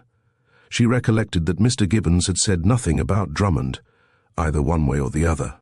And if he were both shielding Preston and working for the reward, he would care little how much Florence suffered. He might be playing both ends to serve himself. She rang the elevator bell. "Has anybody called at my apartment while I was out?" she asked. "Yes'm, a man came here." "And you let him up?" "I didn't know you were out. You see, I had just come on. He said he was to meet someone at your apartment.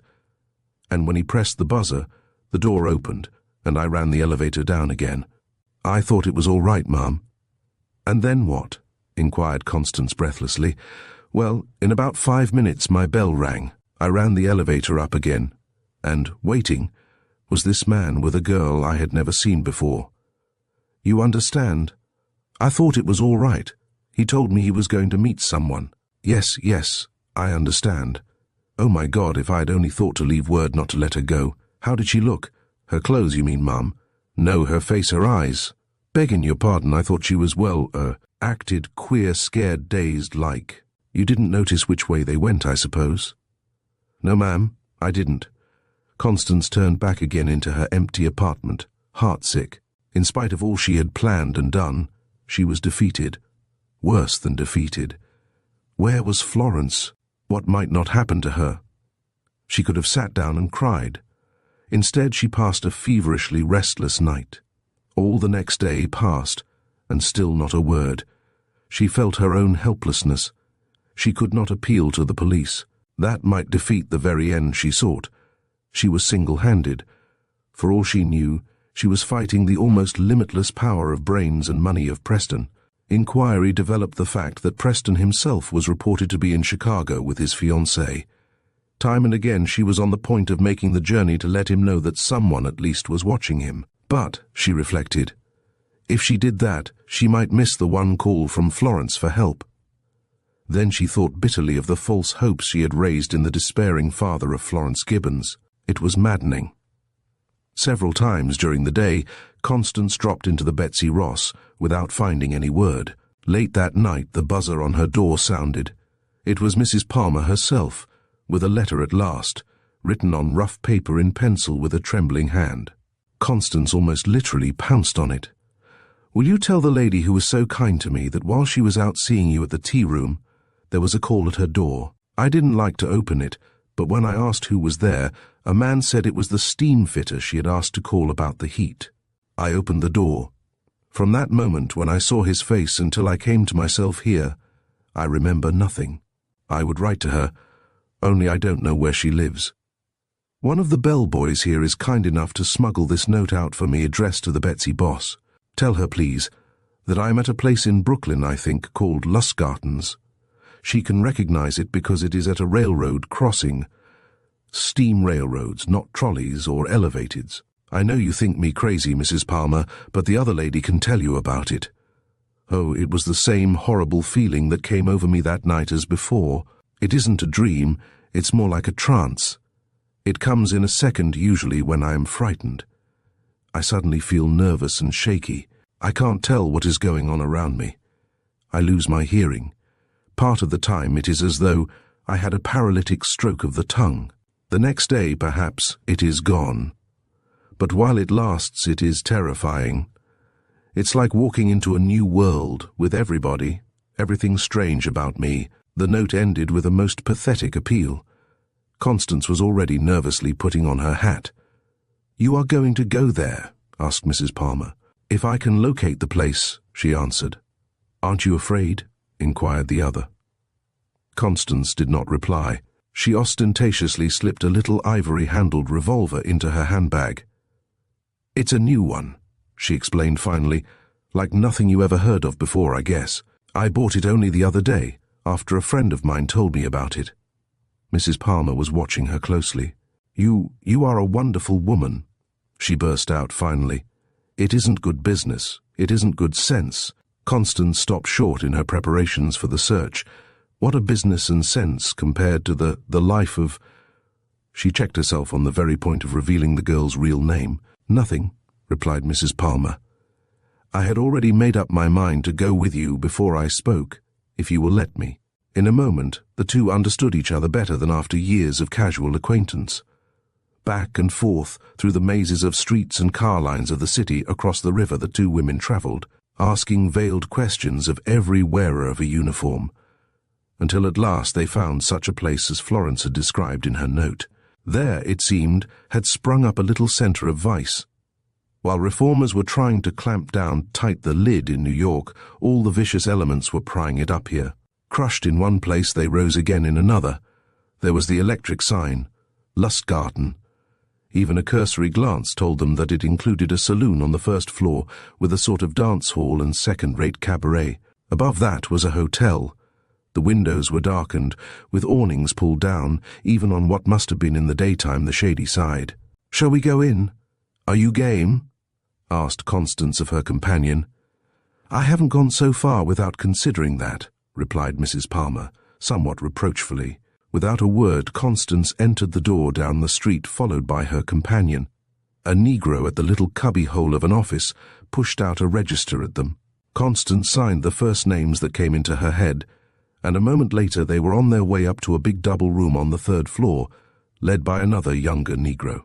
"Will you send the bellboy up?" asked Constance as they entered the room. "I'm the bellboy, ma'am," was his disconcerting reply. "I mean the other one," replied Constance, hazarding, "the one who is here in the daytime." "There ain't no other boy, ma'am. There ain't no—" "Could you deliver a note for me at a tea room in New York tomorrow?" interrupted Constance, striking while the iron seemed hot. The boy turned around abruptly from his busy occupation of doing something useless that would elicit a tip. He quietly shut the door and wheeled about with his hand still on the knob. "Do you want to know what room she's in?" he asked. Constance opened her handbag. Mrs. Palmer suppressed a little scream. She had expected that ivory-handled thing to appear. Instead, there was a treasury note of a size that caused the white part of the boy's eyes to expand beyond all the laws of optics. "Yes," she said, pressing it into his hand. 42 down the hall, around the turn, on the other side," whispered the boy. "And for God's sake, Mum, don't tell nobody I told you." His shuffle down the hall had scarcely ceased before the two women were stealthily creeping in the opposite direction, looking eagerly at the numbers. Constance had stopped abruptly around the turn. Through a transom of one of the rooms they could hear voices but could see no light. "Well, go back then," growled a gruff voice. "Your family will never believe your story. Never believe that you came again and stayed at Lustgardens against your will." "Why?" the voice taunted with a harsh laugh. "If they knew the truth, they would turn you from the door, instead of offering a reward." There was a moment of silence. Then a woman's voice, strangely familiar to Constance, spoke. "The truth!" she exclaimed bitterly. He knew it was a case of a girl who liked a good time, liked pretty clothes, a ride in an automobile, theatres, excitement, bright lights, nightlife, a girl with a romantic disposition in whom all that was repressed at home. "He knew it," she repeated, raising the tone to an almost hysterical pitch. "Led me on, made me love him because he could give them all to me. And when I began to show the strain of the pace, they all show it more than the men. He cast me aside like a squeezed-out lemon." As she listened, Constance understood it all now. It was to make Florence Gibbons a piece of property, a thing to be traded in, bartered. That was the idea. Discover her, yes, but first to thrust her into the life if she would not go into it herself. Anything to discredit her testimony beforehand, anything to save the precious reputation of one man. "Well," shouted the other voice menacingly, "do you want to know the truth? Haven't you read it often enough? Instead of hoping you will return, they pray that you are dead." He hissed the words out, then added, "They prefer to think that you are dead. Why, damn it, they turn to that belief for comfort." Constance had seized Mrs. Palmer by the arm, and, acting in concert, they threw both their weights against the thin wooden door. It yielded with a crash.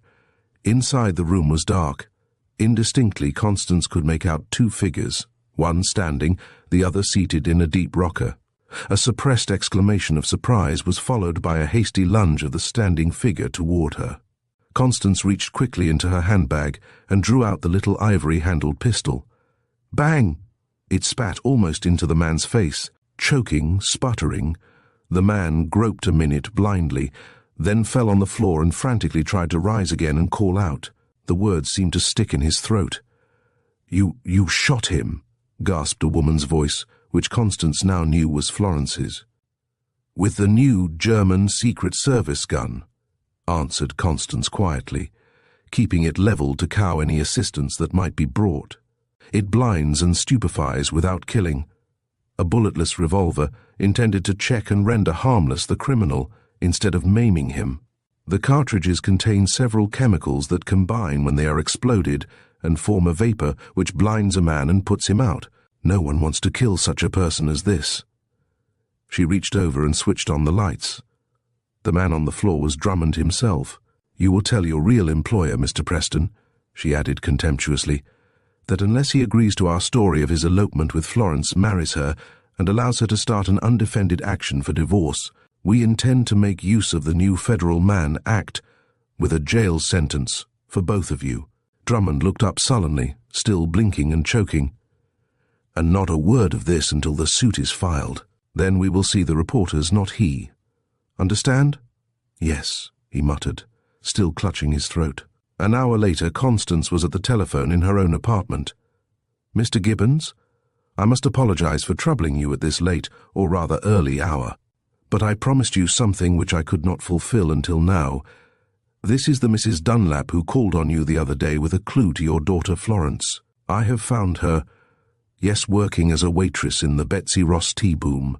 No, not a word to anyone, not even to her mother. No, not a word. You can see her tomorrow, at my apartment. She is going to live with me for a few days until we get a few little matters straightened out." Constance had jammed the receiver back on the hook hastily. Florence Gibbons, wild-eyed, trembling, imploring, had flung her arms about her neck. "No, no, no," she cried. "I can't, I won't."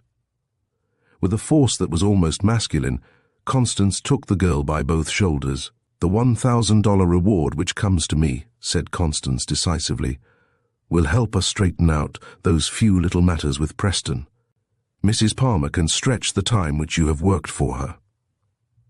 Something of Constance's will seemed to be infused into Florence Gibbons by force of suggestion. "And remember," Constance added in a tense voice, for anything after your elopement. It's aphasia, aphasia, aphasia. Chapter 9. The Shoplifters. Madam, would you mind going with me for a few moments to the office on the 3rd floor? Constance Dunlap had been out on a shopping excursion. She had stopped at the jewellery counter of Stacy's to have a ring repaired and had gone on to the leather goods department to purchase something else. The woman who spoke to her was a quietly dressed young person, quite inconspicuous, with a keen eye that seemed to take in everything within a radius of a wide-angled lens at a glance. She leaned over, and before Constance could express even surprise, added in a whisper, "Look in your bag." Constance looked hastily, then realized what had happened. The ring was gone. It gave her quite a shock, too, for the ring, a fine diamond, was a present from her husband, one of the few pieces of jewellery, treasured not only for its intrinsic value but as a remembrance of Carlton and the supreme sacrifice he had made for her. She had noticed nothing in the crowd, nothing more than she had noticed scores of times before. The woman watched her puzzled look. "I've been following you," she said. "By this time the other store detectives must have caught the shoplifter and bag opener who touched you. You see, we don't make any arrests in the store if we can help it, because we don't like to make a scene. It's bad for business. Besides, if she had anything else, we are safer when the case comes to court, if we have caught her actually leaving the store with it. Of course, when we make an arrest on the sidewalk, we bring the shoplifter back, but in a private back elevator." Constance was following the young woman mechanically. At least there was a chance of recovering the ring. "She was standing next to you at the jewellery counter," she continued, "and if you will help identify her, the store management will appreciate it and make it worth your while. Besides," she urged, "it's really your duty to do it, madam." Constance remembered now the rather simply but richly gowned young woman who had been standing next to her at the counter, seemingly unable to decide which of a number of beautiful rings she really wanted. She remembered because, with her own love of beauty, she had wanted one herself, in fact had thought at the time that she too might have difficulty in choosing. With the added feeling of curiosity, Constance followed the woman detective up in the elevator. In the office, apart in a little room curiously furnished with a camera, innumerable photographs, cabinets and filing cases, was a young woman, perhaps 26 or 7. On a table before her lay a pile of laces and small trinkets. There, too, was the beautiful diamond ring which she had hidden in her muff. Constance fairly gasped at the sight. The girl was sitting limply in a chair, crying bitterly. She was not a hardened-looking creature. In fact, her face bore evident traces of refinement, and her long, slender fingers hinted at a nervous, artistic temperament. It was rather a shock to see such a girl under such distressing circumstances. "We've lost so much lately," a small ferret-eyed man was saying, "that we must make an example of someone. It's serious for us detectives, too. We'll lose our jobs unless we can stop you boosters." "Oh, I didn't mean to do it. I just couldn't help it," sobbed the girl over and over again.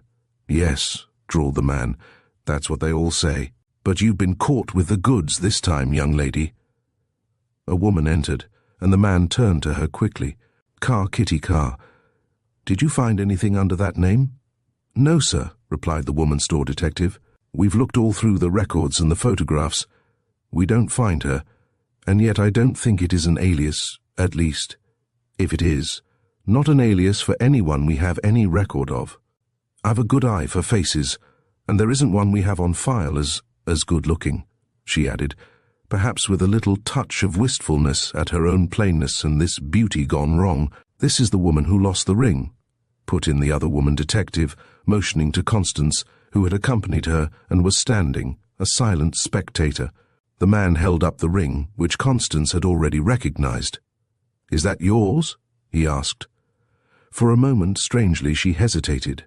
If it had been any other ring in the world, she felt sure that she would have said no. But then, she reflected, there was that pile of stuff. There was no use in concealing her ownership of the ring. "Yes," she murmured. "One moment, please," answered the man brusquely. "I must send down for the salesgirl who waited on you to identify you and your check. A mere formality, you know, but necessary to keep things straight." Constance sat down. "I suppose you don't realize it," explained the man, turning to Constance, "but the shoplifters of the city get away with $2 million worth of stuff every year. It's the price we have to pay for displaying our goods. But it's too high. They are the department store's greatest unsolved problem. Now most of the stores are working together for their common interests, seeing what they can do to root them out. We all keep a sort of private rogues gallery of them, but we don't seem to have anything on this girl, nor have any of the other stores who exchange photographs and information with us anything on her. Evidently, then, it is her first offense," put in Constance, wondering at herself. Strangely, she felt more of sympathy than of anger for the girl. "You mean the first time she has been caught at it," corrected the head of the store detectives. "It is my weakness," sobbed the girl. "Sometimes an irresistible impulse to steal comes over me. I just can't help it." She was sobbing convulsively. As she talked and listened, there seemed to come a complete breakdown. She wept as though her heart would break. "Oh," exclaimed the man, "can it? Cut out the sob stuff." "And yet," mused Constance half to herself, watching the girl closely, "when one walks through the shops and sees thousands of dollars worth of goods lying unprotected on the counters, is it any wonder that some poor woman or girl should be tempted and fall? There, before her eyes and within her grasp, lies the very article above all others which she so ardently craves. No one is looking. The salesgirl is busy with another customer. The rest is easy. And then the store detective steps in, and here she is, captured." The girl had been listening wildly through her tears. "Oh," she sobbed, "you don't understand, none of you. I don't crave anything. I just can't help it. And then, afterwards, I hate the stuff, and I am so afraid. I hurry home, and oh, what shall I do, what shall I do?" Constance pitied her deeply. She looked from the wild-eyed, tear-stained face to the miscellaneous pile of material on the table, and the unwinking gaze of the store detectives. True, the girl had taken a very valuable diamond ring, and from herself, but the laces, the trinkets, all were abominably cheap, not worth risking anything for. Constance's attention was recalled by the man who beckoned her aside to talk to the salesgirl who had waited on her. "You remember seeing this lady at the counter?" he asked of the girl. She nodded. "And that woman in there?" he motioned. Again the salesgirl nodded. "Do you remember anything else that happened?" he asked Constance as they faced Kitty Carr, and he handed Constance the ring. Constance looked the detective squarely in the face for a moment. "I have my ring. You have the other stuff," she murmured. "Besides, there is no record against her. She doesn't even look like a professional bad character. No, I'll not appear to press the charge. I'll make it as hard as I can before I'll do it," she added positively. The woman, who had overheard, looked her gratitude. The detectives were preparing to argue. Constance hardly knew what she was saying, as she hurried on before anyone else could speak. "No," she added, "but I'll tell you what I will do. If you will let her go, I will look after her. Parole her, unofficially, with me." Constance drew a card from her case and handed it to the detective. He read it carefully, and a puzzled look came over his face. "Charge account good customer pays promptly," he muttered under his breath. For a moment he hesitated, then he sat down at a desk. "Mrs. Dunlap," he said, "I'll do it." He pulled a piece of printed paper from the desk, filled in a few blanks, then turned to Kitty Carr, handing her a pen. "Sign here," he said brusquely. Constance bent over and read. It was a form of release. "I, Kitty Carr, residing at East Street, single, age 27 years, in consideration of the sum of $1, hereby admit taking the following property, without having paid therefor, and with intent not to pay therefor, and by reason of the withdrawal of the complaint of larceny, of which I am guilty, I hereby release, and forever discharge the said Stacy Company or its representatives from any claims, action, or causes of action which I may have against the Stacy Company or its representatives or agents by reason of the withdrawal of said charge of larceny and failure to prosecute. Signed, Kitty Carr." "Now, Kitty," soothed Constance, as the trembling signature was blotted and added to a photograph which had quietly been taken, "they're going to let you go this time with me. Come.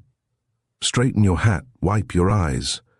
You must take me home with you, where we can have a nice long talk. Remember, I am your friend." On the way uptown and across the city, the girl managed to tell most of her history. She came from a family of means in another city. Her father was dead, but her mother and a brother were living. She herself had a small annuity, sufficient to live on modestly, and had come to New York seeking a career as an artist. Her story, her ambitions appealed to Constance, who had been somewhat of an artist herself, and recognized even in talking to the girl that she was not without some ability. Then, too, she found that Kitty actually lived, as she had said, in a cozy little kitchenette apartment with 2 friends, a man and his wife, both of whom happened to be out when they arrived.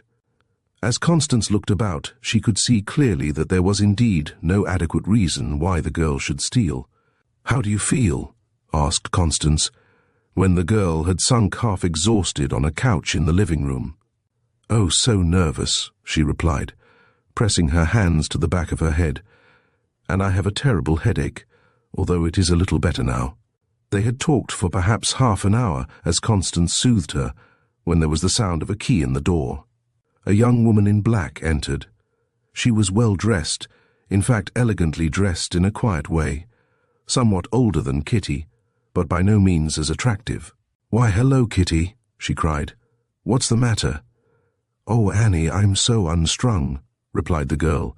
Then, recollecting Constance, added, "Let me introduce my friend, Mrs. Dunlap. This is Mrs. Annie Grayson, who has taken me in as a lodger, and is ever so kind to me." Constance nodded, and the woman held out her hand frankly. "Very glad to meet you," she said. "My husband, Jim, is not at home, but we are a very happy little family up here. Why, Kitty, what is the matter?" The girl had turned her face down in the sofa pillows and was sobbing again. Between sobs, she blurted out the whole of the sordid story, and as she proceeded, Annie glanced quickly from her to Constance for confirmation. Suddenly she rose and extended her hand to Constance. "Mrs. Dunlap," she said, "how can I ever thank you for what you have done for Kitty? She is almost like a sister to me. You were too good." There was a little catch in the woman's voice, but Constance could not quite make out whether it was acted or wholly genuine. "Did she ever do anything like that before?" she asked. "Only once," replied Annie Grayson, "and then I gave her such a talking to that I thought she would be able to restrain herself when she felt that way again. It was growing late, and Constance recollected that she had an engagement for the evening. As she rose to go, Kitty almost overwhelmed her with embraces. "I'll keep in touch with Kitty," whispered Constance at the door, "and if you will let me know when anything comes up that I may help her in, I shall thank you." "Depend on me," answered Mrs. Grayson, "and I want to add my thanks to Kitty's for what you have done. I'll try to help you." As she groped her way down the as yet unlighted stairs, Constance became aware of 2 men talking in the hall. As she passed them, she thought she recognized one of the voices. She lowered her head, and fortunately her thin veil in the half-light did the rest.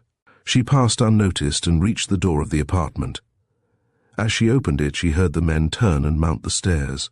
Instinctively, she realized that something was wrong. One of the men was her old enemy, Drummond, the detective. They had not recognized her, and as she stood for a moment with her hand on the knob, she tried to reason it out. Then she crept back and climbed the stairs noiselessly. Voices inside the apartment told her that she had not been mistaken. It was the apartment of the Graysons and Kitty that they sought. The hall door was of thin, light wood, and as she stood there she could easily hear what passed inside. "What, is Kitty ill?" she heard the strange man's voice inquire. "Yes," replied Mrs. Grayson, then her voice trailed off into an indistinguishable whisper. "How are you, Kitty?" asked the man. "Oh, I have a splitting headache, Jim. I've had it all day. I could just get up and screech. I'm sorry. I hope it gets better soon." "Oh, I guess it will. They often go away as suddenly as they come. You know, I've had them before." Drummond's voice then spoke up. "Did you see the Trimble ad? Tonight?" he asked, evidently of Annie. "They have a lot of new diamonds from Arkansas, they say. One of them is a big one, the Arkansas Queen, I believe they call it." "No, I didn't see the papers," replied Annie. There was the rustle of a newspaper. "Here's a picture of it. It must be great. I've heard a good deal about it." "Have you seen it?" asked Annie. "No, but I intend to see it." They had passed into the next room, and Constance, fearing to be discovered, decided to get away before that happened. Early the next morning she decided to call on Kitty, but by the time Constance arrived at the apartment it was closed, and a neighbour informed her that the two women had gone out together about half an hour before. Constance was nervous, and as she left the apartment, she did not notice that a man who had been loitering about had quickened his pace and overtaken her. "So," drawled a voice, "you're travelling with shoplifters now." She looked up quickly. This time she had run squarely into Drummond. There was no concealment possible now. Her only refuge was silence. She felt the hot tingle of indignation in her cheeks, but she said nothing. "Huh!" exclaimed Drummond, walking along beside her, and adding contemptuously, "I don't know the young one, but you know who the other is." Constance bit her lip. "No?" he queried. "Then I'll show you." He had taken from his pocket a bunch of oblong cards. Each bore, she could see from the corner of her eye, a full face and a profile picture of a woman, and on the back of the card was a little writing. He selected one and handed it to Constance. Instantly she recognized the face. It was Annie Grayson, with half a dozen aliases written after the name. "There," he fairly snorted. "That's the sort of people your little friend consorts with. Why, they call Annie Grayson the Queen of the Shoplifters. She has forgotten more about shoplifting than all the rest will ever know." Constance longed to ask him what had taken him to the Grayson flat the night before, but thought better of it. There was no use in angering Drummond further. Instead, she let him think that he had succeeded in frightening her off. She went back to her own apartment to wait and worry. Evidently Drummond was pretty sure of something, or he would not have disclosed his hand to her, even partially. She felt that she must see Kitty before it was too late. Then the thought crossed her mind that perhaps already it was too late. Drummond evidently was working in some way for an alliance of the department stores outside. Constance had had her own ideas about Kitty, and as she waited and watched, she tried to reason how she might carry them out if she had a chance. She had just been insured, and had been very much interested in the various tests that the woman doctor of the insurance company had applied to her. One in particular, which involved the use of a little simple instrument that fitted over the forearm, had interested her particularly. She had talked to the doctor about it, and as she talked an idea had occurred to her that it might have other uses than those which the doctor made of it. She had bought one. While she was waiting, it occurred to her that perhaps it might serve her purpose. She got the instrument out. It consisted of a little arrangement that fitted over the forearm, and was attached by a tube to a dial that registered in millimeters a column of mercury. Would it really show anything, she wondered? There was a quick call on the telephone, and she answered it, her hand trembling, for she felt sure that it was something about the little woman she had befriended. Somehow or other, her voice hardened as she answered the call and found that it was from Drummond. It would never do to betray even nervousness before him. "Your friend, Miss Carr," shot out Drummond with brutal directness, "has been caught again. She fell into something as neatly as if she had really meant to do it. Yesterday, you know, Trimble's advertised the new diamond, the Arkansas Queen, on exhibition. Well, it was made of paste anyway, but it was a perfect imitation. But that didn't make any difference. We caught Kitty just now trying to lift it. I'm sorry it wasn't the other one. But small fry are better than none. We'll get her too yet. Besides, I find this Kitty has a record already at Stacy's." He added the last words with a taunting sneer. Constance realized suddenly the truth. The whole affair had been a plant of Drummond's. "You are at Trimble's?" she inquired quickly. "Well, can you wait there just a few minutes? I'd like to see Miss Carr," Drummond promised. His acquiescence in itself boded no good, but nevertheless she decided to go. As she left her apartment hurriedly, she picked up the little instrument and dropped it into her handbag. "You see, it's no use," almost chortled Drummond, as Constance stepped off the elevator and opened the door to a little room at Trimble's, much like that which she had already seen at Stacy's.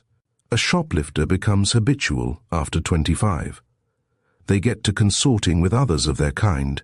Kitty was sitting rigidly motionless in a chair, staring straight ahead as Constance entered. She gave a start at the sight of a familiar face, Rose, and would almost have fainted if Constance had not caught her. It seemed as if something had snapped in the girl's makeup. For the first time, tears came.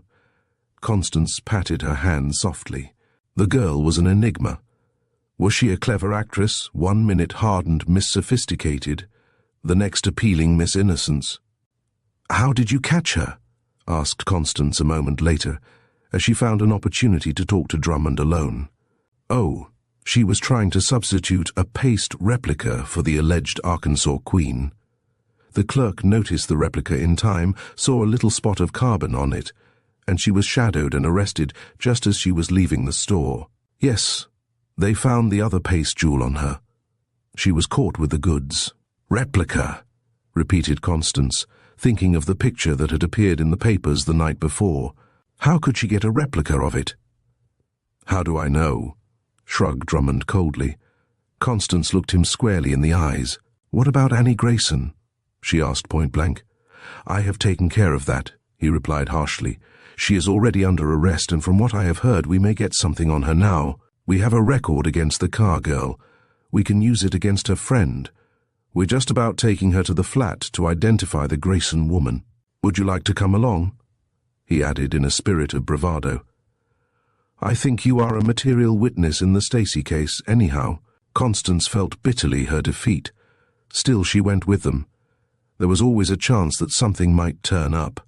As they entered the door of the kitchenette, loud voices told them that someone was disputing inside. Drummond strode in. The sight of a huge pile of stuff that two strange men had drawn out of drawers and closets and stacked on the table riveted Constance's eyes. Only dimly she could hear that Annie Grayson was violently threatening Drummond, who stood coolly surveying the scene. The stuff on the table was, in fact, quite enough to dazzle the eyes. There were articles of every sort and description there. Silks, laces, jewelry and trinkets, little antiques, even rare books. Everything small and portable, some of the richest and most exquisite, others of the cheapest and most tawdry. It was a truly remarkable collection, which the raiding detectives had brought to light. As Constance took in the scene, the raiding detectives holding the stormy Annie Grayson at bay, Drummond, cool, supercilious, Kitty almost on the edge of collapse, she wondered how Jim Grayson had managed to slip through the meshes of the net. She had read of such things. Annie Grayson was to all appearances a fence for stolen goods. This was perhaps a school for shoplifters. In addition to her other accomplishments, the queen of the shoplifters was a Fagin, educating others to the tricks of her trade, taking advantage of their lack of facility in disposing of the stolen goods. Just then, the woman caught sight of Constance standing in the doorway. In an instant she had broken loose and ran toward her. "What are you?" she hissed. "One of these department store Moldicks, too."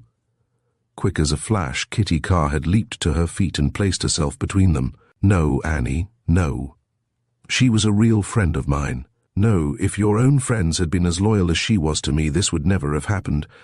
I should never have been caught again, for I should never have given them a chance to get it on me." "Little fool," ground out Annie Grayson, raising her arm. "Here, here, ladies," interposed Drummond, protruding an arm between the two and winking sarcastically to the two other men. "None of that. We shall need both of you in our business. I've no objection to your talking, but cut out the rough stuff." Constance had stepped back. She was cool, cool as Drummond, although she knew her heart was thumping like a sledgehammer. There was Kitty Carr, in a revulsion of feeling, her hands pressed tightly to her head again, as if it were bursting. She was swaying as if she would faint. Constance caught her gently about the waist and forced her down on the couch, where she had been lying the night before.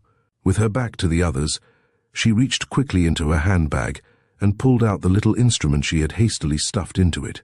Deftly she fastened it to Kitty's wrist and forearm. She dropped down on her knees beside the poor girl and gently stroked her free hand, reassuring her in a low tone. "There, there," she soothed. "You are not well, Kitty. Perhaps after all there may be some explanation." In spite of all, however, Kitty was on the verge of the wildest hysterics.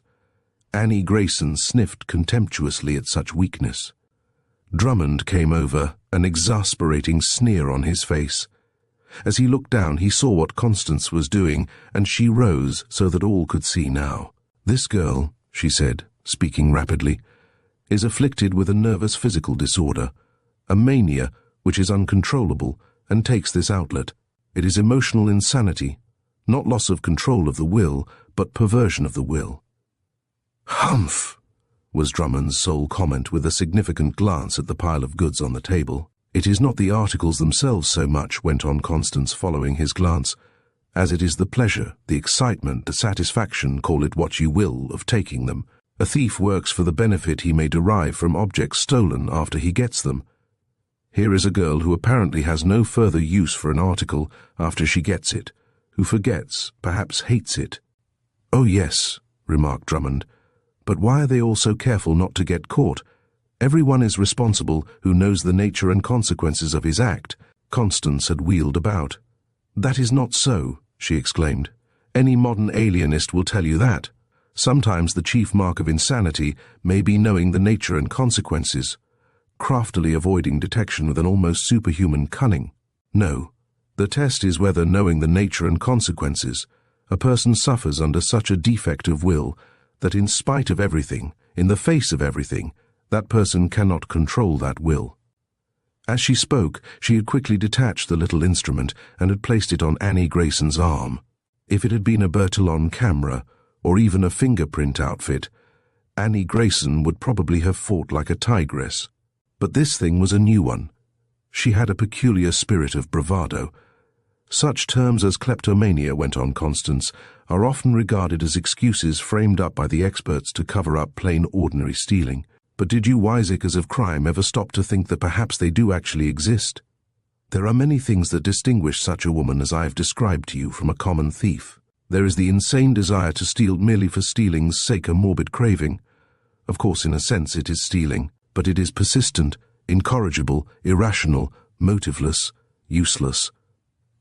Stop and think about it a moment," she concluded, lowering her voice and taking advantage of the very novelty of the situation she had created. "Such diseases are the product of civilization, of sensationalism.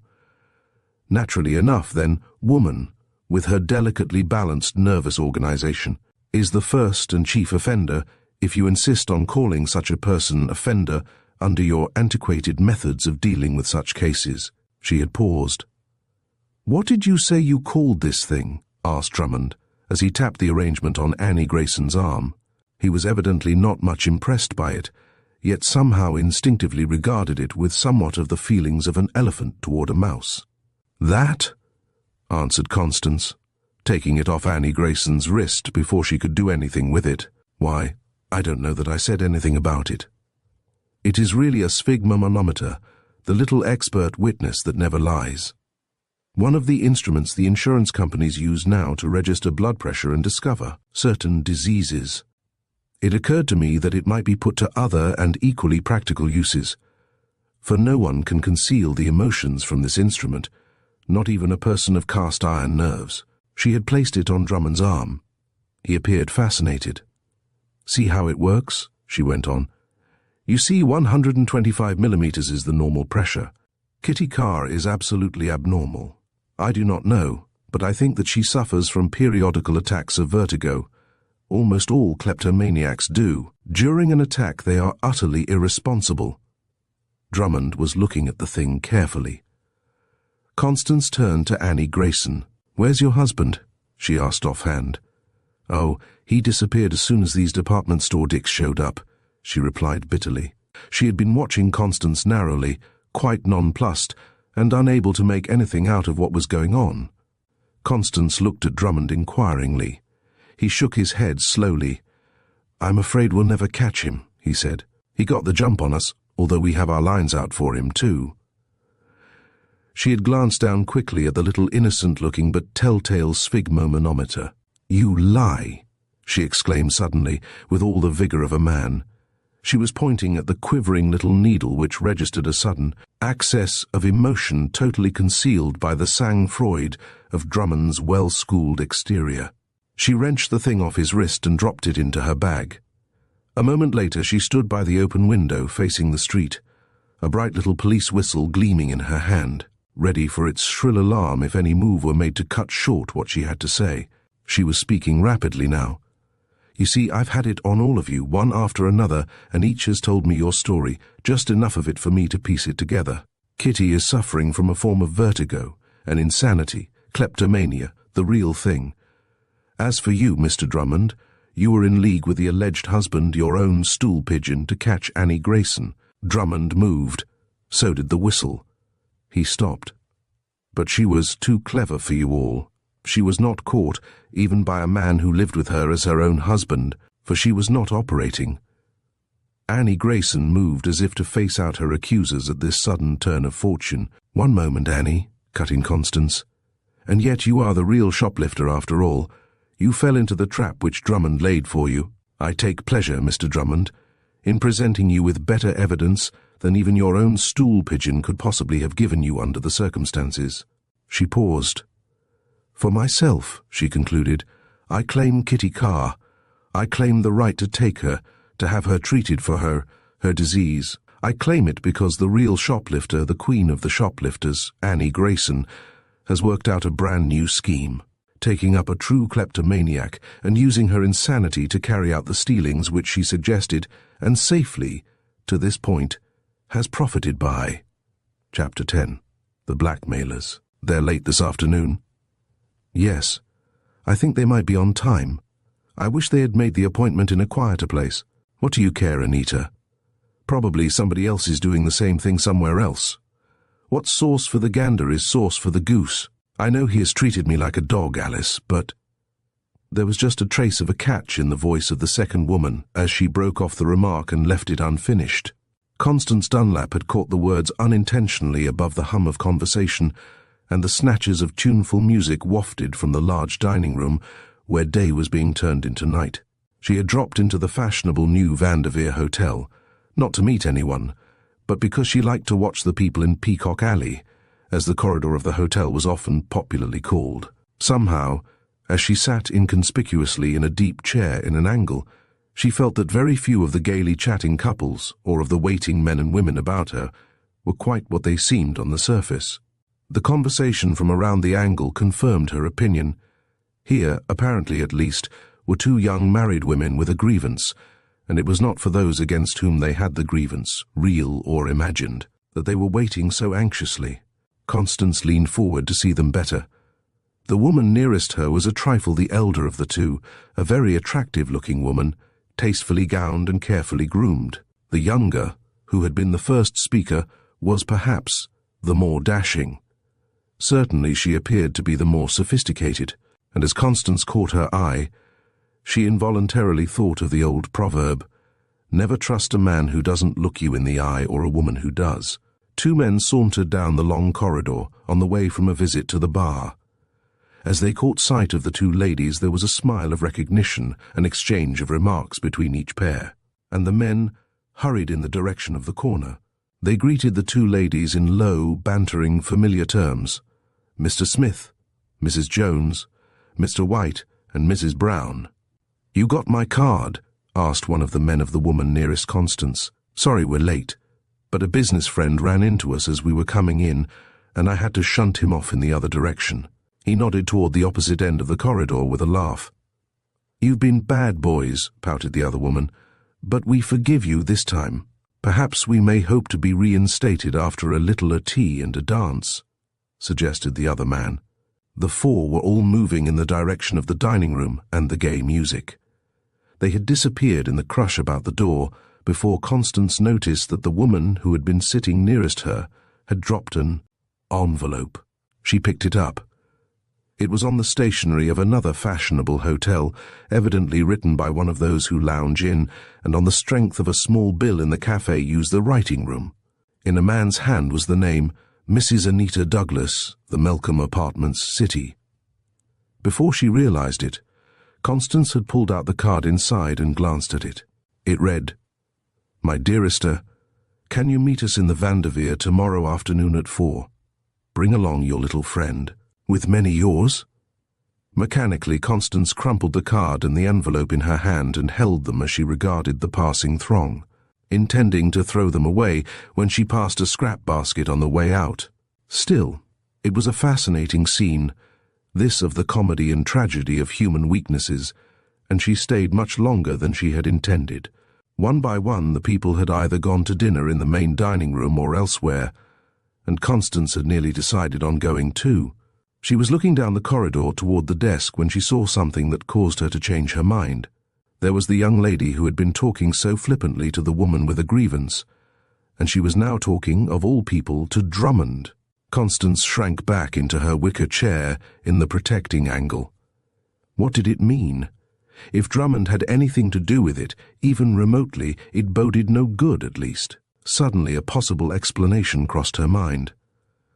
Was it a side light upon that peculiar industry of divorce as practiced in no place except New York? It was not only that Constance longed for, lived by excitement. She felt a sense of curiosity as to what the detective was up to now. And, somehow, she felt a duty in the case. She determined to return the envelope and card and meet the woman, and the more she thought of it, the more imperative became the idea. So it came about that the following forenoon Constance sought out the Melcombe Apartments, a huge stone and brick affair on a street which the uptown trend of population was transforming. Anita Douglas, she had already found out by an inquiry or two, was the wife of a well-known businessman. Yet, as she entered the little apartment, she noticed that there was no evidence about it of a man's presence. Mrs. Douglas greeted her unexpected visitor with an inquiring look. "I was passing through the corridor of the Vanderveer yesterday afternoon," began Constance, leaping into the middle of her errand, "and I happened to see this envelope lying on the carpet. I thought first of destroying it, then that perhaps you would rather destroy it yourself." Mrs. Douglas almost pounced on the letter as Constance handed it to her. "Thank you," she exclaimed. "It was very thoughtful of you." For a moment or two they chatted of inconsequential things. "Who was your friend?" asked Constance at length. The woman caught her breath and flushed a bit, evidently wondering just how much Constance really knew. "The young lady," added Constance, who had put the question in this form purposely. "Why do you ask?" Mrs. Douglas inquired in a tone that betrayed considerable relief. "Because I can tell you something of her, I think." "A friend of mine, a Mrs. Murray. Why? Aren't you just a little bit afraid of her friends that you may chance to make in the city?" queried Constance. "Afraid?" repeated the other. "Yes," said Constance, coming gradually to the point. "You know there are so many detectives about." Mrs. Douglas laughed half nervously. "Oh, I've been shadowed," she replied confidently. "I know how to shake them off. If you can't do anything else, you can always take a taxi. Besides, I think I can uncover almost any shadow. All you have to do, if you think you're being shadowed, is to turn a corner and stop. That uncovers the shadow as soon as he comes up to the corner, and after that he is useless. You know him." "That's all right," nodded Constance. "But you don't know these crooked detectives nowadays as I do. They can fake up evidence to order. That is their business, you know, to manufacture it. You may uncover a $6 operative, Mrs. Douglas, but are you the equal of a $20 a day investigator?" The woman looked genuinely scared. Evidently, Constance knew some things she didn't know, at least about detectives. You don't think there is anything like that, do you?" she asked anxiously. "Well," replied Constance slowly to impress her, "I saw your friend, Mrs. Murray, after you had left the Vanderveer, talking to a detective whom I have every reason to fear as one of the most unscrupulous in the game." "Oh, that is impossible," persisted Mrs. Douglas. "Not a bit of it," pursued Constance.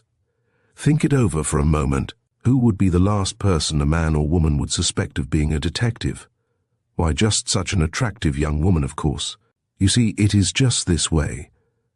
They reason that if they can only get acquainted with people, the rest is easy. For people, under the right circumstances, will tell everything they know." The woman was staring at Constance. "For example," urged Constance, "I'm talking to you now as if I had known you for years. Why, Mrs. Douglas? Men tell their most important business secrets to chance luncheon and dinner companions whom they think have no direct or indirect interest in them. Over tea tables, women tell their most intimate personal affairs. In fact, all you have to do is to keep your ears open. Mrs. Douglas had risen and was nervously watching Constance, who saw that she had made an impression and that all that was necessary was to follow it up. "Now, for instance," added Constance quickly, "you say she is a friend of yours. How did you meet her?" Mrs. Douglas did not raise her eyes to Constance's now, yet she seemed to feel that Constance was different from other chance acquaintances, to feel a sort of confidence, and to want to meet frankness with frankness. "One day I was with a friend of mine at the new Palais de Maxis," she answered in a low voice, as if making a confession. "A woman in the dressing room borrowed a cigarette. You know they often do that. We got talking, and it seemed that we had much in common in our lives. Before I went back to him—" She bit her lip.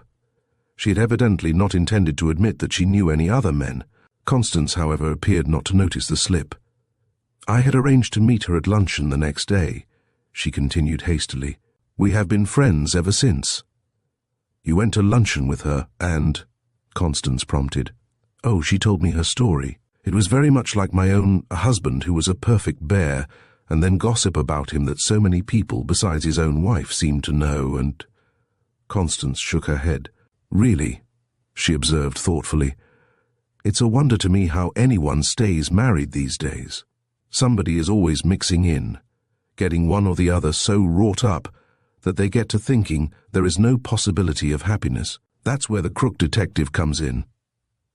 Anita Douglas, confidence established now, poured out her story unreservedly, as there was little reason why she should not. A story of the refined brutality and neglect and inhumanity of her husband.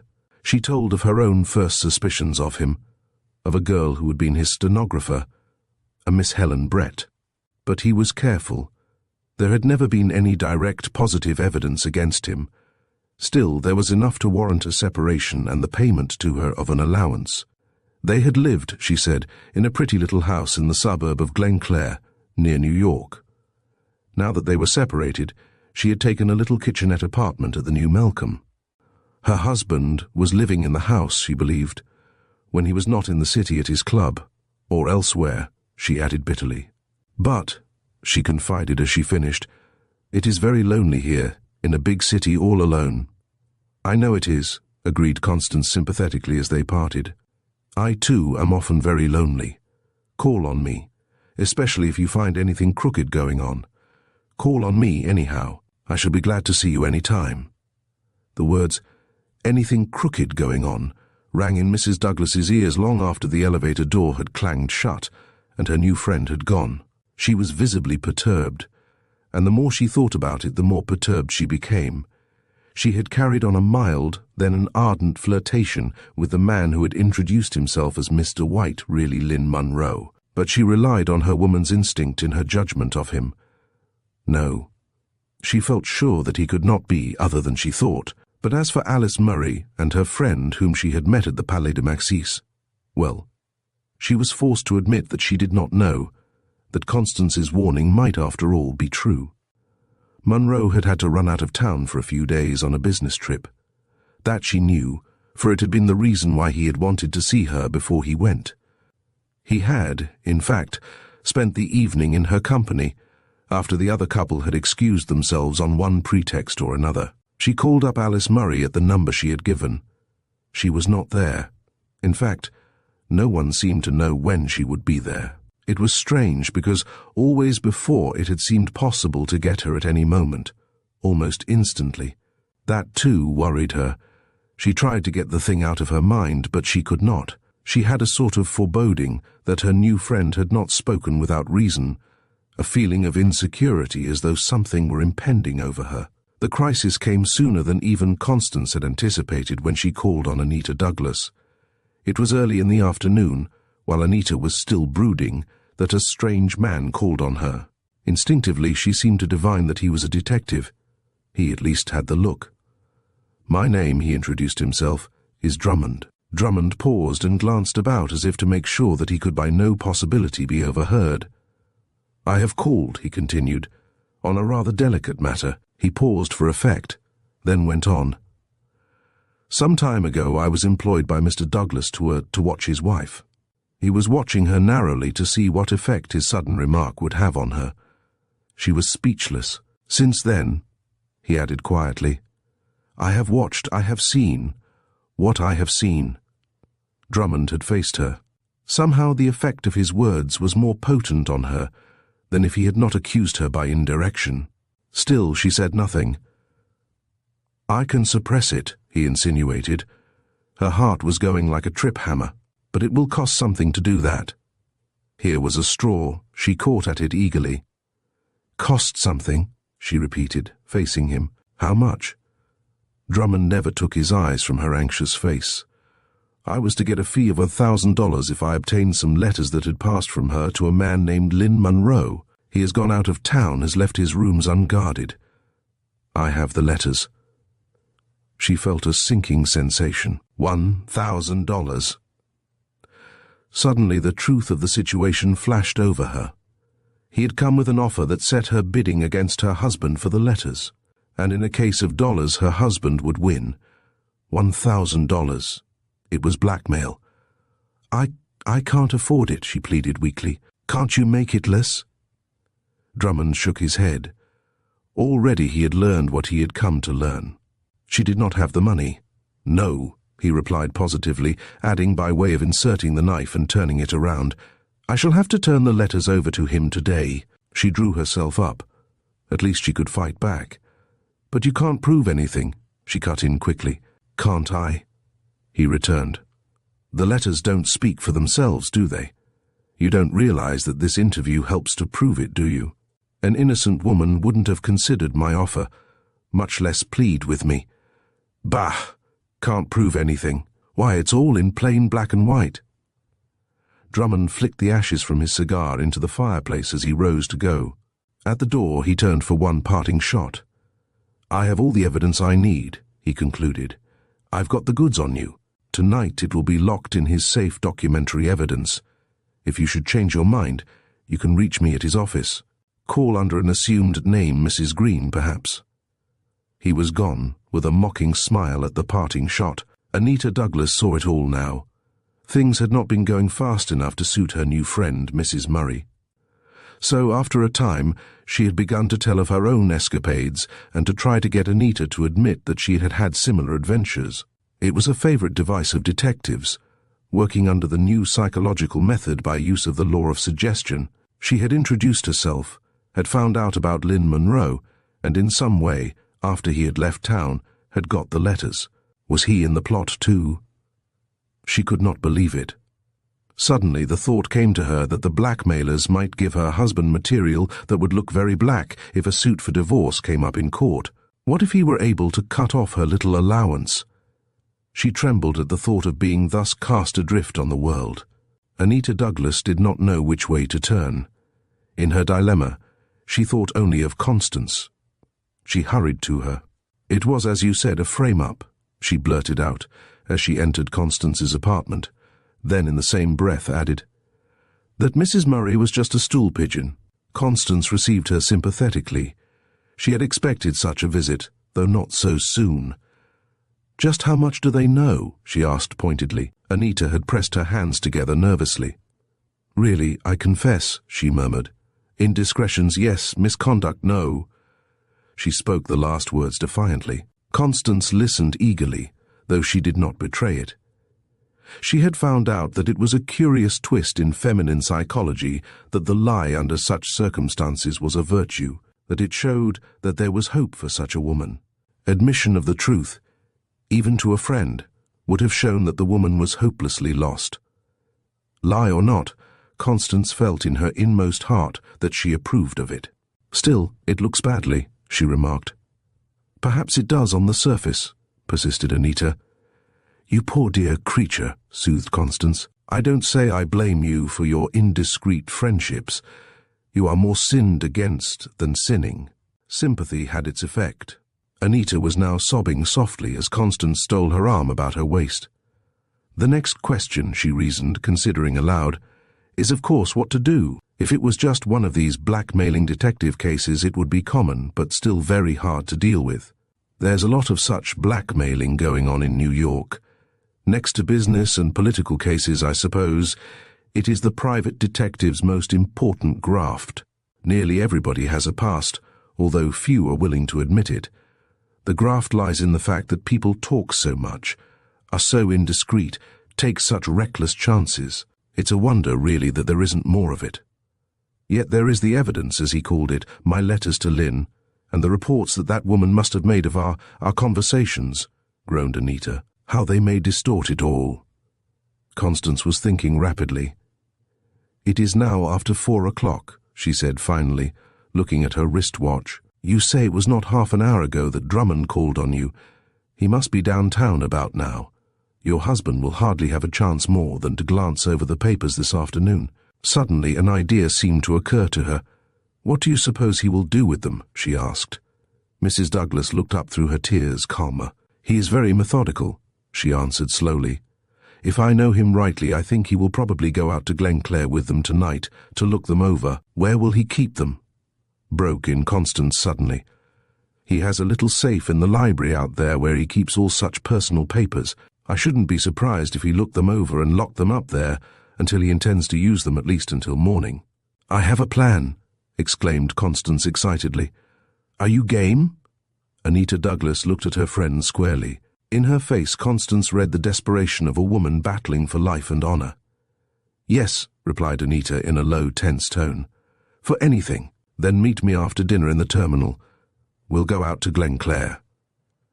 The two looked deeply into each other's eyes. Nothing was said, but what each read was a sufficient answer to a host of unspoken questions. A moment after Mrs. Douglas had gone, Constance opened a cabinet. From the false back of a drawer she took 2 little vials of powder and a small bottle with a sponge. Then she added a long steel bar with a peculiar turn at the end to her paraphernalia for the trip. Nothing further occurred until they met at the terminal, or, in fact, on the journey out. On most of the ride, Mrs. Douglas kept her face averted, looking out of the window into the blackness of the night. Perhaps she was thinking of other journeys out to Glenclair. Perhaps she was afraid of meeting the curious gaze of any late sojourners who might suffer from acute suburban curiosity. Quietly the 2 women alighted and quickly made their way from the station up the main street, then diverged to a darker and less frequented avenue. There's the house, pointed out Mrs. Douglas, halting Constance, with a little bitter exclamation. Evidently she had reasoned well. He had gone out there early and there was a light in the library. He isn't much of a reader, whispered Mrs. Douglas. Oh, it's clear to me that he has the stuff all right. He's devouring it, gloating over it. The sound of footsteps approaching down the paved walk came to them. Loitering on the streets of a suburban town always occasions suspicion, and instinctively Constance drew Anita with her into the shadow of a hedge that set off the house from that next to it. There was no fence cutting it off from the sidewalk, but at the corner of the plot a large bush stood. In this bower they were perfectly hidden in the shadow. Hour after hour they waited, watching that light in the library, speculating what it was he was reading, while Anita, half afraid to talk, wondered what it was that Constance had in mind. Finally the light in the library winked out, and the house was in darkness. Midnight passed, and with it the last belated suburbanite. At last, when the moon had disappeared under some clouds, Constance pulled Anita gently along up the lawn. There was no sign of life about the house, yet Constance observed all the caution she would have if it had been well guarded. Quickly, they advanced over the open space to the cottage, approaching in the shadow as much as possible. Tiptoeing over the porch, Constance tried a window, the window through which had shone the tantalizing light. It was fastened. Without hesitation, she pulled out the long steel bar with the twisted head and began to insert the sharp end between the sashes. "Aren't you afraid?" chattered her companion. "No," she whispered, not looking up from her work. "You know, most persons don't know enough about jimmies. Against them an ordinary door lock or window catch is no protection at all. Why, with this jimmy even a woman can exert a pressure of a ton or so. Not one catch in 1,000 can stand it, certainly not this one." Constance continued to work, muffling the lever as much as possible in a piece of felt. At last a quick wrench and the catch yielded. The only thing wrong about it was the noise. There had been no wind, no passing trolley, nothing to conceal it. They shrank back into the shadow and waited breathless. Had it been heard? Would a window open presently and an alarm be sounded? There was not a sound, save the rustle of the leaves in the night wind. A few minutes later, Constance carefully raised the lower sash, and they stepped softly into the house, once the house over which Anita Douglas had been mistress. Cautiously, Constance pressed the button on a little pocket storage battery lamp and flashed it slowly about the room. All was quiet in the library. The library table was disordered, as if someone in great stress of mind had been working at it.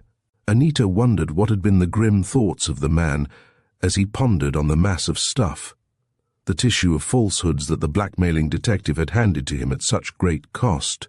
At last the cone of light rested on a little safe at the opposite end. "There it is," whispered Anita, pointing, half afraid even of the soft tones of her own voice. Constance had pulled down all the shades quietly and drew the curtains tightly between the room and the foyer. On the top of the safe she was pouring some of the powder in a neat pile from one of the vials. "What is that?" asked Anita, bending close to her ear. "Some powdered metallic aluminum mixed with oxide of iron," whispered Constance in return. "I read of this thing in a scientific paper the other day, and I determined to get some of it, but I didn't think I'd ever really have occasion to use it." She added some powder from the other vial. "And that?" "Magnesium powder." Constance had lighted a match. "Stand back, Anita," she whispered. "Back, Anita," she whispered. "Back in the farthest corner of the room and keep quiet. Shut your eyes, turn your face away." There was a flash, blinding, then a steady, brilliant burst of noiseless, penetrating, burning flame. Anita had expected an explosion. Instead, she found that her eyes hurt. She had not closed them tightly quick enough. Still, Constance's warning had been sufficient to prevent any damage to the sight, and she slowly recovered. Actually, the burning powder seemed to be sinking into the very steel of the safe itself, as if it had been mere ice. Was it an optical illusion, a freak of her sight? What is it?" she whispered in awe, drawing closer to her friend. "Thermit," whispered Constance in reply, as the two watched the glowing mass fascinated. "An invention of a German chemist named Goldschmidt. It will burn a hole right through steel, at a terrific temperature, 3,000 or more degrees." The almost burned-out mass seemed to fall into the safe, as if it had been a wooden box instead of chrome steel. They waited a moment, still blinking, to regain control over their eyes, in spite of the care they had used to shield them. Then they tiptoed across the floor. In the top of the safe yawned a hole large enough to stick one's hand and arm through. Constance reached into the safe and drew out something on which she flashed the pocket light. There was bundle after bundle of checks, the personal checks of a methodical businessman, carefully preserved. Hastily she looked them over. All seemed to be perfectly straight payments to tradesmen, to real estate agents, payments of all sorts, all carefully labelled. "Oh, he'd never let anything like that lie around," remarked Anita, as she began to comprehend what Constance was after. Constance was scrutinizing some of the checks more carefully than others. Suddenly she held one up to the light. Apparently it was in payment of legal services. Quickly she took the little bottle of brownish fluid which she had brought with the sponge.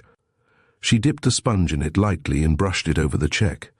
Then she leaned forward breathlessly. "Eradicating ink is simply a bleaching process," she remarked, "which leaves the iron of the ink as a white oxide instead of a black oxide.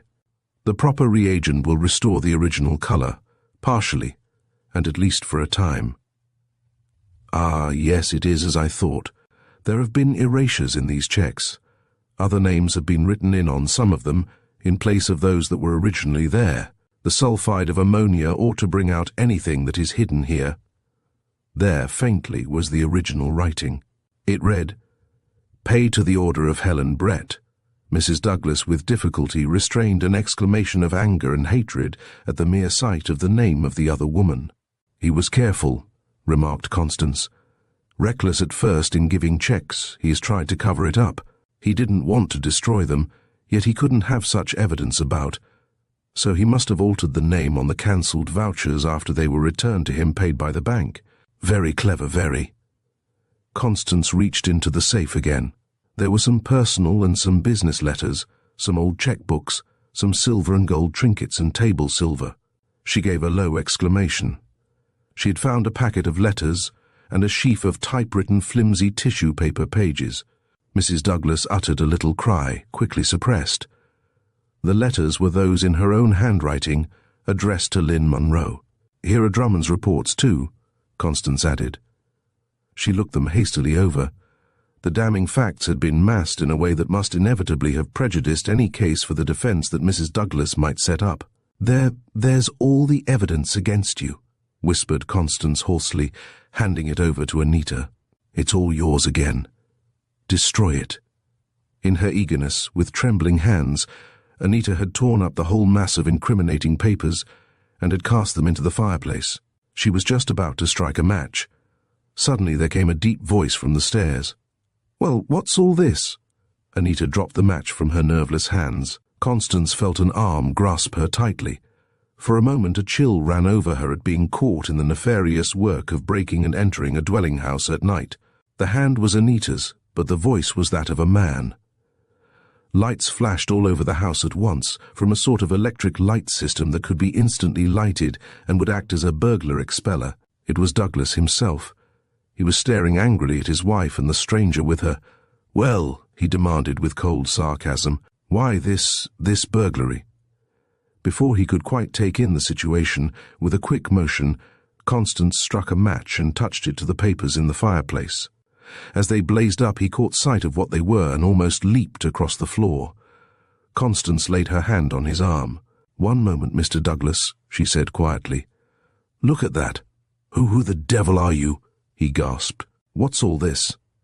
"I think," remarked Constance slowly and quietly, "that your wife is now in a position to prove that you, well, don't come into court with clean hands if you attempt to do so. Besides, you know, the courts rather frown on detectives that practice collusion and conspiracy and frame up evidence, to say nothing of trying to blackmail the victims. I thought perhaps you'd prefer not to say anything about this visit tonight after you saw that."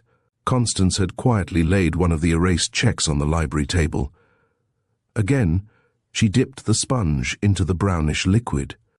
Again the magic touch revealed the telltale name. With her finger she was pointing to the faintly legible Helen Brett on the check, as the sulphite had brought it out. Douglas stared dazed. He rubbed his eyes and stared again as the last of the flickering fire died away. In an instant he realized that it was not a dream, that it was all a fact. He looked from one to the other of the women. He was checkmated. Constance ostentatiously folded up the erased vouchers.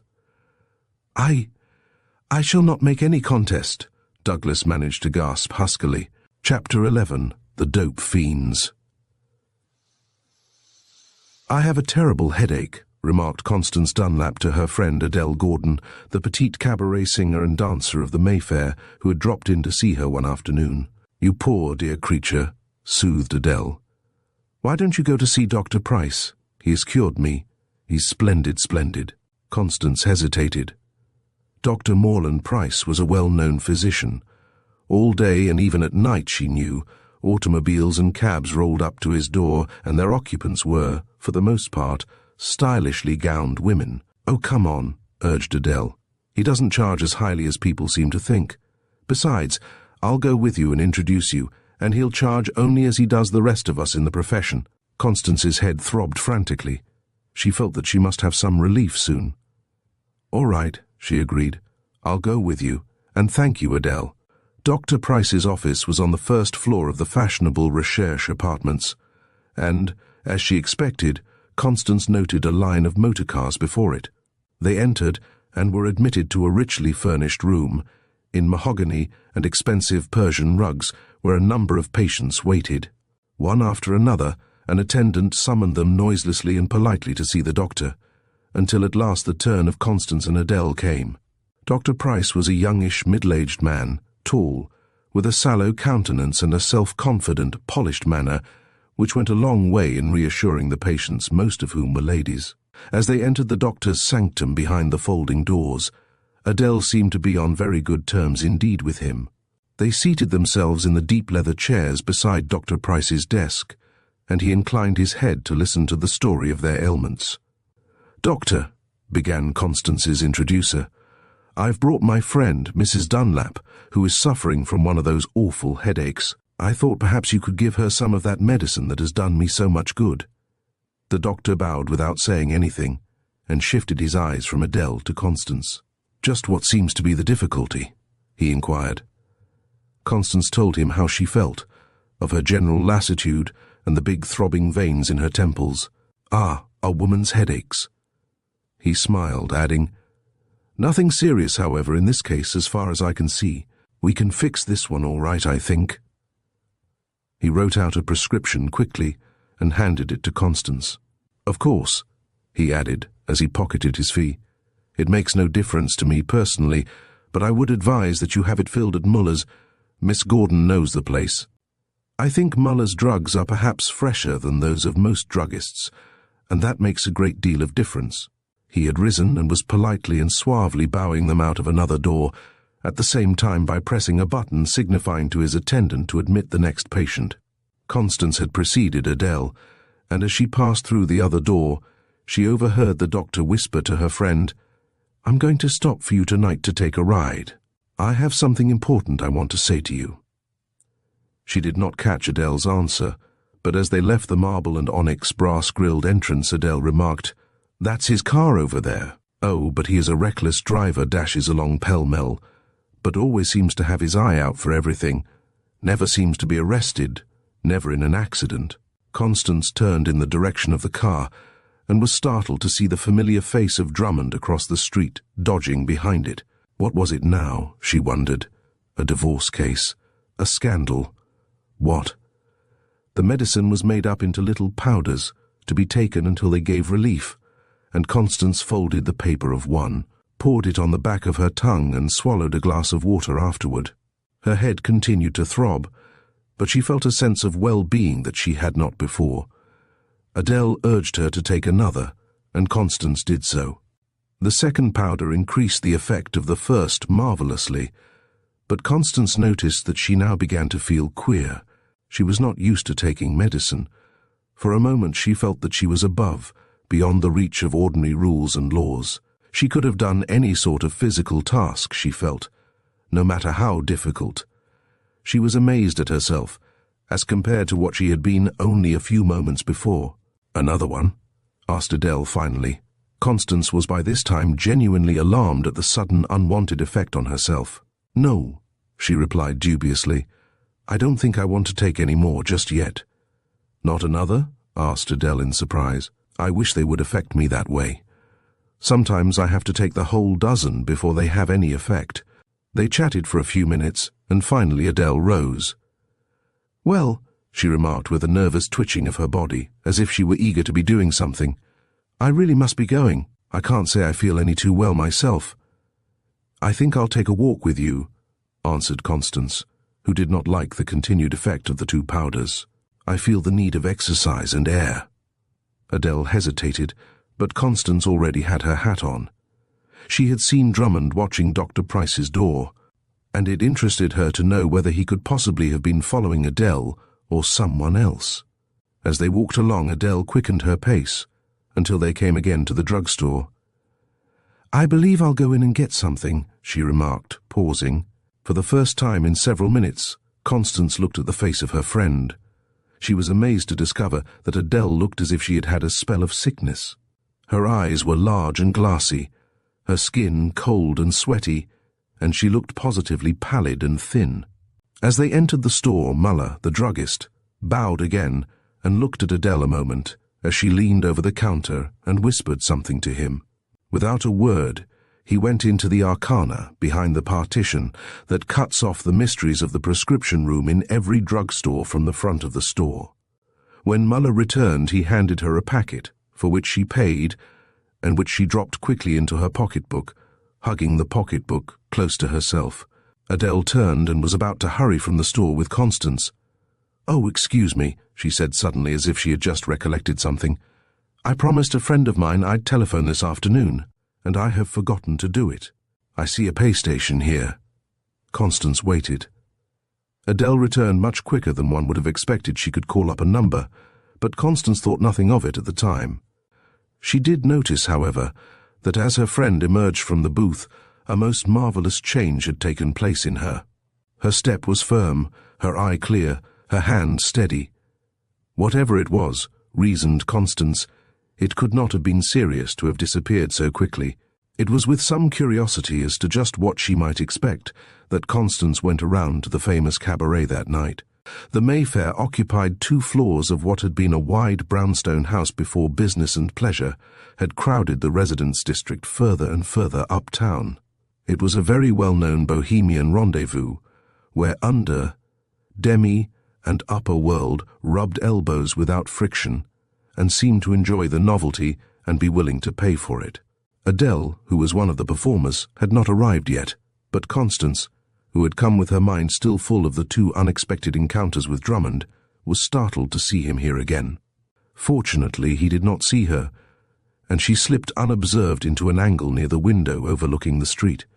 Drummond had been engrossed in watching someone already there, and Constance made the best use she could of her eyes to determine who it was.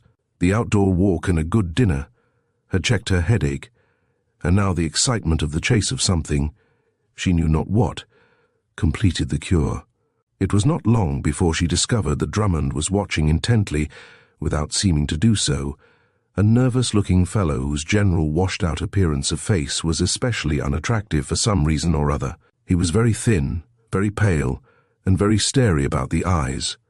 Then, too, it seemed as if the bone in his nose was going, due perhaps to the shrinkage of the blood vessels from some cause. Constance noticed a couple of girls whom she had seen Adele speak to on several other occasions approaching the young man.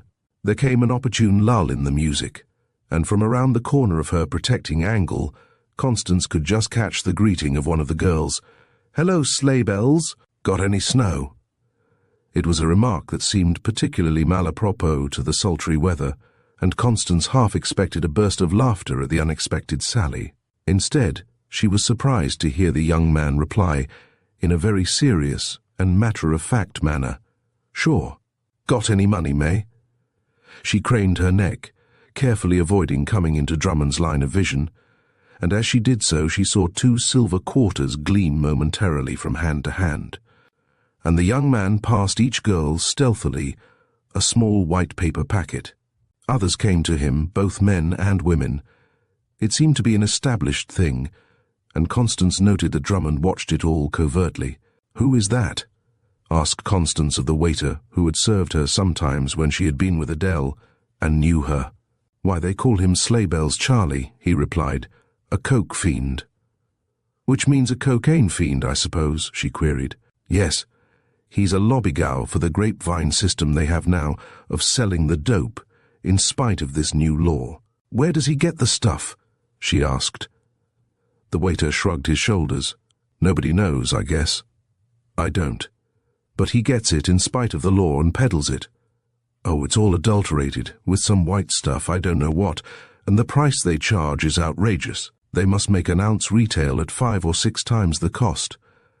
Oh, you can bet that someone who is at the top is making a pile of money out of that graft, all right." He said it not with any air of righteous indignation, but with a certain envy. Constance was thinking the thing over in her mind. Where did the coke come from? The grapevine system interested her. Sleighbell seemed to have disposed of all the coke he had brought with him. As the last packet went, he rose slowly and shuffled out. Constance, who knew that Adele would not come for some time, determined to follow him. She rose quietly, and under cover of a party going out, managed to disappear without, as far as she knew, letting Drummond catch a glimpse of her. This would not only employ her time, but it was better to avoid Drummond as far as possible. At present, too, she felt. At a distance of about half a block, she followed the curiously shuffling figure. He crossed the avenue, turned and went uptown, turned again, and, before she knew it, disappeared in a drugstore. She had been so engrossed in following the lobbygow that it was with a start that she realized that he had entered Muller's. What did it all mean? Was the druggist, Muller, the man higher up? She recalled suddenly her own experience of the afternoon. Had Muller tried to palm off something on her? The more she thought of it, the more sure she was that the powders she had taken had been doped. Slowly, Turning the matter over in her mind, she returned to the Mayfair. As she peered in cautiously before entering, she saw that Drummond had gone. Adele had not come in yet, and she went in and sat down again in her old place. Perhaps half an hour later, outside, she heard a car drive up with a furious rattle of gears. She looked out of the window and, as far as she could determine in the shadows, it was Dr. Price. A woman got out, Adele. For a moment she stopped to talk, then Dr. Price waved a gay goodbye and was off. All she could catch was a hasty, "No, I don't think I'd better come in tonight," from him. As Adele entered the Mayfair, she glanced about, caught sight of Constance and came and sat down by her. It would have been impossible for her to enter unobserved, so popular was she. It was not long before the two girls whom Constance had seen dealing with sleigh bells sauntered over. "Your friend was here tonight," remarked one to Adele. "Which one?" laughed Adele. "The one who admired your dancing the other night and wanted to take lessons." "You mean the young fellow who was selling something?" asked Constance pointedly. "Oh, no," returned the girl quite casually. "That was sleigh bells," and they all laughed. Constance thought immediately of Drummond. "The other one, then," she said. "The thick-set man who was all alone." "Yes, he went away afterward. Do you know him?" "I've seen him somewhere," evaded Constance, "but I just can't quite place him." She had not noticed Adele particularly until now. Under the light she had a peculiar worn look, the same as she had had before. The waiter came up to them. "Your turn is next," he hinted to Adele. "Excuse me a minute," she apologized to the rest of the party. "I must fix up a bit." "No," she added to Constance, "don't come with me." She returned from the dressing room a different person, and plunged into the wild dance for which the limited orchestra was already tuning up. It was a veritable riot of whirl and rhythm. Never before had Constance seen Adele dance with such abandon. As she executed the wild mazes of a newly imported dance, she held even the jaded Mayfair spellbound, and when she concluded with one daring figure and sat down, flushed and excited, the diners applauded and even shouted approval. It was an event for even the dance-mad Mayfair. Constance did not share in the applause. At last she understood. Adele was a dope fiend too. She felt it with a sense of pain. Always, she knew, the fiends tried to get away alone somewhere for a few minutes to snuff some of their favorite nepenthe. She had heard before of the cocaine snuffers, who took a little of the deadly powder, placed it on the back of the hand, and inhaled it up the nose with a quick intake of breath. Adele was one. It was not Adele who danced, it was the dope. Constance was determined to speak. "You remember that man the girls spoke of?" she began. "Yes." "What of him?" asked Adele with almost a note of defiance. "Well, I really do know him," confessed Constance. "He is a detective." Constance watched her companion curiously, for at the mere word she had stopped short and faced her. "He is?" she asked quickly. "Then that was why Dr. Price—" She managed to suppress the remark and continued her walk home without another word. In Adele's little apartment, Constance was quick to note that the same haggard look had returned to her friend's face. Adele had reached for her pocketbook with a sort of clutching eagerness and was about to leave the room. Constance rose. "Why don't you give up the stuff?" she asked earnestly. "Don't you want to?" For a moment Adele faced her angrily. Then her real nature seemed slowly to come to the surface. "Yes," she murmured frankly. "Then why don't you?" pleaded Constance. "I haven't the power. There is an indescribable excitement to do something great, to make a mark. It's soon gone, but while it lasts, I can sing, dance, do anything. And then every part of my body begins crying for more of the stuff again." There was no longer any necessity of concealment from Constance. She took a pinch of the stuff, placed it on the back of her wrist and quickly sniffed it. The change in her was magical. From a quivering, wretched girl she became a self-confident neurasthenic. "I don't care," she laughed hollowly now. "Yes, I know what you were going to tell me.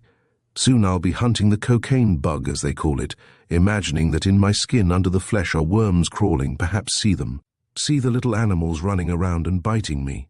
She said it with a half-reckless cynicism. "Oh, you don't know. There are two souls in the cocainist, one tortured by the pain of not having the stuff, the other laughing and mocking at the dangers of it. It stimulates. It makes your mind work without effort, by itself. And it gives such visions of success, makes you feel able to do so much and to forget. All the girls use it. Where do they get it? Asked Constance.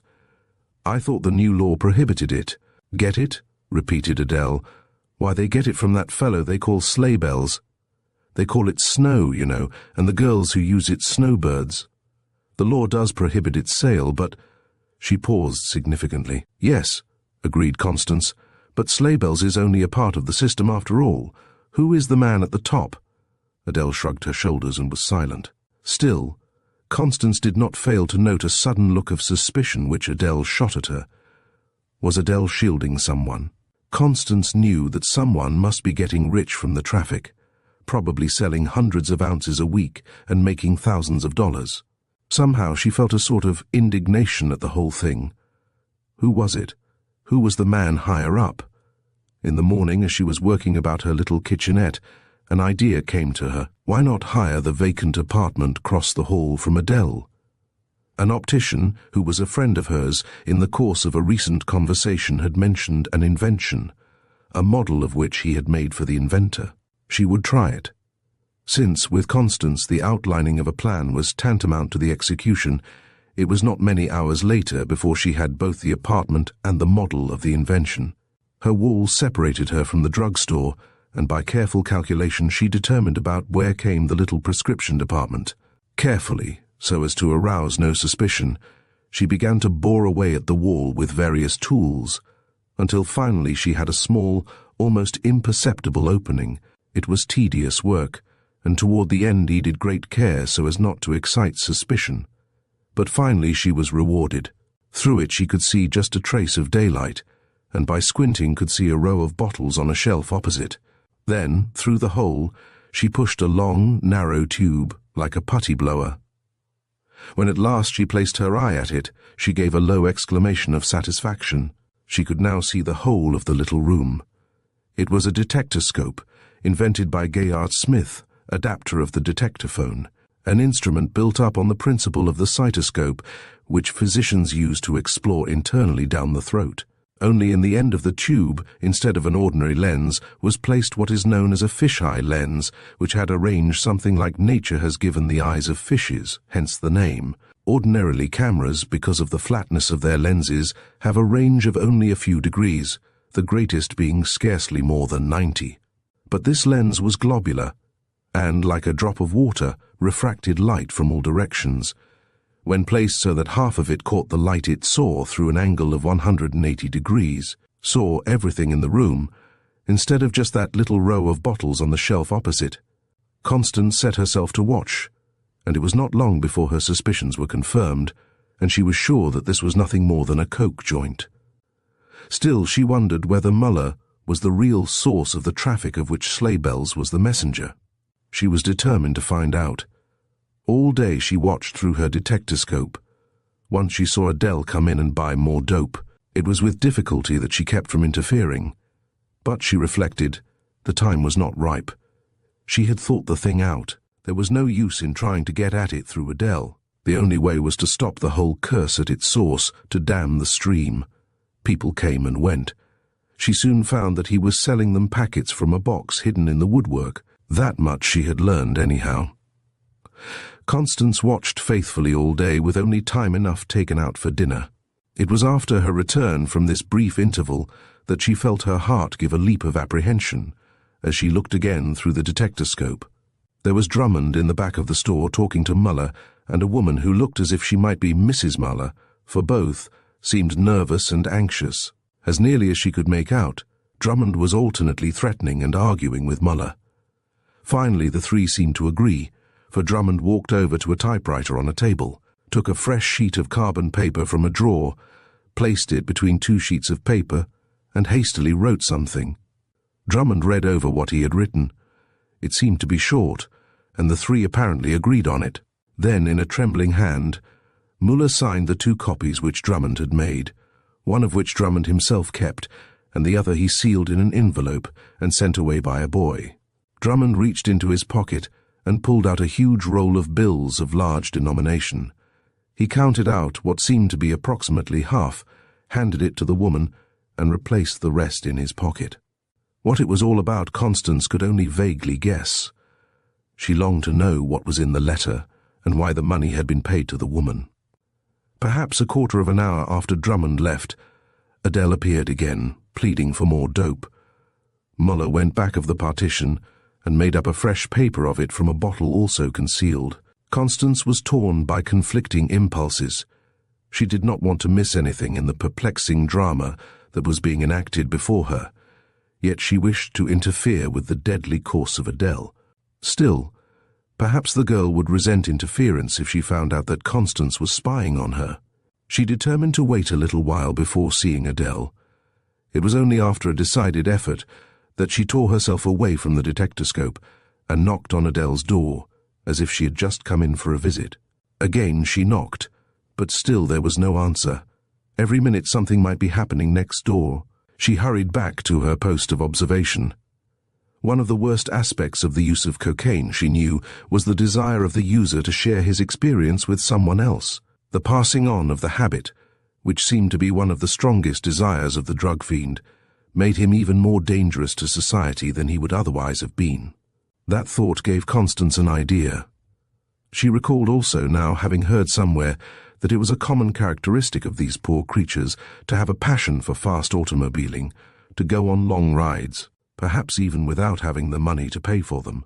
That, too, confirmed the idea which she had. As the night advanced, she determined to stick to her post. What could it have been that Drummond was doing? It was no good, she felt positive. Suddenly, before her eye glued to its eavesdropping aperture, she saw a strange sight. There was a violent commotion in the store.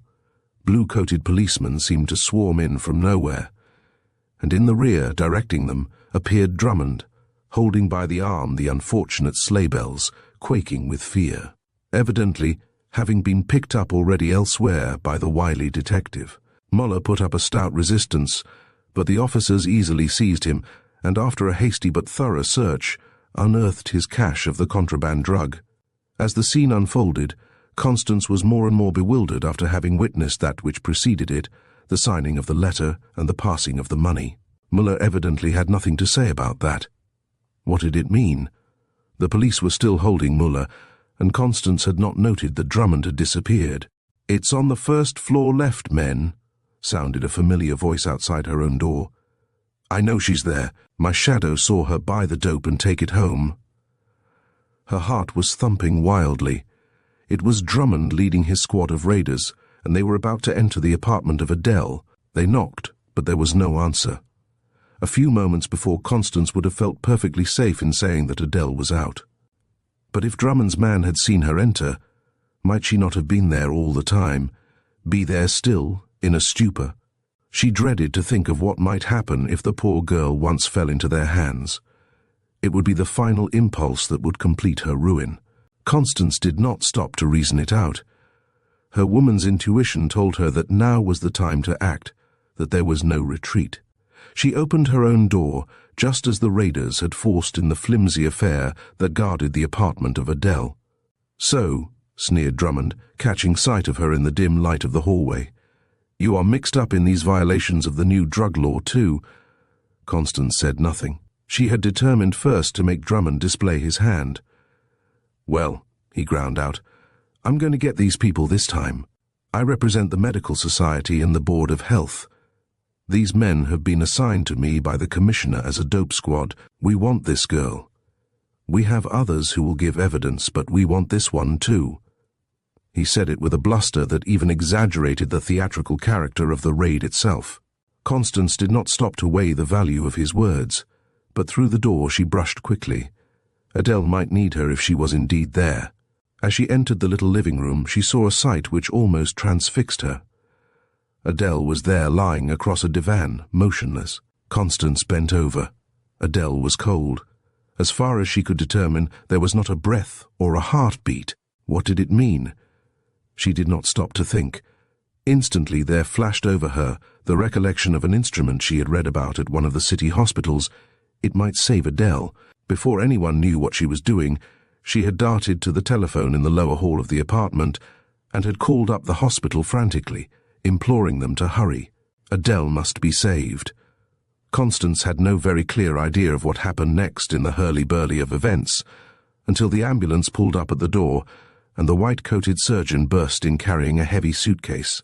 With one look at the unfortunate girl, he muttered, "Paralysis of the respiratory organs, too large a dose of the drug. You did perfectly right," and began unpacking the case. Constance, calm now in the crisis, stood by him and helped as deftly as could any nurse. It was a curious arrangement of tubes and valves, with a large rubber bag and a little pump that the doctor had brought. Quickly he placed a cap, attached to it, over the nose and mouth of the poor girl, and started the machine. What is it?" gasped Drummond as he saw Adele's hitherto motionless breast now rise and fall. "A pulmotor," replied the doctor, working quickly and carefully. "An artificial lung. Sometimes it can revive even the medically dead. It is our last chance with this girl." Constance had picked up the packet, which had fallen beside Adele, and was looking at the white powder. "Almost pure cocaine," remarked the young surgeon, testing it. "The hydrochloride, large crystals, highest quality. Usually it is adulterated." Was she in the habit of taking it this way? Constance said nothing.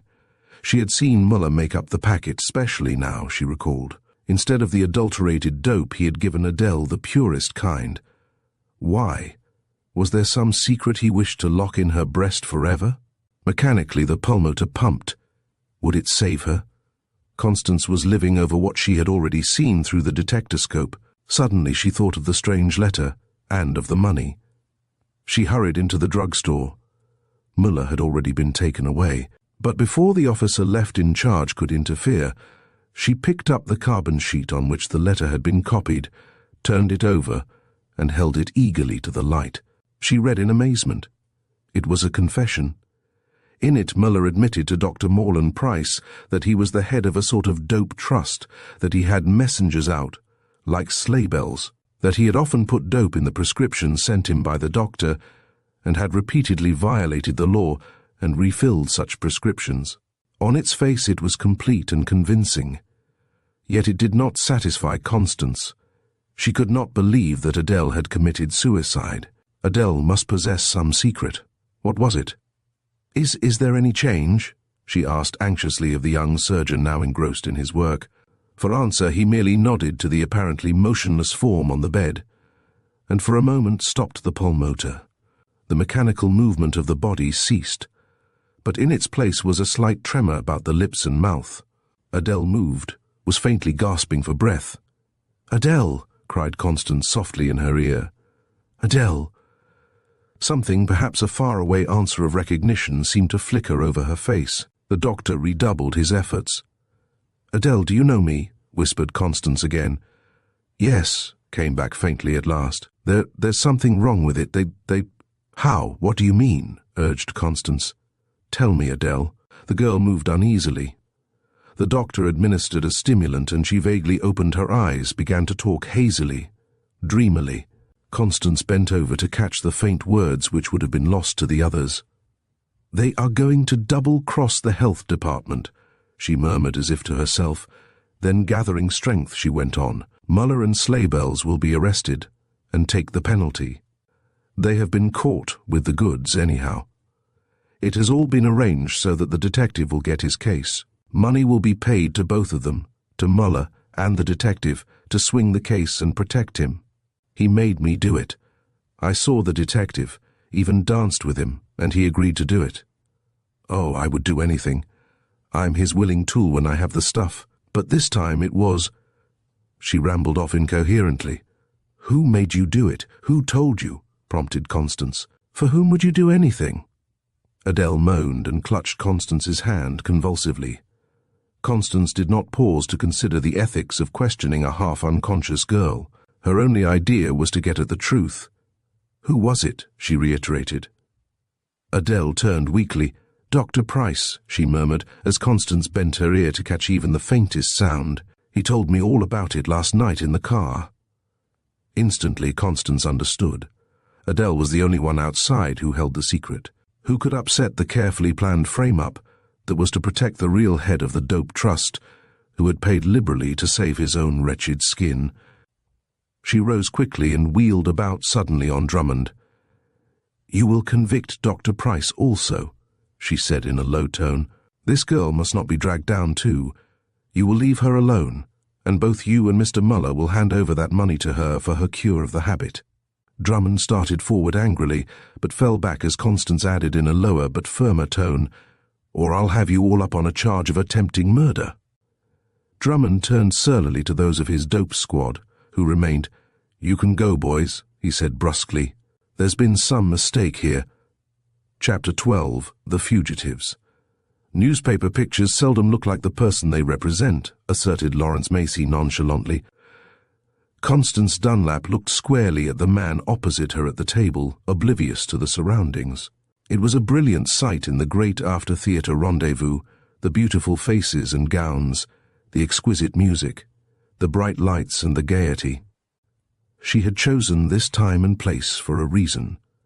She had hoped that the contrast with what she had to say would be most marked in its influence on the man. "Nevertheless," she replied keenly, "I recognize the picture, as though you were Bertillon's new spoken portrait of this Graham Mackenzie." She deliberately folded up a newspaper clipping and shoved it into her handbag on a chair beside the table. Lawrence Macy met her eye unflinchingly. "Suppose," he drawled, "just for the sake of argument, that you are right. What would you do?" Constance looked at the unruffled exterior of the man. With her keen perception, she knew that it covered just as calm an interior. He would have said the same thing if she had been a real detective. Had walked up behind him suddenly in the subway crush. Had tapped his shoulder and whispered, "You're wanted." "We are dealing with facts, not suppositions," she replied evasively. Momentarily, a strange look passed over Macy's face. What was she driving at blackmail? He could not think so, even though he had only just come to know Constance. He rejected the thought before it was half formed. "Put it as you please," he persisted. "I am then this Graham Mackenzie who has decamped from Omaha with $500,000. It is $500,000 in the article, is it not? Of cash and unregistered stocks and bonds. Now what would you do?" Constance felt unconsciously the shift which he had skillfully made in their positions. Instead of being the pursuer, she was now the pursued, at least in their conversation. He had admitted nothing of what her quick intuition told her, yet she felt an admiration for the sang-froid of Macy. She felt a spell thrown over her by the magnetic eyes that seemed to search her own. They were large eyes, the eyes of a dreamer, rather than of a practical man, eyes of a man who goes far and travels long with the woman on whom he fixes them solely. "You haven't answered my hypothetical question," he reminded her. She brought herself back with a start. "I was only thinking," she murmured. "Then there is doubt in your mind what you would do?" "No," she hesitated. He bent over nearer across the table. "You would at least recall the old adage, 'Do unto others as you would that they should do unto you,'" he urged. It was uncanny, the way this man read her thoughts. "You know whom they say quotes scripture," she avoided. "And am I a devil?" "I did not say so." "You hinted it." She had. But she said no, nor hinted it. "Then you did not mean to hint it."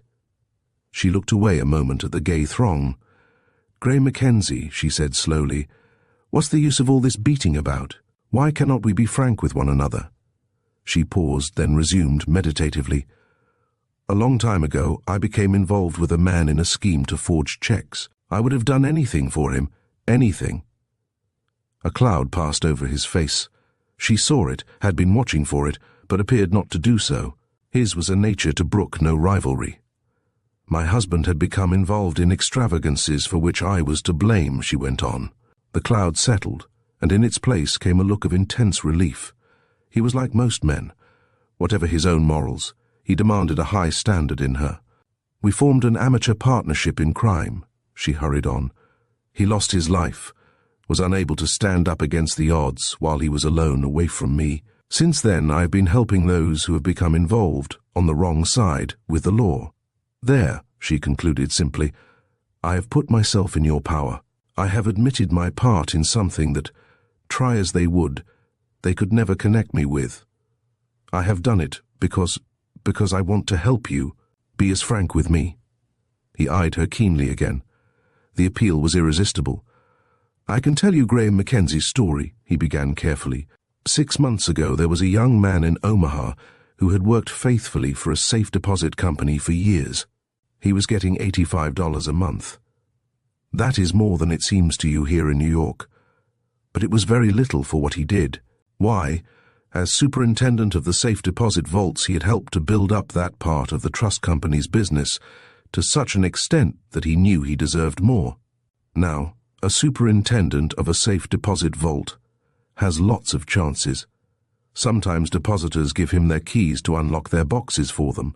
It is a simple thing to make an impression in wax or chewing gum palmed in the hand. Or he has access to a number of keys of unrented boxes. He can, as opportunity offers, make duplicates. And then when the boxes are rented, he has a key. Even if the locks of unrented boxes are blanks, set by the first insertion of the key chosen at random, he can still do the same thing. And even if it takes 2 to get at the idle keys, himself and another trusted employee, he can get at them, if he is clever, without the other officer knowing it, though it may be done almost before his eyes. You see, it all comes down to the honesty of the man." He paused. Constance was fascinated at the coolness with which this man had gone to work, and with which he told of it. This superintendent earned more than he received. He deserved it. But when he asked for a raise, they told him he was lucky to keep the job. They reduced him instead to $75. He was angry at the stinging rebuke. He determined to make them smart, to show them what he could do. One noon he went out to lunch, and they have been looking for him ever since. He had taken $500,000 in cash, stocks and bonds, unregistered, and hence easily hypothecated and traded on. "And his motive?" she asked. He looked at her long and earnestly, as if making up his mind to something. "I think," he replied, "I wanted revenge quite as much as the money." He said it slowly, measured, as if realizing that there was now nothing to be gained by concealment from her, as if only he wanted to put himself in the best light with the woman who had won from him his secret. It was his confession. Acquaintances with Constance ripened fast into friendships. She had known Macy, as he called himself, only a fortnight. He had been introduced to her at a sort of bohemian gathering, had talked to her direct as she liked a man to talk. He had seen her home that night, had asked to call, and on the other nights had taken her to the theatre and to supper. Delicately, unconsciously, a bond of friendship had grown up between them. She felt that he was a man vibrating with physical and mental power, long latent, which nothing but a strong will held in check. A man by whom she could be fascinated, yet of whom she was just a little bit afraid. With Macy it would have been difficult to analyze his feelings. He had found in Constance a woman who had seen the world in all its phases, yet had come through unstained by what would have drowned some in the depths of the underworld, or thrust others into the degradation of the demi-monde at least. He admired and respected her. He, the dreamer, saw in her the practical. She, an adventurer in amateur lawlessness, saw in him something kindred at heart. And so when a newspaper came to her, in which she recognized with her keen insight Lawrence Macy's face under Graham Mackenzie's name, and a story of embezzlement of trust company and other funds from the Omaha Central Western Trust of $500,000, she had not been wholly surprised. Instead, she felt almost a sense of elation. The man was neither better nor worse than herself, and he needed help. Her mind wandered back to a time, months before, when she had learned the bitter lesson of what it was to be a legal outcast, and had determined always to keep within the law, no matter how close to the edge of things she went. Mackenzie continued looking at her, as if waiting for the answer to his first question. "No," she said slowly, "I am not going to hand you over. I never had any such intention. We are in each other's power, but you cannot go about openly, even in New York now. Someone besides myself must have seen that article." Graham listened blankly. It was true. His fancied security in the city was over. He had fled to New York because there, in the mass of people, he could best sink his old identity and take on a new. She leaned her head on her hand and her elbow on the table and looked deeply into his eyes. "Let me take those securities," she said. "I will be able to do safely what you cannot do." Graham did not seem now to consider the fortune for which he had risked so much. The woman before him was enough. "Will you?" he asked eagerly. "I will do with them as I would for myself, better, because it is a trust," she accepted. "More than a trust," he added, as he leaned over in turn, and in spite of other diners in the restaurant took her hand. "There are times when the rest of the critical world and its frigid opinions are valueless." Constance did not withdraw her hand. Rather, she watched in his eyes the subtle physical change in the man that her very touch produced, watched and felt a response in herself. Quickly she withdrew her hand. "I must go," she said rather hurriedly. "It is getting late." "Constance," he whispered, as he helped her on with her wraps, brushing the waiter aside that he might himself perform any duty that involved even touching her. "Constance, I am in your hands, absolutely." It had been pleasant to dine with him. It was more pleasant now to feel her influence and power over him. She knew it, though she only half admitted it. They seemed for the moment to walk on air as they strolled, chatting, out to a taxicab. But as the cab drew up before her own apartment, the familiar associations of even the entrance brought her back to reality suddenly. He handed her out, and the excitement of the evening was over. She saw the thing in its true light. This was the beginning, not the end. "Graham," she said as she lingered for a moment at the door, "tomorrow we must find a place where you can hide." "I may see you, though?" he asked anxiously. "Of course. Ring me up in the morning, Graham. Good night." And she was whisked up in the elevator, leaving Mackenzie with a sense of loss and loneliness. "By the Lord," he muttered, as he swung down the street in preference to taking a cab. "What a woman that is!" Together the next day they sought out a place where he could remain hidden. Mackenzie would have been near her, but Constance knew better. She chose a bachelor apartment where the tenants never arose before noon, and where night was turned into day. Men would not ask questions. In an apartment like her own there was nothing but gossip. In the daytime he stayed at home. Only at night did he go forth, and then under her direction, in the most unfrequented ways. Every day Constance went to Wall Street, where she had established confidential relations with a number of brokers. Together they planned the campaigns. She executed them with consummate skill and adroitness. Constance was amazed. Here was a man who for years had been able to earn only $85 a month and had not seemed to show any ability. Yet he was able to speculate in Wall Street with such dash that he seemed to be in a fair way, through her, to accumulate a fortune. One night, as they were hurrying back to Graham's after a walk, they had to pass a crowd on Broadway. Constance saw a familiar face hurrying by. It gave her a start. It was Drummond, the detective. He was not, apparently, looking for her, but then that was his method. He might have been looking. At any rate, it reminded her unpleasantly of the fact that there were detectives in the world. "What's the matter?" asked Graham, noticing the change in her. "I just saw a man I know." The old jealousy flushed his face. Constance laughed in spite of her fears. Indeed, there was something that pleased her in his jealousy. "He was the detective who has been hounding me ever since that time I told you about." "Oh," he subsided. But if Drummond had been there, Mackenzie could have been counted on to risk all to protect her. "We must be more careful," she shuddered. Constance was startled one evening, just as she was going out to meet Graham and report on the progress of the day, at hearing a knock at her door. She opened it. "I suppose you think I am your nemesis," introduced Drummond as he stepped in, veiling the keenness of his search by an attempt to be familiar. She had more than half expected it. She said nothing, but her coldness was plainly one of interrogation. "A case has been placed in my hands by some Western clients of ours," he said by way of swaggering explanation, "of an embezzler who is hiding in New York. It required no great reasoning power to decide that the man's trail would sooner or later cross Wall Street. I believe it has done so not directly but indirectly. The trail, I think, has brought me back to the proverbial point of chercher la femme. I am delighted," he dwelt on the word to see what would be its effect, "to see in the Graham Mackenzie case my old friend, Constance Dunlap." "So," she replied quietly, "you suspect me now. I suppose I am Graham Mackenzie." "No," Drummond replied dubiously. "You are not Graham Mackenzie, of course. You may be Mrs. Graham Mackenzie for all I know, but I believe you are the receiver of Graham Mackenzie's stolen goods." "You do?" she answered calmly.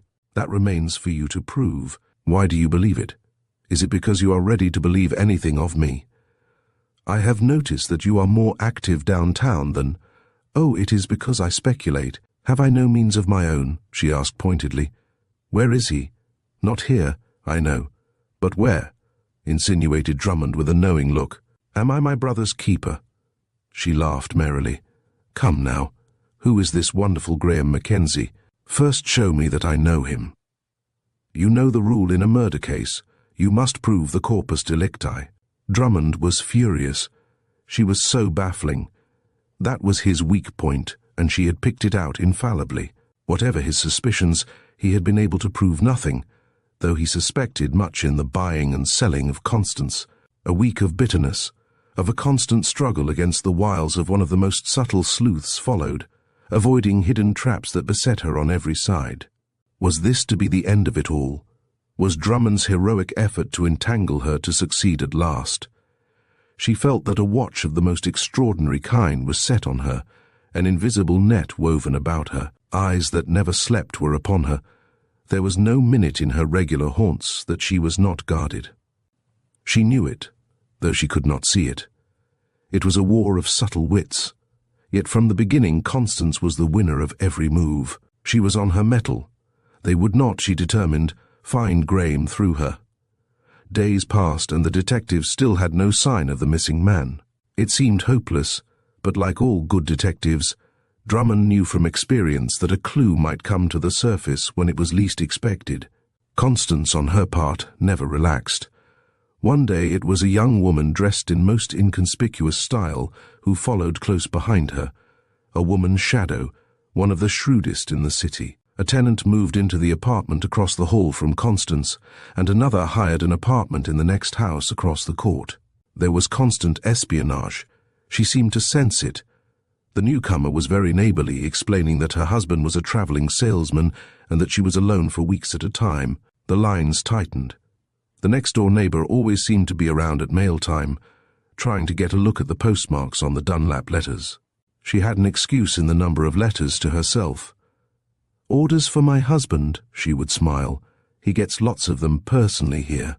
All their ingenuity went for naught. Constance was not to be caught that way. They tried new tricks. If it was a journey she took, someone went with her whom she had to shake off sooner or later. There were visits of peddlers, gas men, electric light and telephone men. They were all detectives also, always seeking a chance to make a search that might reveal her secret. The janitor who collected the waste paper found that it had a ready sale at a high price. Every stratagem that Drummond's astute mind could devise was called into play, but nothing, not a scrap of new evidence did they find. Yet all the time Constance was in direct communication with Mackenzie. Graham, in his enforced idleness, was more deeply in love with Constance now than ever. He had eyes for nothing else. Even his fortunes would have been disregarded, had he not felt that to do that would have been the surest way to condemn himself before her. They had cut out the evening trips now, for fear of recognition. She was working faithfully. Already she had cleaned up something like $50,000 on the turnover of the stuff he had stolen. Another week, and it would be some thousands more. Yet the strain was beginning to show. "Oh, Graham!" she cried. One night after she had a particularly hard time in shaking Drummond's shadows in order to make her unconventional visit to him, "Graham, I'm so tired of it all tired." He was about to pour out what was in his own heart when she resumed, "It's the lonesomeness of it. We are having success. But what is success alone?" "Yes," he echoed, thinking of his feeling that night when she had left him at the elevator, of the feeling now every moment of the time she was away from him. "Yes. Alone." With the utmost difficulty, he restrained the wildly surging emotions within him. He could not know with what effort Constance held her poise so admirably, keeping always that barrier of reserve beyond which now and then he caught a glimpse. "Let us cut out and bury ourselves in Europe," he urged. "No," she replied firmly. "Wait, I have a plan. Wait, we could never get away. They would find us and extradite us, surely. She was coming out of a broker's office one day after the close of the market, only to run full tilt into Drummond, who had been waiting for her. Cat-like, evidently he had a purpose. "You will be interested to know," remarked the detective, watching her narrowly, "that District Attorney Wickham, who had the case in charge out there, is in New York, with the president of the Central Western Trust." "Yes?" she said non-committally. "I told them I was on the trail through a woman and they have come here to aid me." Why had he told her that? Was it to put her on her guard, or was it in a spirit of bravado? She could not think so. It was not his style to bluster at this stage of the game. No, there was a deep-laid purpose. He expected her to make some move to extricate herself that would display her hand and betray all. It was clever, and a less clever person than Constance would have fallen before the onslaught.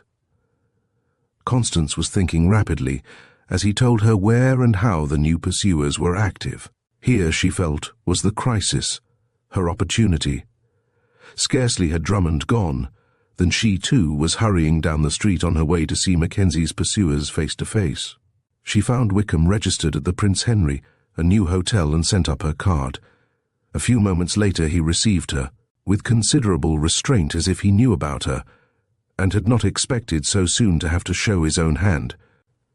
"I understand," she began quickly, "that you have come to New York because Mr. Drummond claims to be able to clear up the Graham Mackenzie case." "Yes?" he replied quizzically. "Perhaps," she continued, coming nearer to the point of her self-imposed mission, "perhaps there may be some other way to settle this case than through Mr. Drummond. We might hold you," he shot out quickly. "No," she replied, "you have nothing on me.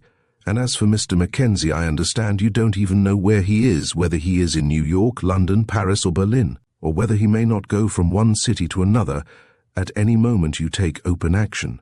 Wickham bit his lip. He knew she was right. Even yet the case hung on the most slender threads. "I have been wondering," she continued, "if there is not some way in which this thing can be compromised." "Never," exclaimed Wickham positively. "He must return the whole sum with interest to date. Then and only then can we consider his plea for clemency." "You would consider it?" she asked keenly. "Of course, we should have to consider it. Voluntary surrender and reparation would be something like turning state's witness against himself." Constance said nothing. "Can you do it?" he asked, watching craftily to see whether she might not drop a hint that might prove valuable. "I know those who might try," she answered, catching the look. Wickham changed. "What if we should get him without your aid?" he blustered. "Try." She shrugged. Arguments and threats were of no avail with her. She would say nothing more definite. She was obdurate. "You must leave it all to me," she repeated. "I would not betray him. You cannot prove anything on me." "Bring the stuff up here yourself, then," he insinuated. "But I don't trust you either," she replied frankly. The two faced each other. Constance knew in her heart that it was going to be a battle royal with this man, that now she had taken a step even so far in the open it was every one for himself, and the devil take the hindmost. "I can't help it," he concluded. "Those are the terms. It is as far as I can trust a thief." "But I will keep my word," she said quietly. "When you prove to me that you are absolutely on the level, that Mackenzie can make restitution in full with interest, and in return be left as free a man as he is at this moment, why, I can have him give up." "Mrs. Dunlap," said Wickham with an air of finality, "I will make one concession. I will adopt any method of restitution he may prefer, but it must be by direct dealing between Mackenzie and myself, with Drummond present, as well as Mr. Taylor, president of the trust company, who is now also in New York. That is my ultimatum. Good afternoon." Constance left the room with flushed face and eyes that glinted with determination. Over and over she thought out methods to accomplish what she had planned. When they complied with all the conditions that would safeguard Mackenzie, she had determined to act. But Graham must be master of the situation. Cautiously she went through her usual elaborate precautions to shake off any shadows that might be following her, and an hour later found her with Mackenzie. "What has happened?" he asked eagerly, surprised at her early visit. Briefly she ran over the events of the afternoon. "Would you be willing," she asked, to go to District Attorney Wickham, hand over the $500,000 with, say, $12,000 interest in return for freedom. Graham looked at Constance a moment doubtfully. I would not do that, he measured slowly. How do I know what they will do the moment they get me in their power? No. Almost I would say that I would not go there under any guarantee they might give. I do not trust them. The indictment must be dismissed first. But they won't do that. The ultimatum was personal restitution. Constance was faced by an apparently insurmountable dilemma. She saw and agreed with the reasonableness of Graham's position. But there was the opposition and obstinacy of Wickham, the bitterness and unscrupulousness of Drummond. Here was a tremendous problem. How was she to meet it? For perhaps half an hour they sat in silence. One plan after another she rejected. Suddenly, an idea occurred to her. Somewhere, in a bank, she had seen a method which might meet the difficulty. "Tomorrow I will arrange it to suit both of you," she cried confidently. "How?" he asked. "Trust it all to me," she appealed. "All," replied Graham, rising and standing before her. "All. I will do anything you say." He was about to take her hand, but she rose. "No, Graham, not now. There is work the crisis. No, I must go. Trust me." It was not until noon of the next day that he saw Constance again. There was an air of suppressed excitement about her as she entered the apartment and placed on a table before him a small oblong box of black enameled metal, beneath which was a roll of paper. Above was another somewhat similar box with another roll of paper. Constance attached the instrument to the telephone. An enigmatical conversation followed, and she hung up the receiver. A few minutes later, she took the stylus that was in the lower box. Hastily across the blank paper she wrote the words, "We are ready." Mackenzie was too fascinated to ask questions. Suddenly, out of the corner of his eye, he saw something in the upper box move, as if of itself. It was a similar self-inking stylus. "Watch!" exclaimed Constance. "Do you get this?" wrote the spirit hand. "Perfectly," she scrawled in turn. "Go ahead, as you promised." The upper stylus was now moving freely at the ends of its two rigid arms, counterparts of those holding the lower stylus. "We promise," it wrote, "that in consideration of the return—" "What is it?" interrupted Graham, as the meaning of the words even now began to dawn on him. "A telautograph," she replied simply.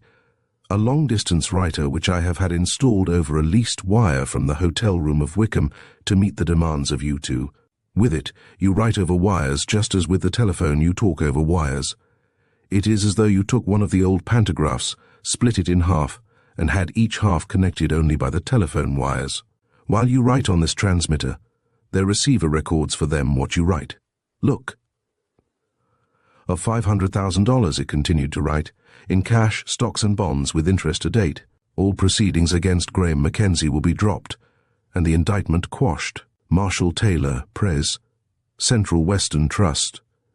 Maxwell Wickham, District Atty. Riley Drummond, Detective." "It is even broader than I had hoped," cried Constance in delight. "Does that satisfy you, Graham?" Yes," he murmured, not through hesitation, but from the suddenness and surprise of the thing. "Then sign this." She wrote quickly, "In consideration of the dropping of all charges against me, I agree to tell the number and location of the safe deposit box in New York where the stocks and bonds I possess are located, and to hand over a key and written order to the same. I now agree immediately to pay by check the balance of the $500,000, including interest."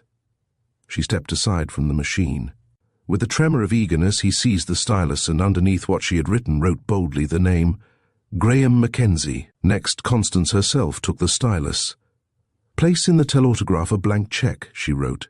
"He will write in the name of the bank, the amount, and the signature." She did the same. "Now, Graham, sign this cheque on the Universal Bank as Lawrence Macy," she said, writing in the amount. Mechanically, he took the stylus. His fingers trembled as he held it, but with an effort he controlled himself. It was too weird, too uncanny to be true. Here he was, without stirring forth from the security of his hiding place. There were his pursuers in their hotel. With the precautions taken by Constance, neither party knew where the other was. Yet they were an instant touch, not by the ear alone, but by handwriting itself. He placed the stylus on the paper. She had already written in the number of the check, the date, the bank, the amount, and the payee, Marshall Taylor. Hastily, Graham signed it, as though in fear that they might rescind their action before he could finish. "Now the securities," she said. "I have withdrawn already the amount we have made trading. It is a substantial sum. Write out an order to the safe deposit company to deliver the key and the rest of the contents of the box to Taylor. I have fixed it with them after a special interview this morning. They understand." Again Graham wrote, feverishly. We are entirely free from prosecution of any kind?" he asked eagerly. "Yes," Constance murmured, with just a catch in her throat, as now that the excitement was over, she realized that he was free, independent of her again. The telautograph had stopped. No, it was starting again. Had there been a slip? Was the dream at last to turn to ashes? They watched anxiously. "Mrs. Dunlap," the words unfolded, "I take my hat off to you. You have put it across again. Drummond." Constance read it with a sense of overwhelming relief. It was a magnanimous thing in Drummond. Almost she forgave him for many of the bitter hours he had caused in the discharge of his duty. As they looked at the writing, they realized its import. The detective had abandoned the long search. It was as though he had put his okay on the agreement. "We are no longer fugitives," exclaimed Graham, drawing in a breath that told of the weight lifted from him. For an instant he looked down into her upturned face and read the conflict that was going on in her.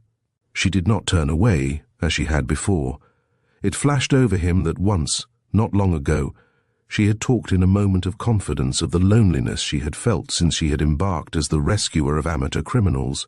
Graham bent down and took her hand, as he had the first night when they had entered their strange partnership. "Never, never can I begin to pay you what I owe," he said huskily, his face near hers. He felt her warm breath almost on his cheek, saw the quick color come into her face, her breast rise and fall with suppressed emotion. Their eyes met. "You need not pay," she whispered. "I am yours." As we reach the end of Constance Dunlap's captivating journey, we are left with lingering questions and a deeper understanding of the complexities of trust and betrayal.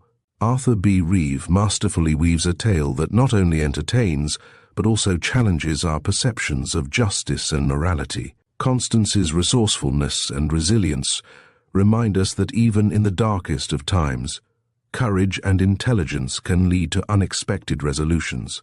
Thank you for joining us on this thrilling adventure, and we hope you'll return for more captivating stories on Storytime Haven.